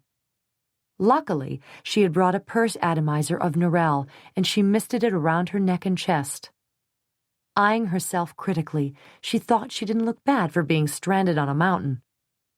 Hesitantly, she unbuttoned the first 3 buttons of the Oxford cloth blouse to relieve its severity. When she turned around, Reeves whistled long and low. She laughed. "Thank you. I know I don't deserve such a lavish compliment, but I appreciate it anyway." "You look terrific," he said warmly, and his eyes told her he was sincere. They ate slowly, and when their hunger was abated, Reeves said, "We can put the basket near the door to preserve the meats and cheeses." "How long do you think the storm will last?" Jordan asked. He shrugged. "I don't know. Since it's the first of the season, it probably won't be too bad. We'll reassess the situation in the morning." Tacitly, they agreed not to discuss their departure from this tool shed that had conveniently provided them with a time and place of their own, away from the rest of the world. They would only face going back when they must. For now, they would be grateful to the storm for making this encapsulation necessary. Neither of them mentioned Helmut, though both knew that he must be frantic with worry about them. What would he think of them spending the night together? It didn't matter. Nothing mattered except their solitude in this mountain retreat. "Look, another box of chocolates!" Jordan exclaimed happily and took the discovered treasure out of the hamper. Reeves snatched the box from her hands. "Let me have some this time. You ate every one of them at lunch." "You had 2 pieces," she argued. "You were keeping count," he teased and held the box out of her reach. As it ended up, they shared them equally. She fed Reeves his ration bite by bite, and when her fingertips became sticky and chocolate-covered, he licked them clean. She watched as he gently sucked each fingertip. His tongue laved it. A tight, tickling sensation welled up in her throat to match the one in the center of her body. Involuntarily, her eyes closed. "I never knew that eating chocolates could be such an erotic experience," she whispered. "I never knew a woman could be so sexy without even trying." They kissed. They kissed again. "We'd better gather up the food," she mumbled against his lips. He grumbled an "all right," and began to help her.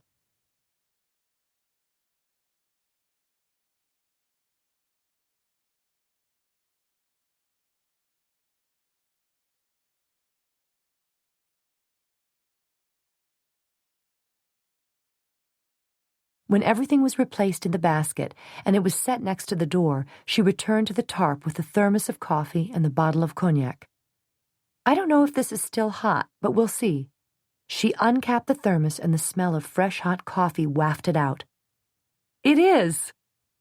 She poured each of them a cup of the steaming coffee and added a capful of cognac while Reeves spread the now dry blanket over the tarps.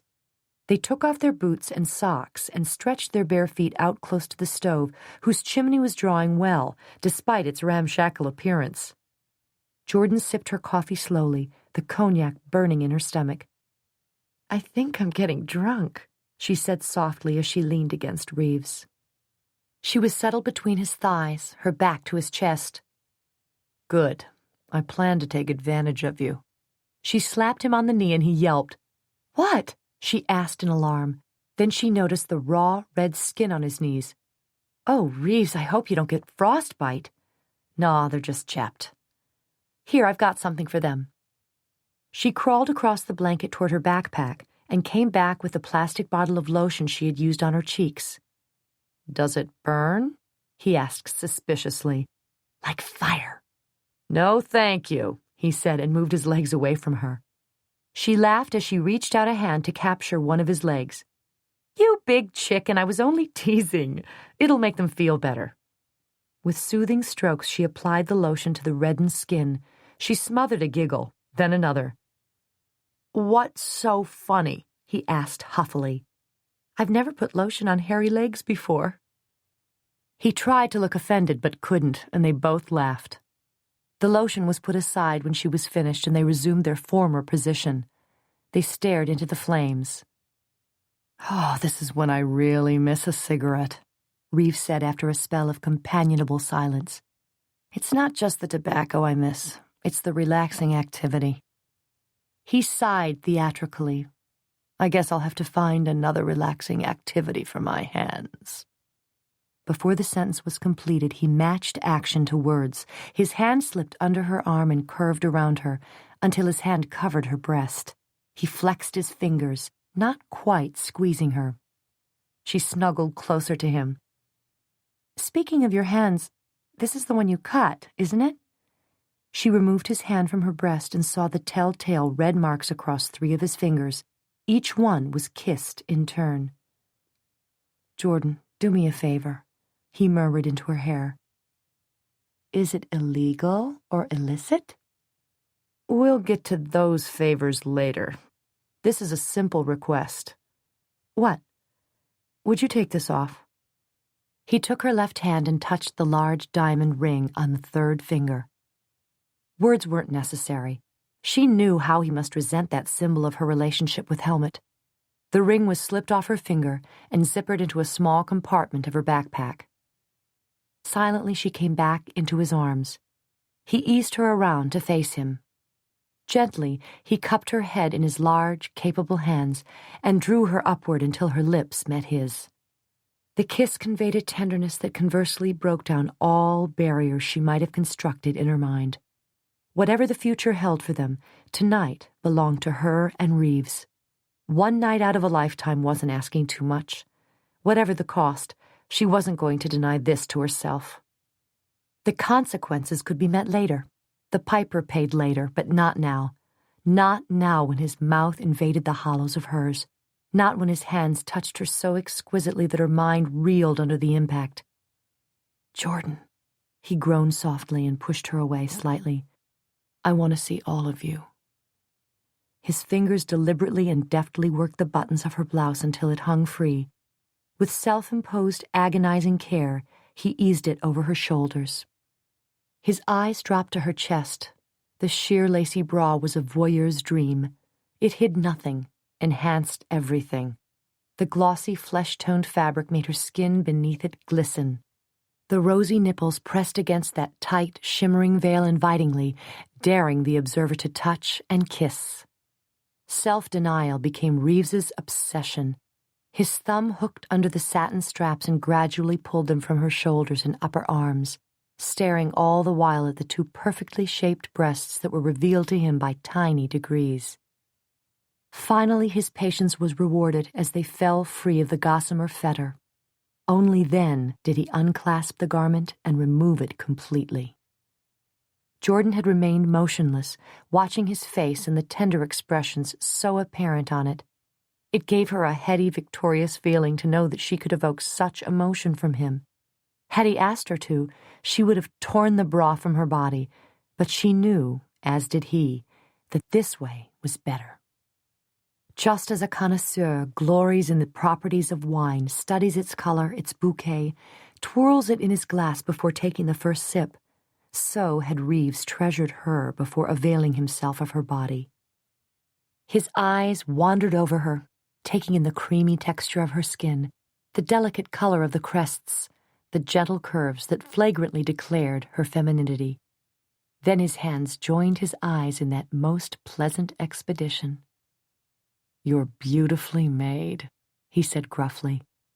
The dark russet hair tickled her skin as he dipped his head and kissed her breasts, each in turn lingeringly, slowly. They had all night. In silent agreement, they backed away from each other. He rid himself of the rest of his clothes. She shyly stepped out of her jeans, but left on the wispy protection of sheer panties. When they were lying on one half of the blanket, covered by the other half, he pulled her to him. His heavy leg rested on hers, moving hypnotically. She caught the sides of his head in eager hands and drew him down to her lips. His tongue plunged deep into her mouth. She grew dizzy under its avid searching and clasped his shoulders to keep from falling into the sublime abyss that lured her so seductively. "I've got to have you, Jordan." His words were barely audible as his mouth left hers to plant kisses across her chest. Her breasts were gently ravaged. Twin buds of desire rose up to meet the wet heat of his mouth. He gave as much as he took. His tongue and his lips blessed her with the honey of his mouth. "Don't stop," she begged when he moved his lips away from her tingling breasts. But the request went unheeded as his mouth trailed over her stomach and past her navel. "Reeves," she gasped when he felt that urgent sweetness tugging on her skin in places that had never known a kiss before. Her panties were dragged down her hips and legs until she was free of them. Still kissing her, his hand slipped between the slender columns of her thighs and touched her where she most longed to know him. His fingers commenced a gentle exploration that began as a mere fluttering but became a stroking search that knew no bounds. "Sweet. You feel... Look at me, Jordan, please. Look at me while I touch you. Precious." She obeyed every command and heedlessly raced toward the culmination his hands and mouth promised. "Say you want me," he pleaded, His fingers bespoke an entreaty all their own. "I do," she moaned. "Say it, Jordan. Tell me." He covered her with his own body, and she felt the hard, throbbing evidence of his desire against the insides of her thighs. "I want you, Reeves." She shuddered at his tentative probing. "Please." Then he was inside her, strong and massive, filling her completely, eliminating a void, giving her all of himself. He buried his face in the fragrant cloud of her black hair and whispered endearments, accolades, her hands locked behind his back. His head lying next to hers, turned until he was looking at her. "Don't move for a while. Just surround me. You can't know how good it feels. Explain it to me." And he did, in a language that their bodies understood long before their minds could grasp its import. "What do you want to be when you grow up?" She laughed and snuggled closer to him, if that were possible, and settled her lips at the base of his throat. "Don't you think I'm grown up already?" she purred as she nibbled his neck. "You're grown up in all the right places." His hands admired those places. Temporarily, their passion had been slaked. They were cuddled together under the single blanket. The floor was hard underneath them, but neither noticed. Jordan's backpack, emptied of its contents and wrapped in Reeves's sweater, served as their pillow. The logs in the stove, well seasoned, crackled and hissed cheerfully. The golden reflection of the flames danced on the dark walls. His fingers traced her spine. "Do you intend to stay in that newsstand for the rest of your life?" "I can't. I was fired." The fingers stilled. "Fired? When? Why?" She laughed softly. "Yes to the first question. This morning to the second. Because my boss saw the story about my engagement to Helmut and assumed that I wouldn't be needing my job anymore, to the third. The boss's daughter inherited my position before my corpse was cold," she said lightly. "Son of a... That was a rotten thing to have happen. No wonder you were mad at me this morning. I'm sorry, Jordan. Can I help? Is there something I can do?" "No. At first I was upset, to say the least. Now..." She moved one slender leg between the warmth of his. "Now it doesn't seem to matter so much. The job in Lucerne has served its purpose. After Charles' death, I needed to live and work, breathe, without the interference of well-intentioned friends and my parents. This time I've spent in Switzerland has been like a 3-year vacation. I need to find something to do that's more challenging and productive." "Will you return to the States?" Studiously, they were avoiding talking of Helmut and the role he would play in her future. He was there, lurking in the background of their minds, but neither wanted to speak his name aloud. Apparently, since he was asking about her going back to America, Reeves had finally accepted her insistence that she wasn't going to marry the Swiss. "Yes, probably, but I don't know where," she replied. "I think I'll try to find a nice, quiet place to settle down to write. That's something I've always aspired to do." "What type of material do you want to write?" "Sex manuals," she quipped. "How-tos?" "Yes." A laugh vibrated his chest where she rested her head. "Oh, yeah?" He clasped her to him and rolled her atop him. "That requires a lot of research, you know." "I'm willing to sacrifice whatever is necessary," she teased and leaned down to taste his mouth. It tasted like her own. "Are you willing to be the guinea pig?" "Oink." She collapsed with laughter.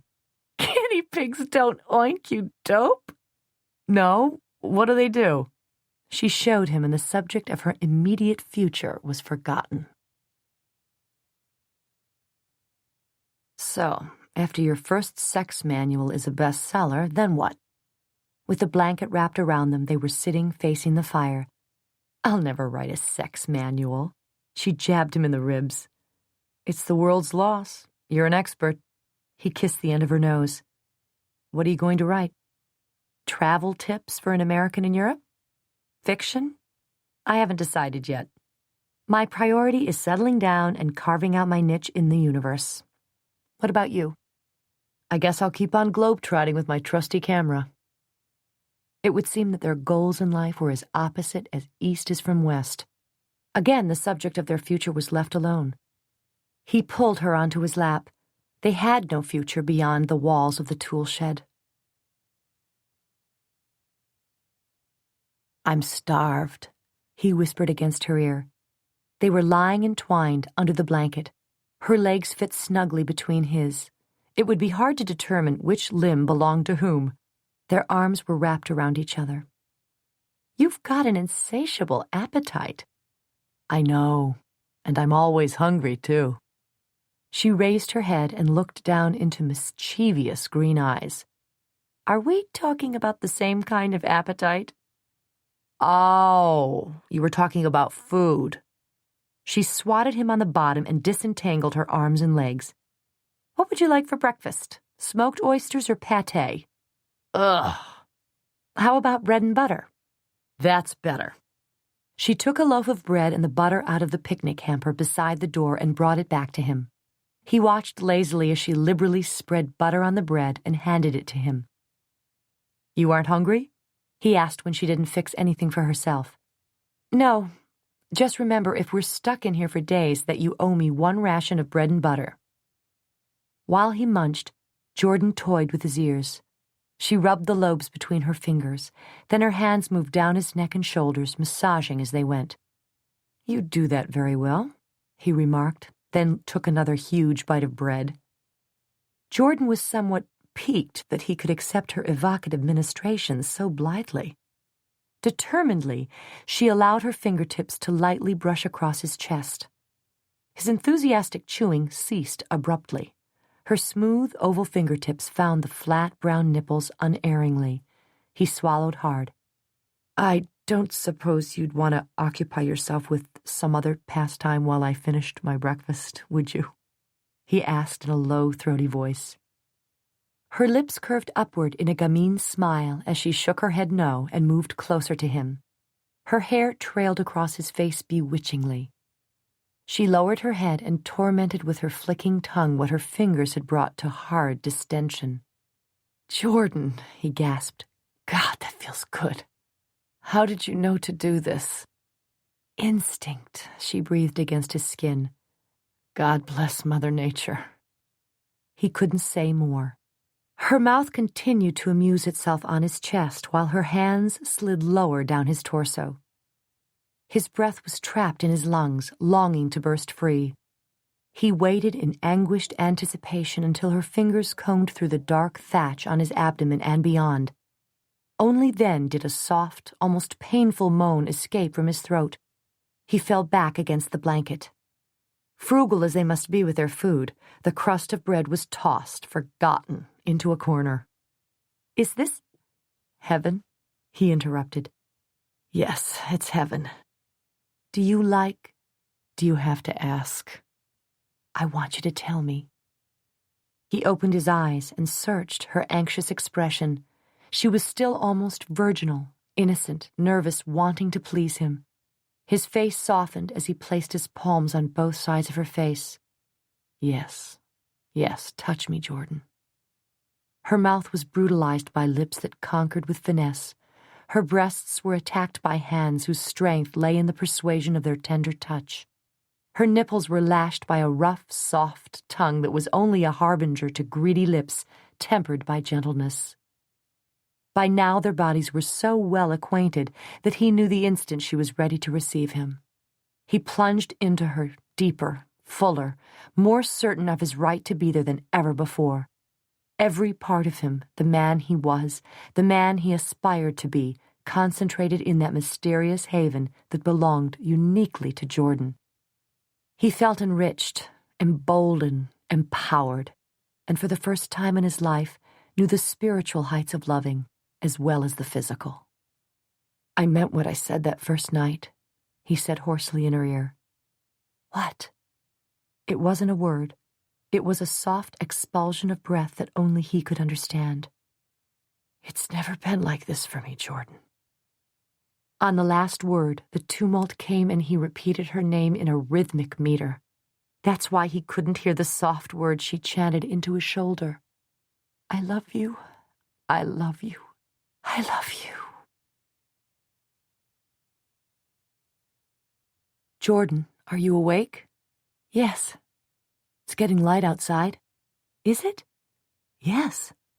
He stirred slightly and arched his head backward. I could see daylight through the crack under the door.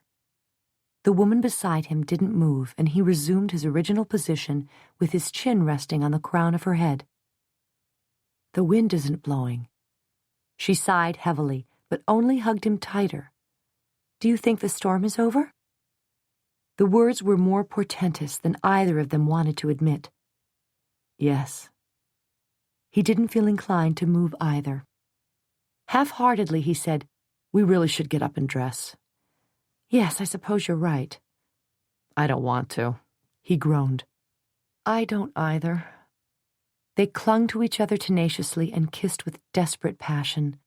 They knew their idyll was over. Someone would come looking for them. Helmut. They got up and dressed silently, suddenly shy of each other. After hours of immodest, total nakedness, they now averted their heads. Their conversation, when they dared to speak at all, was trite, and so they dropped the embarrassing effort. Everything that could be said had been. Reeves opened the door and looked out. The mountainside was blanketed with snow, but it wasn't very deep. The sky was still cloudy, but not oppressive. The wind had diminished to a breeze that barely disturbed the clumps of snow in the pine needles on the trees. "I think we can make it down once we get a bearing on where we are. We'll take it slow." "All right," she answered listlessly. While Reeves banked the fire so it would harmlessly burn itself out, she folded the tarps and stored them where they had been. Reeves pulled on his windbreaker and zipped it closed. He insisted that she wrap the blanket around her, though they didn't think the cold air would be nearly so bad without the howling wind of last evening. When the backpack, the camera case, and the picnic basket were divided as they had been the day before, they left the sanctuary of the shed. Jordan took one slow, sweeping glance around the small room, ostensibly to make sure they hadn't overlooked anything. Actually, she wanted to fix it firmly in her mind, to safeguard it forever in her memory. Tears made the snow-covered landscape look watery as she followed Reeves out of the shed. She trekked along, behind his lead. Cautiously but easily, they reached the edge of the timberline. Soon after they cleared it, they saw the search party below them snaking up the side of the mountain. There must have been 30 or 40 men in mountain climbing attire, fanned out in a long horizontal line on the hillside.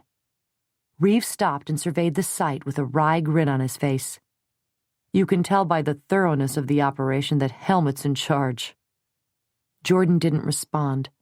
Instead, she shifted his camera case from one arm to the other and followed him as he started down again. What would she tell Helmut? Would he ask about last night? Would he know without asking? Surely if she and Reeves looked at each other, the truth about their night together would reveal itself. But the closer they came to the group of men looking for them, the tighter the lines around Reeves' mouth became. His eyes weren't shining with a glow of passion as they had done all night. Instead, they seemed to reflect the icy patches of snow he skirted around on their careful descent. They were cold. Anxiety seared her chest, and it was far more painful than her hard breathing. In some secret part of her heart, she had hoped that they might reconcile their ambitions for the future, compromise on what they wanted out of life. The splendor of last night couldn't be so easily dismissed, could it? "They've seen us," said Reeves, tersely breaking into her thoughts. He set down the heavy basket and waved both arms high over his head. Jordan saw one of the men respond by enthusiastically waving back. He was wearing a bright red ski jacket and tight black pants tucked into cleated boots. He was unmistakably Helmut. She watched as he turned to excuse most of the men with him, correctly guessing that she and Reeves were safe if they were walking down. 10 or 12 of the men remained with him as he continued to climb. "Let's wait for them," Reeves suggested, and gratefully set down his load. Jordan did likewise. She folded the blanket into a thick cushion, placed it on a wide, flat rock, and they sat down on it. By the time the snow soaked through it, Helmut would be there. The silence that strained between them grew more tense with each moment. Finally, Reeves stirred and let his eyes skim her face before flickering away. "Jordan, About last night. He sighed. Here it comes, she thought, the gradual letdown. Don't cause a scene. Be calm. Don't weep or tear at your hair. I never planned for it to happen with us again. After that night of the storm when I learned you were engaged, I swore I'd leave you alone. But then you said that you weren't going to marry Helmut. That day on the mountain, and then yesterday morning, being stranded and all. Don't talk about last night, Reeves, please. By an act of will, she prevented the tears that flooded her eyes from overflowing. Almost on a whisper, he asked, Then you know how I feel about it. Yes, she knew. For her, it had been a turning point in her life.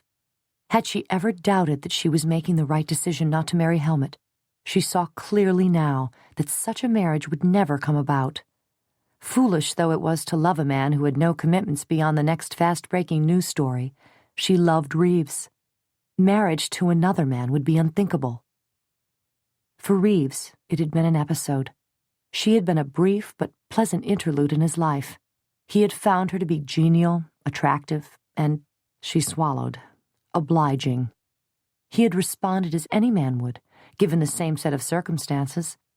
Reading anything other than fierce passion into their lovemaking was childish and futile and wrong. She gulped down a sob. Yes, I know what it meant to you, Reeves, she answered with far more serenity in her voice than she had a right to expect. Good, he said with obvious relief. They saw Helmut striding toward them now. The look on his face, even through his fatigue, was one of elation. Jordan, since you understand about last night, I want you to know that I'm leaving immediately. I'm going to Paris tonight. The words pierced her as no others had. So soon? He was ridding himself of her quickly. The severance would be swift, clean, and irrevocable. She didn't look at him or respond. She wouldn't let him see the tears. He'd never know the heartache she was suffering. The death her spirit was dying would be a private one, witnessed by no one. He must never know that she loved him. Not hesitating until it was too late, she catapulted off their resting place and ran pell-mell down the hill, scrambling over the slippery surface. "Helmut!" she shouted. Let Reeves think their time together had been only a casual dalliance for her too. Let him think she was going back to her wealthy fiancé. Let him think the worst of Jordan Hadlock, but don't let him see that she loved him. Helmut was waiting for her with outstretched arms, and when she threw herself into them, he thought the tears that bathed her face were tears of joy. My darling, he said comfortingly as he patted her back. Everything's all right. You're safe now. Was it too ghastly? Ghastly? Hysteria came very close to the surface. Paradise? Shangri-La? Utopia? Yes, but never ghastly. I'm just glad to see you, she said as she continued to cling to him. By shutting her eyes, she could blot out everything else. Helmut instructed one of the men to give her something warm to drink. The fellow must have obeyed, because Helmut was soon pressing a silver cup against her lips. Here, darling, drink a sip. It will start to warm you. The hot coffee was generously laced with brandy, and she choked on the first swallow. His hand was running briskly up and down her back. Slowly, my dear, slowly. We won't start back down until you're ready. No storm is forecast for tonight. I blame myself for not checking the weather report before we started out yesterday. That first storm was expected in the higher elevations. I could have prevented this entire nightmare. How glad she was that she and Reeves had been innocent of the storm predictions. They couldn't be held accountable. They had been victims. Reeves, you seem hale and hearty enough despite your ordeal, Helmut beamed. She didn't turn around, though she heard Reeves's footsteps crunching on the snow. Someone pour this man a drink, Helmut ordered. I'm eager to hear how you managed to survive the night and come out of it seemingly unscathed and none the worse for wear. Jordan rotated slowly in Helmut's arms and saw Reeves take a cup similar to the one she was drinking from. He sipped the hot coffee and thanked both Helmut and his assistant. After eating that bountiful lunch you brought along, Jordan and I decided to walk it off and go farther up the mountain. We sat down to rest a while, and—" His voice trailed off. Green eyes slid to Jordan, where she was still leaning against Helmut. The eyes bore into her, and Reeves's voice was hard when he continued. "We fell asleep. When we woke up, it was snowing." Briefly, he outlined their halting trip back down the mountain until they discovered the tool shed. Luckily, we were able to take refuge there. Again his eyes flew to Jordan, and again she read the open hostility and scorn there. He ignored her then as he turned back to Helmut. "Before the night was over, we were grateful both to a benevolent farmer and to your picnic basket." Helmut laughed then and clapped Reeves on the shoulder. "Thank you for taking care of my girl for me." Jordan winced at the words. She dared to look up at Reeves. A disdainful sneer marred the handsome features of his face. "She's a woman easily pleased." The underlying insult was understood only by her, but she caught his disparagement and resented it highly. She hadn't exactly ripped off his clothes and chased him around that shed until he finally submitted to her. She turned back to Helmut and asked, "What about your airplane?" He stroked her cheek with a loving finger. "How like you, Jordan, darling, to be worried about someone else's crisis when living through one of your own. My pilot crash-landed the aircraft. He, the crew, and the cargo were all intact." "I'm so glad," she said. He raised her hand to kiss it and exclaimed, "Jordan, where is your ring? Not lost in the storm, I hope." "No, I—" She looked helplessly toward Reeves, but his face gave away nothing of what he was thinking. It could have been carved out of stone. The green eyes glinted frigidly. "It's in my backpack," she muttered at last. "Fetch me dat." Helmut pointed to the backpack one of his men had retrieved. Once he had it in his hands, it was only a matter of moments before he found the diamond ring zippered into one of the many pockets. He slid the cold metal ring onto Jordan's nerveless finger and said with deep satisfaction, "There. Things are back to where they should be." But nothing was as it should be. She raised mournful eyes to Reeves, but the spot where he had been standing was empty. As Helmut pulled her into an encompassing embrace, over his shoulder she saw Reeves already stalking away from them on his way down the mountain. Knowing that this might well be the last time she would ever see him, she whispered, "My love, my life, I'll love you forever." Hearing her words and mistakenly interpreting them, Helmut hugged her tighter.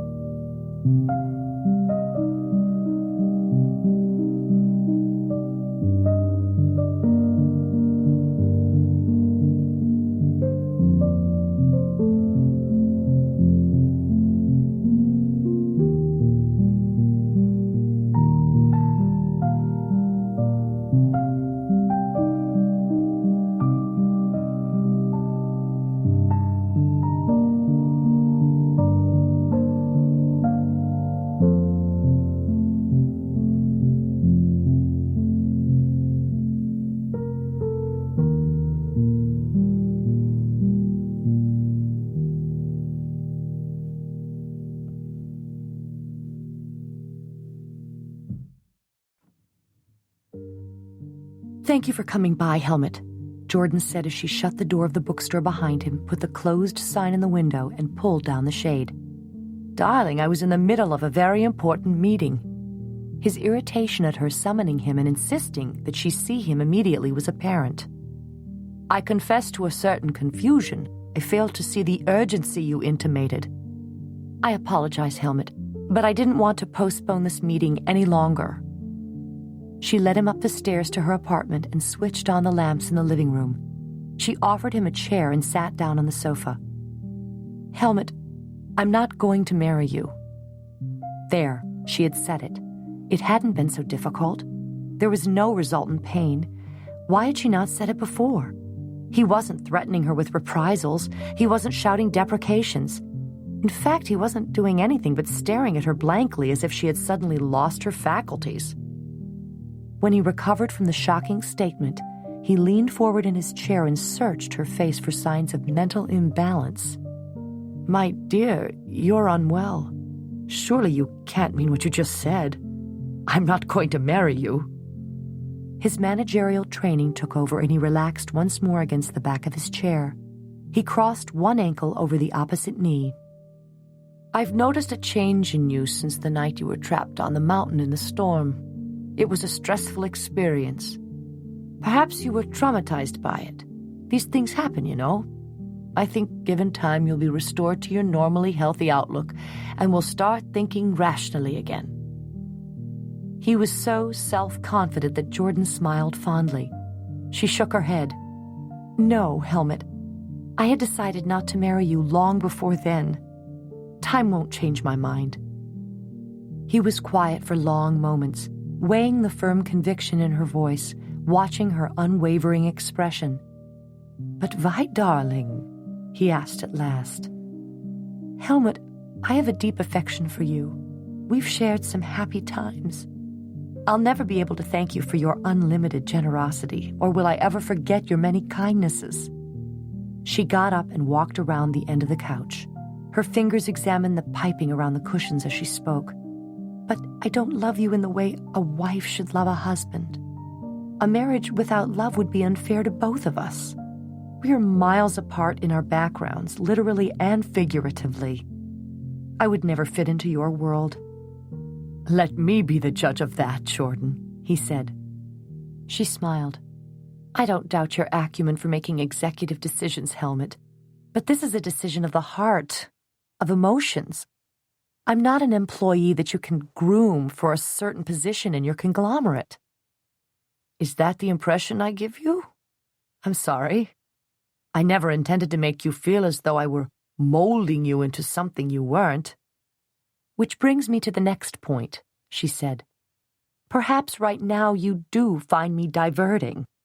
I'm not like the many other women you've paid court to. But how long would the novelty last? When would you grow tired of me? I love you the way you are, Jordan. For life? Her question hit home. He looked away quickly and she knew that her words had caused him to think of her as he never had before. I had one disastrous marriage. That was enough. I wouldn't want ever to make you unhappy. You wouldn't, he said adamantly. I would, Helmut. I want tranquility. My former husband promised me a home and children, stability, security. He never delivered. And while your means and abilities far surpass his, I would soon tire of your hectic pace. I'm an old-fashioned American girl with Midwest ideas ingrained into me. I loved every minute I've lived abroad, Helmut, and I wouldn't trade the experience, but I want to go home. Please forgive me if this disappoints you. It's for the best, I promise you. Why did you ever accept my proposal if you felt it went for the best? He asked with just a trace of aristocratic hauteur. Did I ever accept? Officially? She teased. For the first time, he smiled. It was a rueful grin. I guess you didn't. I'm accustomed to getting my way. With customary conceit, he added, It never occurred to me that you might not want to marry me. She laughed. Helmut, you're priceless. She took the velvet ring box out of her skirt pocket and went to the place where he was now standing beside the chair. "Here is your ring. I don't suppose you'd consider keeping it as a token of my esteem." Jordan smiled but shook her head no. "You Americans, you're still Puritans," he scoffed, but affectionately. "Middle-class morality."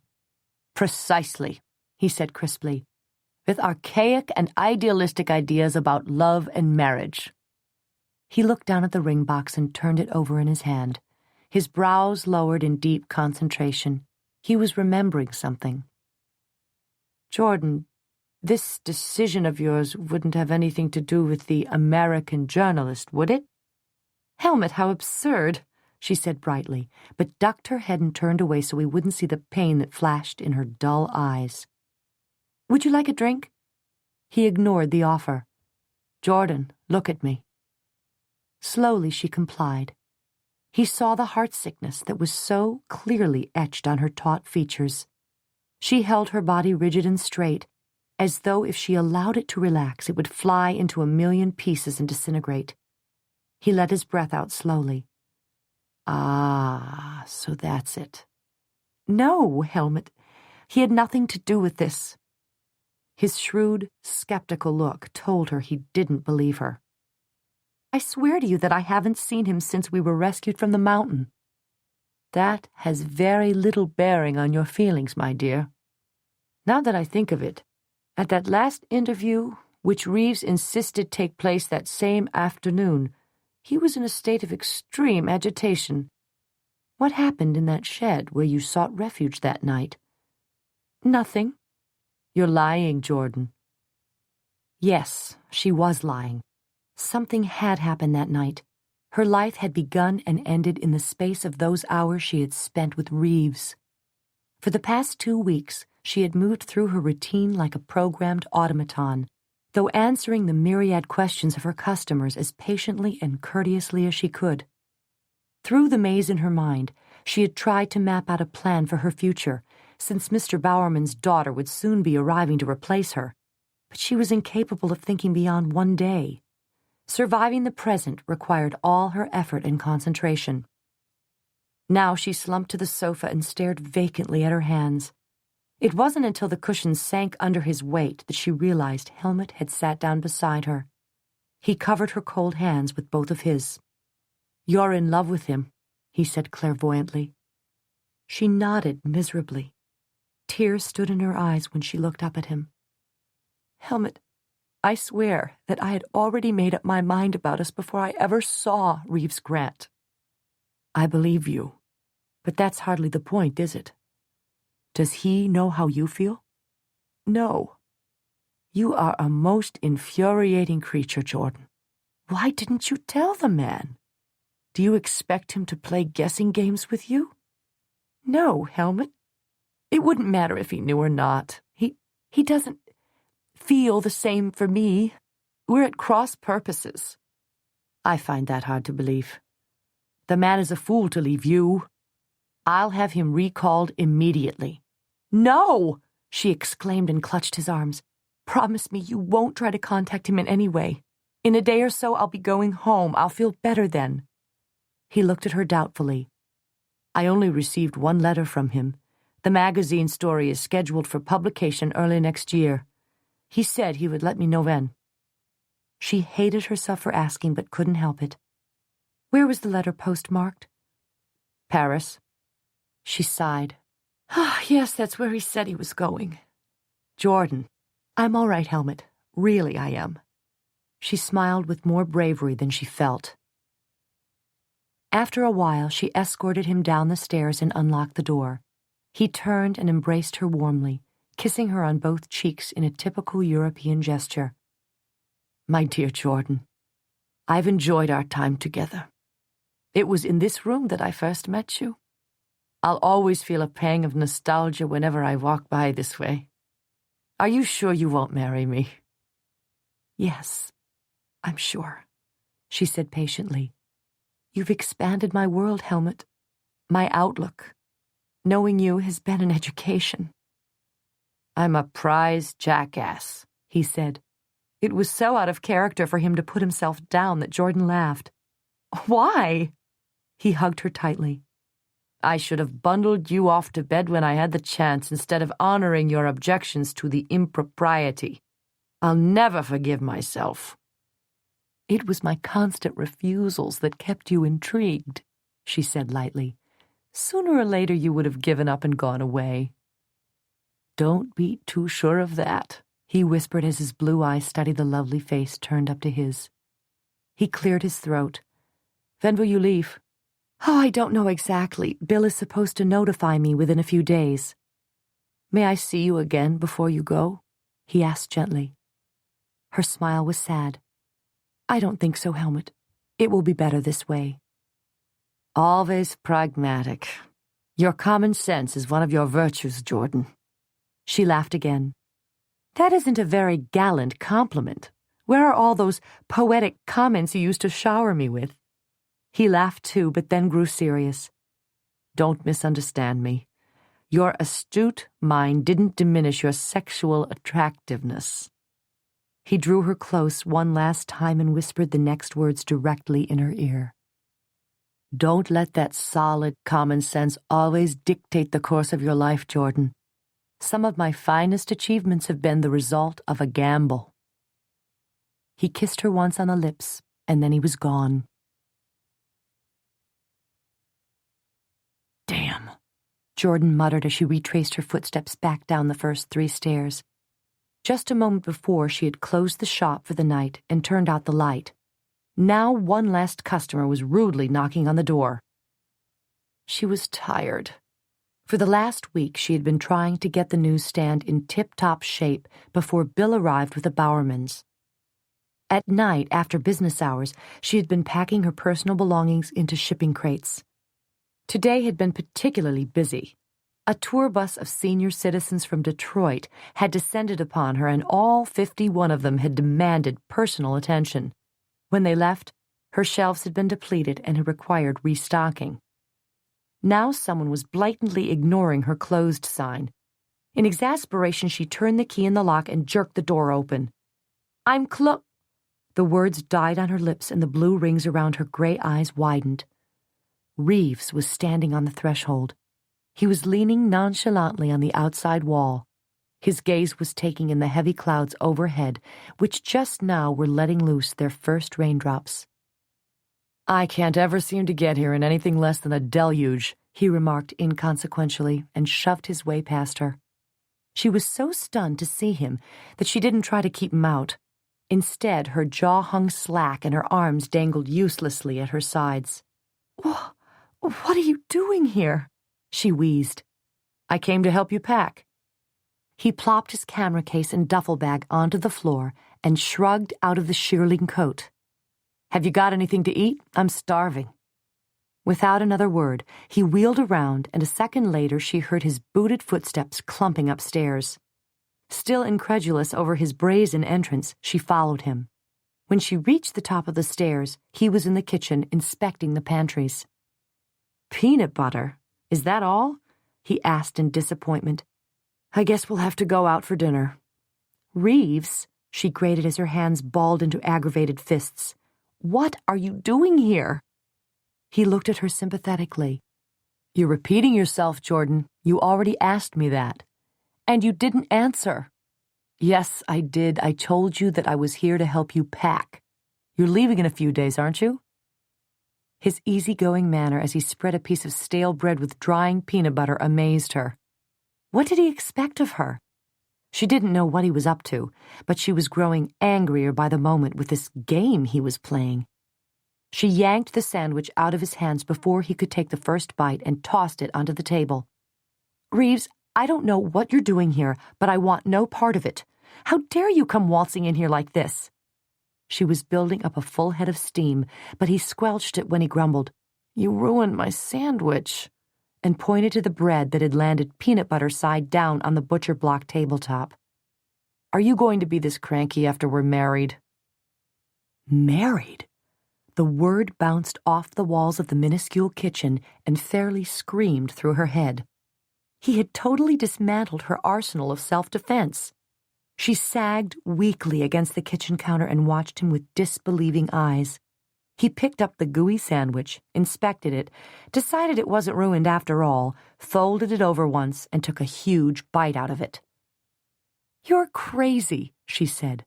"What do you mean by married?" "You know," he mumbled around the bread and peanut butter. "Dearly beloved, we are gathered here, etc., etc., flowers, candles, weepy mothers, married." "But you aren't still engaged to Helmut, are you?" She could only shake her head dumbly. "I didn't think so. I was walking down the Champs-Élysées yesterday and nearly stumbled into a kiosk. Recently I've been drinking quite a bit, you see. I have developed a wavering gait," he added in a confidential tone. "Anyway, there was this scandal sheet with Helmut's picture on the front page. His arm was around the waist of an Italian contessa, whose financial assets receive almost as much acclaim as her physical endowments. I invested a few francs and bought the rag. After 5 cups of scalding black coffee and an icy cold shower, when I was sure I was sober, I read the story. It seems that Helmut and the Contessa are going hot and heavy all over Europe, so I figured that you were free to marry me. I think we'll wait till we get back to the States to tie the knot. I know your parents and my mother." "Reeves!" she cried. When his running chatter finally wound down, she said calmly, "You can't just come in here and announce that we're getting married." "Why not? We love each other, don't we?" Then he smacked his forehead with his palm. "Of course! You prefer for me to ask you." "Okay." He shrugged. "Will you marry me, Jordan? I'm easy to live with.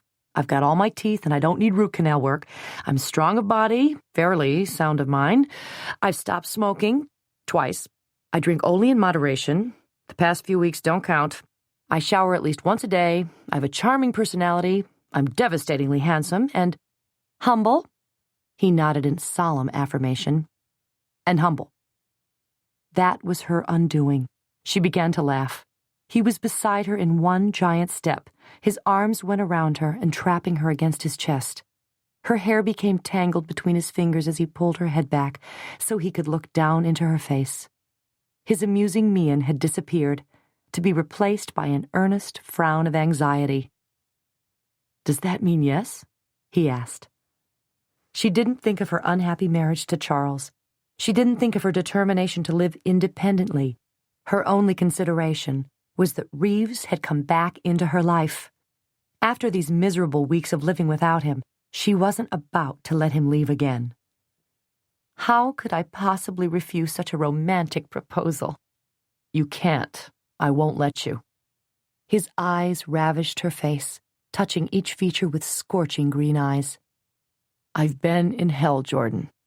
That night I groped my way to your door through that thunderstorm. I never really thought of being struck by lightning, but I was. The moment I saw you.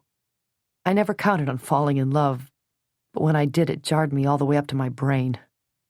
I've got to have you in my life." His mouth hovered a mere fraction over hers. "God, I've missed you." Her lips were parted by the urgency of his. His tongue touched hers with that rare familiarity that had stunned them since their first shared kiss. She felt utterly helpless under its tender quest and surrendered to the mastery of his mouth.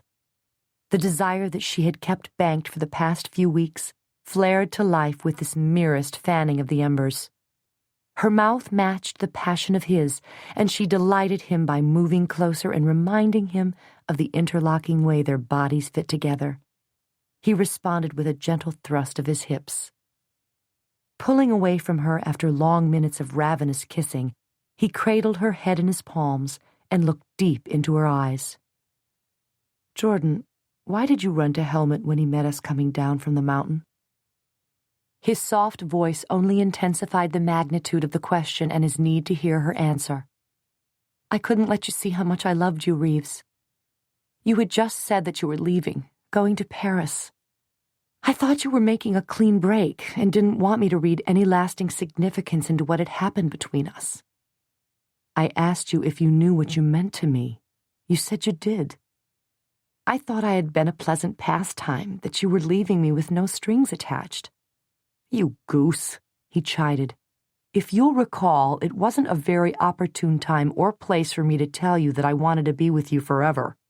As soon as I had seen to my business in Paris, I intended to come back for you. I hoped you would infer that. Instead, the next thing I knew, you were tearing down the hillside toward Helmut and accepting that damned diamond ring that I had come to loathe. Oh, Reeves, next time don't be so cryptic. There'll never be a next time. You've got to marry me now, Jordan, he said insistently as he curved his hands under her hips and drew her to him. Why? Are you pregnant? He playfully jerked her head back by a fistful of hair. No, but I'll work very hard at getting you pregnant if that'll guarantee you're marrying me, he warned. As a matter of fact, I rather like that idea. Think of all the pictures I could take of you and the babies. Babies? Yes, you know, those tiny little humans who squall and squirm a lot. I'm too old to start having babies, she argued. Then we better get started, he growled as he propelled her toward the bedroom. Do you have any reservations about marrying me? He asked as his lips slowly nibbled the sensitive skin on the underside of her arm. Their clothes were messily piled on top of half-packed crates, and they were nestled in the covers of the bed they had shared once before. Outside it was raining. I have 1,000,000 reservations, she murmured against his ribs. Her fingertips were traversing the length of his thigh. But a wise man once told me not to let my common sense make every decision for me. Sometimes one has to take a gamble. I think you're a reasonably good risk. He placed a finger under her chin and tilted her face up. This wise man wouldn't be named Helmut Eckert by any chance? By chance he was. Well, I'll be damned. Leave it to him to take charge. You mean... Yes, I heard from him too. I was furiously packing last night when he called my hotel room. He told me in no uncertain terms that I'd better get my ass in gear and marry you before someone much smarter than I did. When I told him I was on my way here to do just that, he said, "Good boy," and hung up. They laughed together softly. He always did like to take matters into his own hands. I like to take matters into my own hands, too, Reeves said. Only it wasn't matters that his hands closed over, but the lush mounds of her breasts. She eased over onto her back and provided him with unrestricted freedom. He dipped his head and kissed the deep cleft between her breasts. You're distracting me, he said. Instinctively, she arched against him and felt his arousal hard and hot against her. From what? She asked.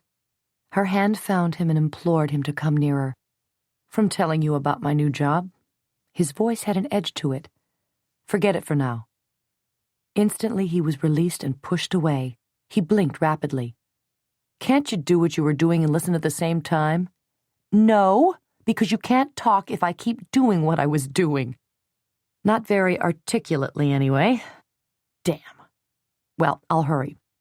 He lay his head on her breasts and said, A publishing house in New York has been after me for years to compile a book, a pictorial essay of sorts on the last decade, which would encompass most of my career.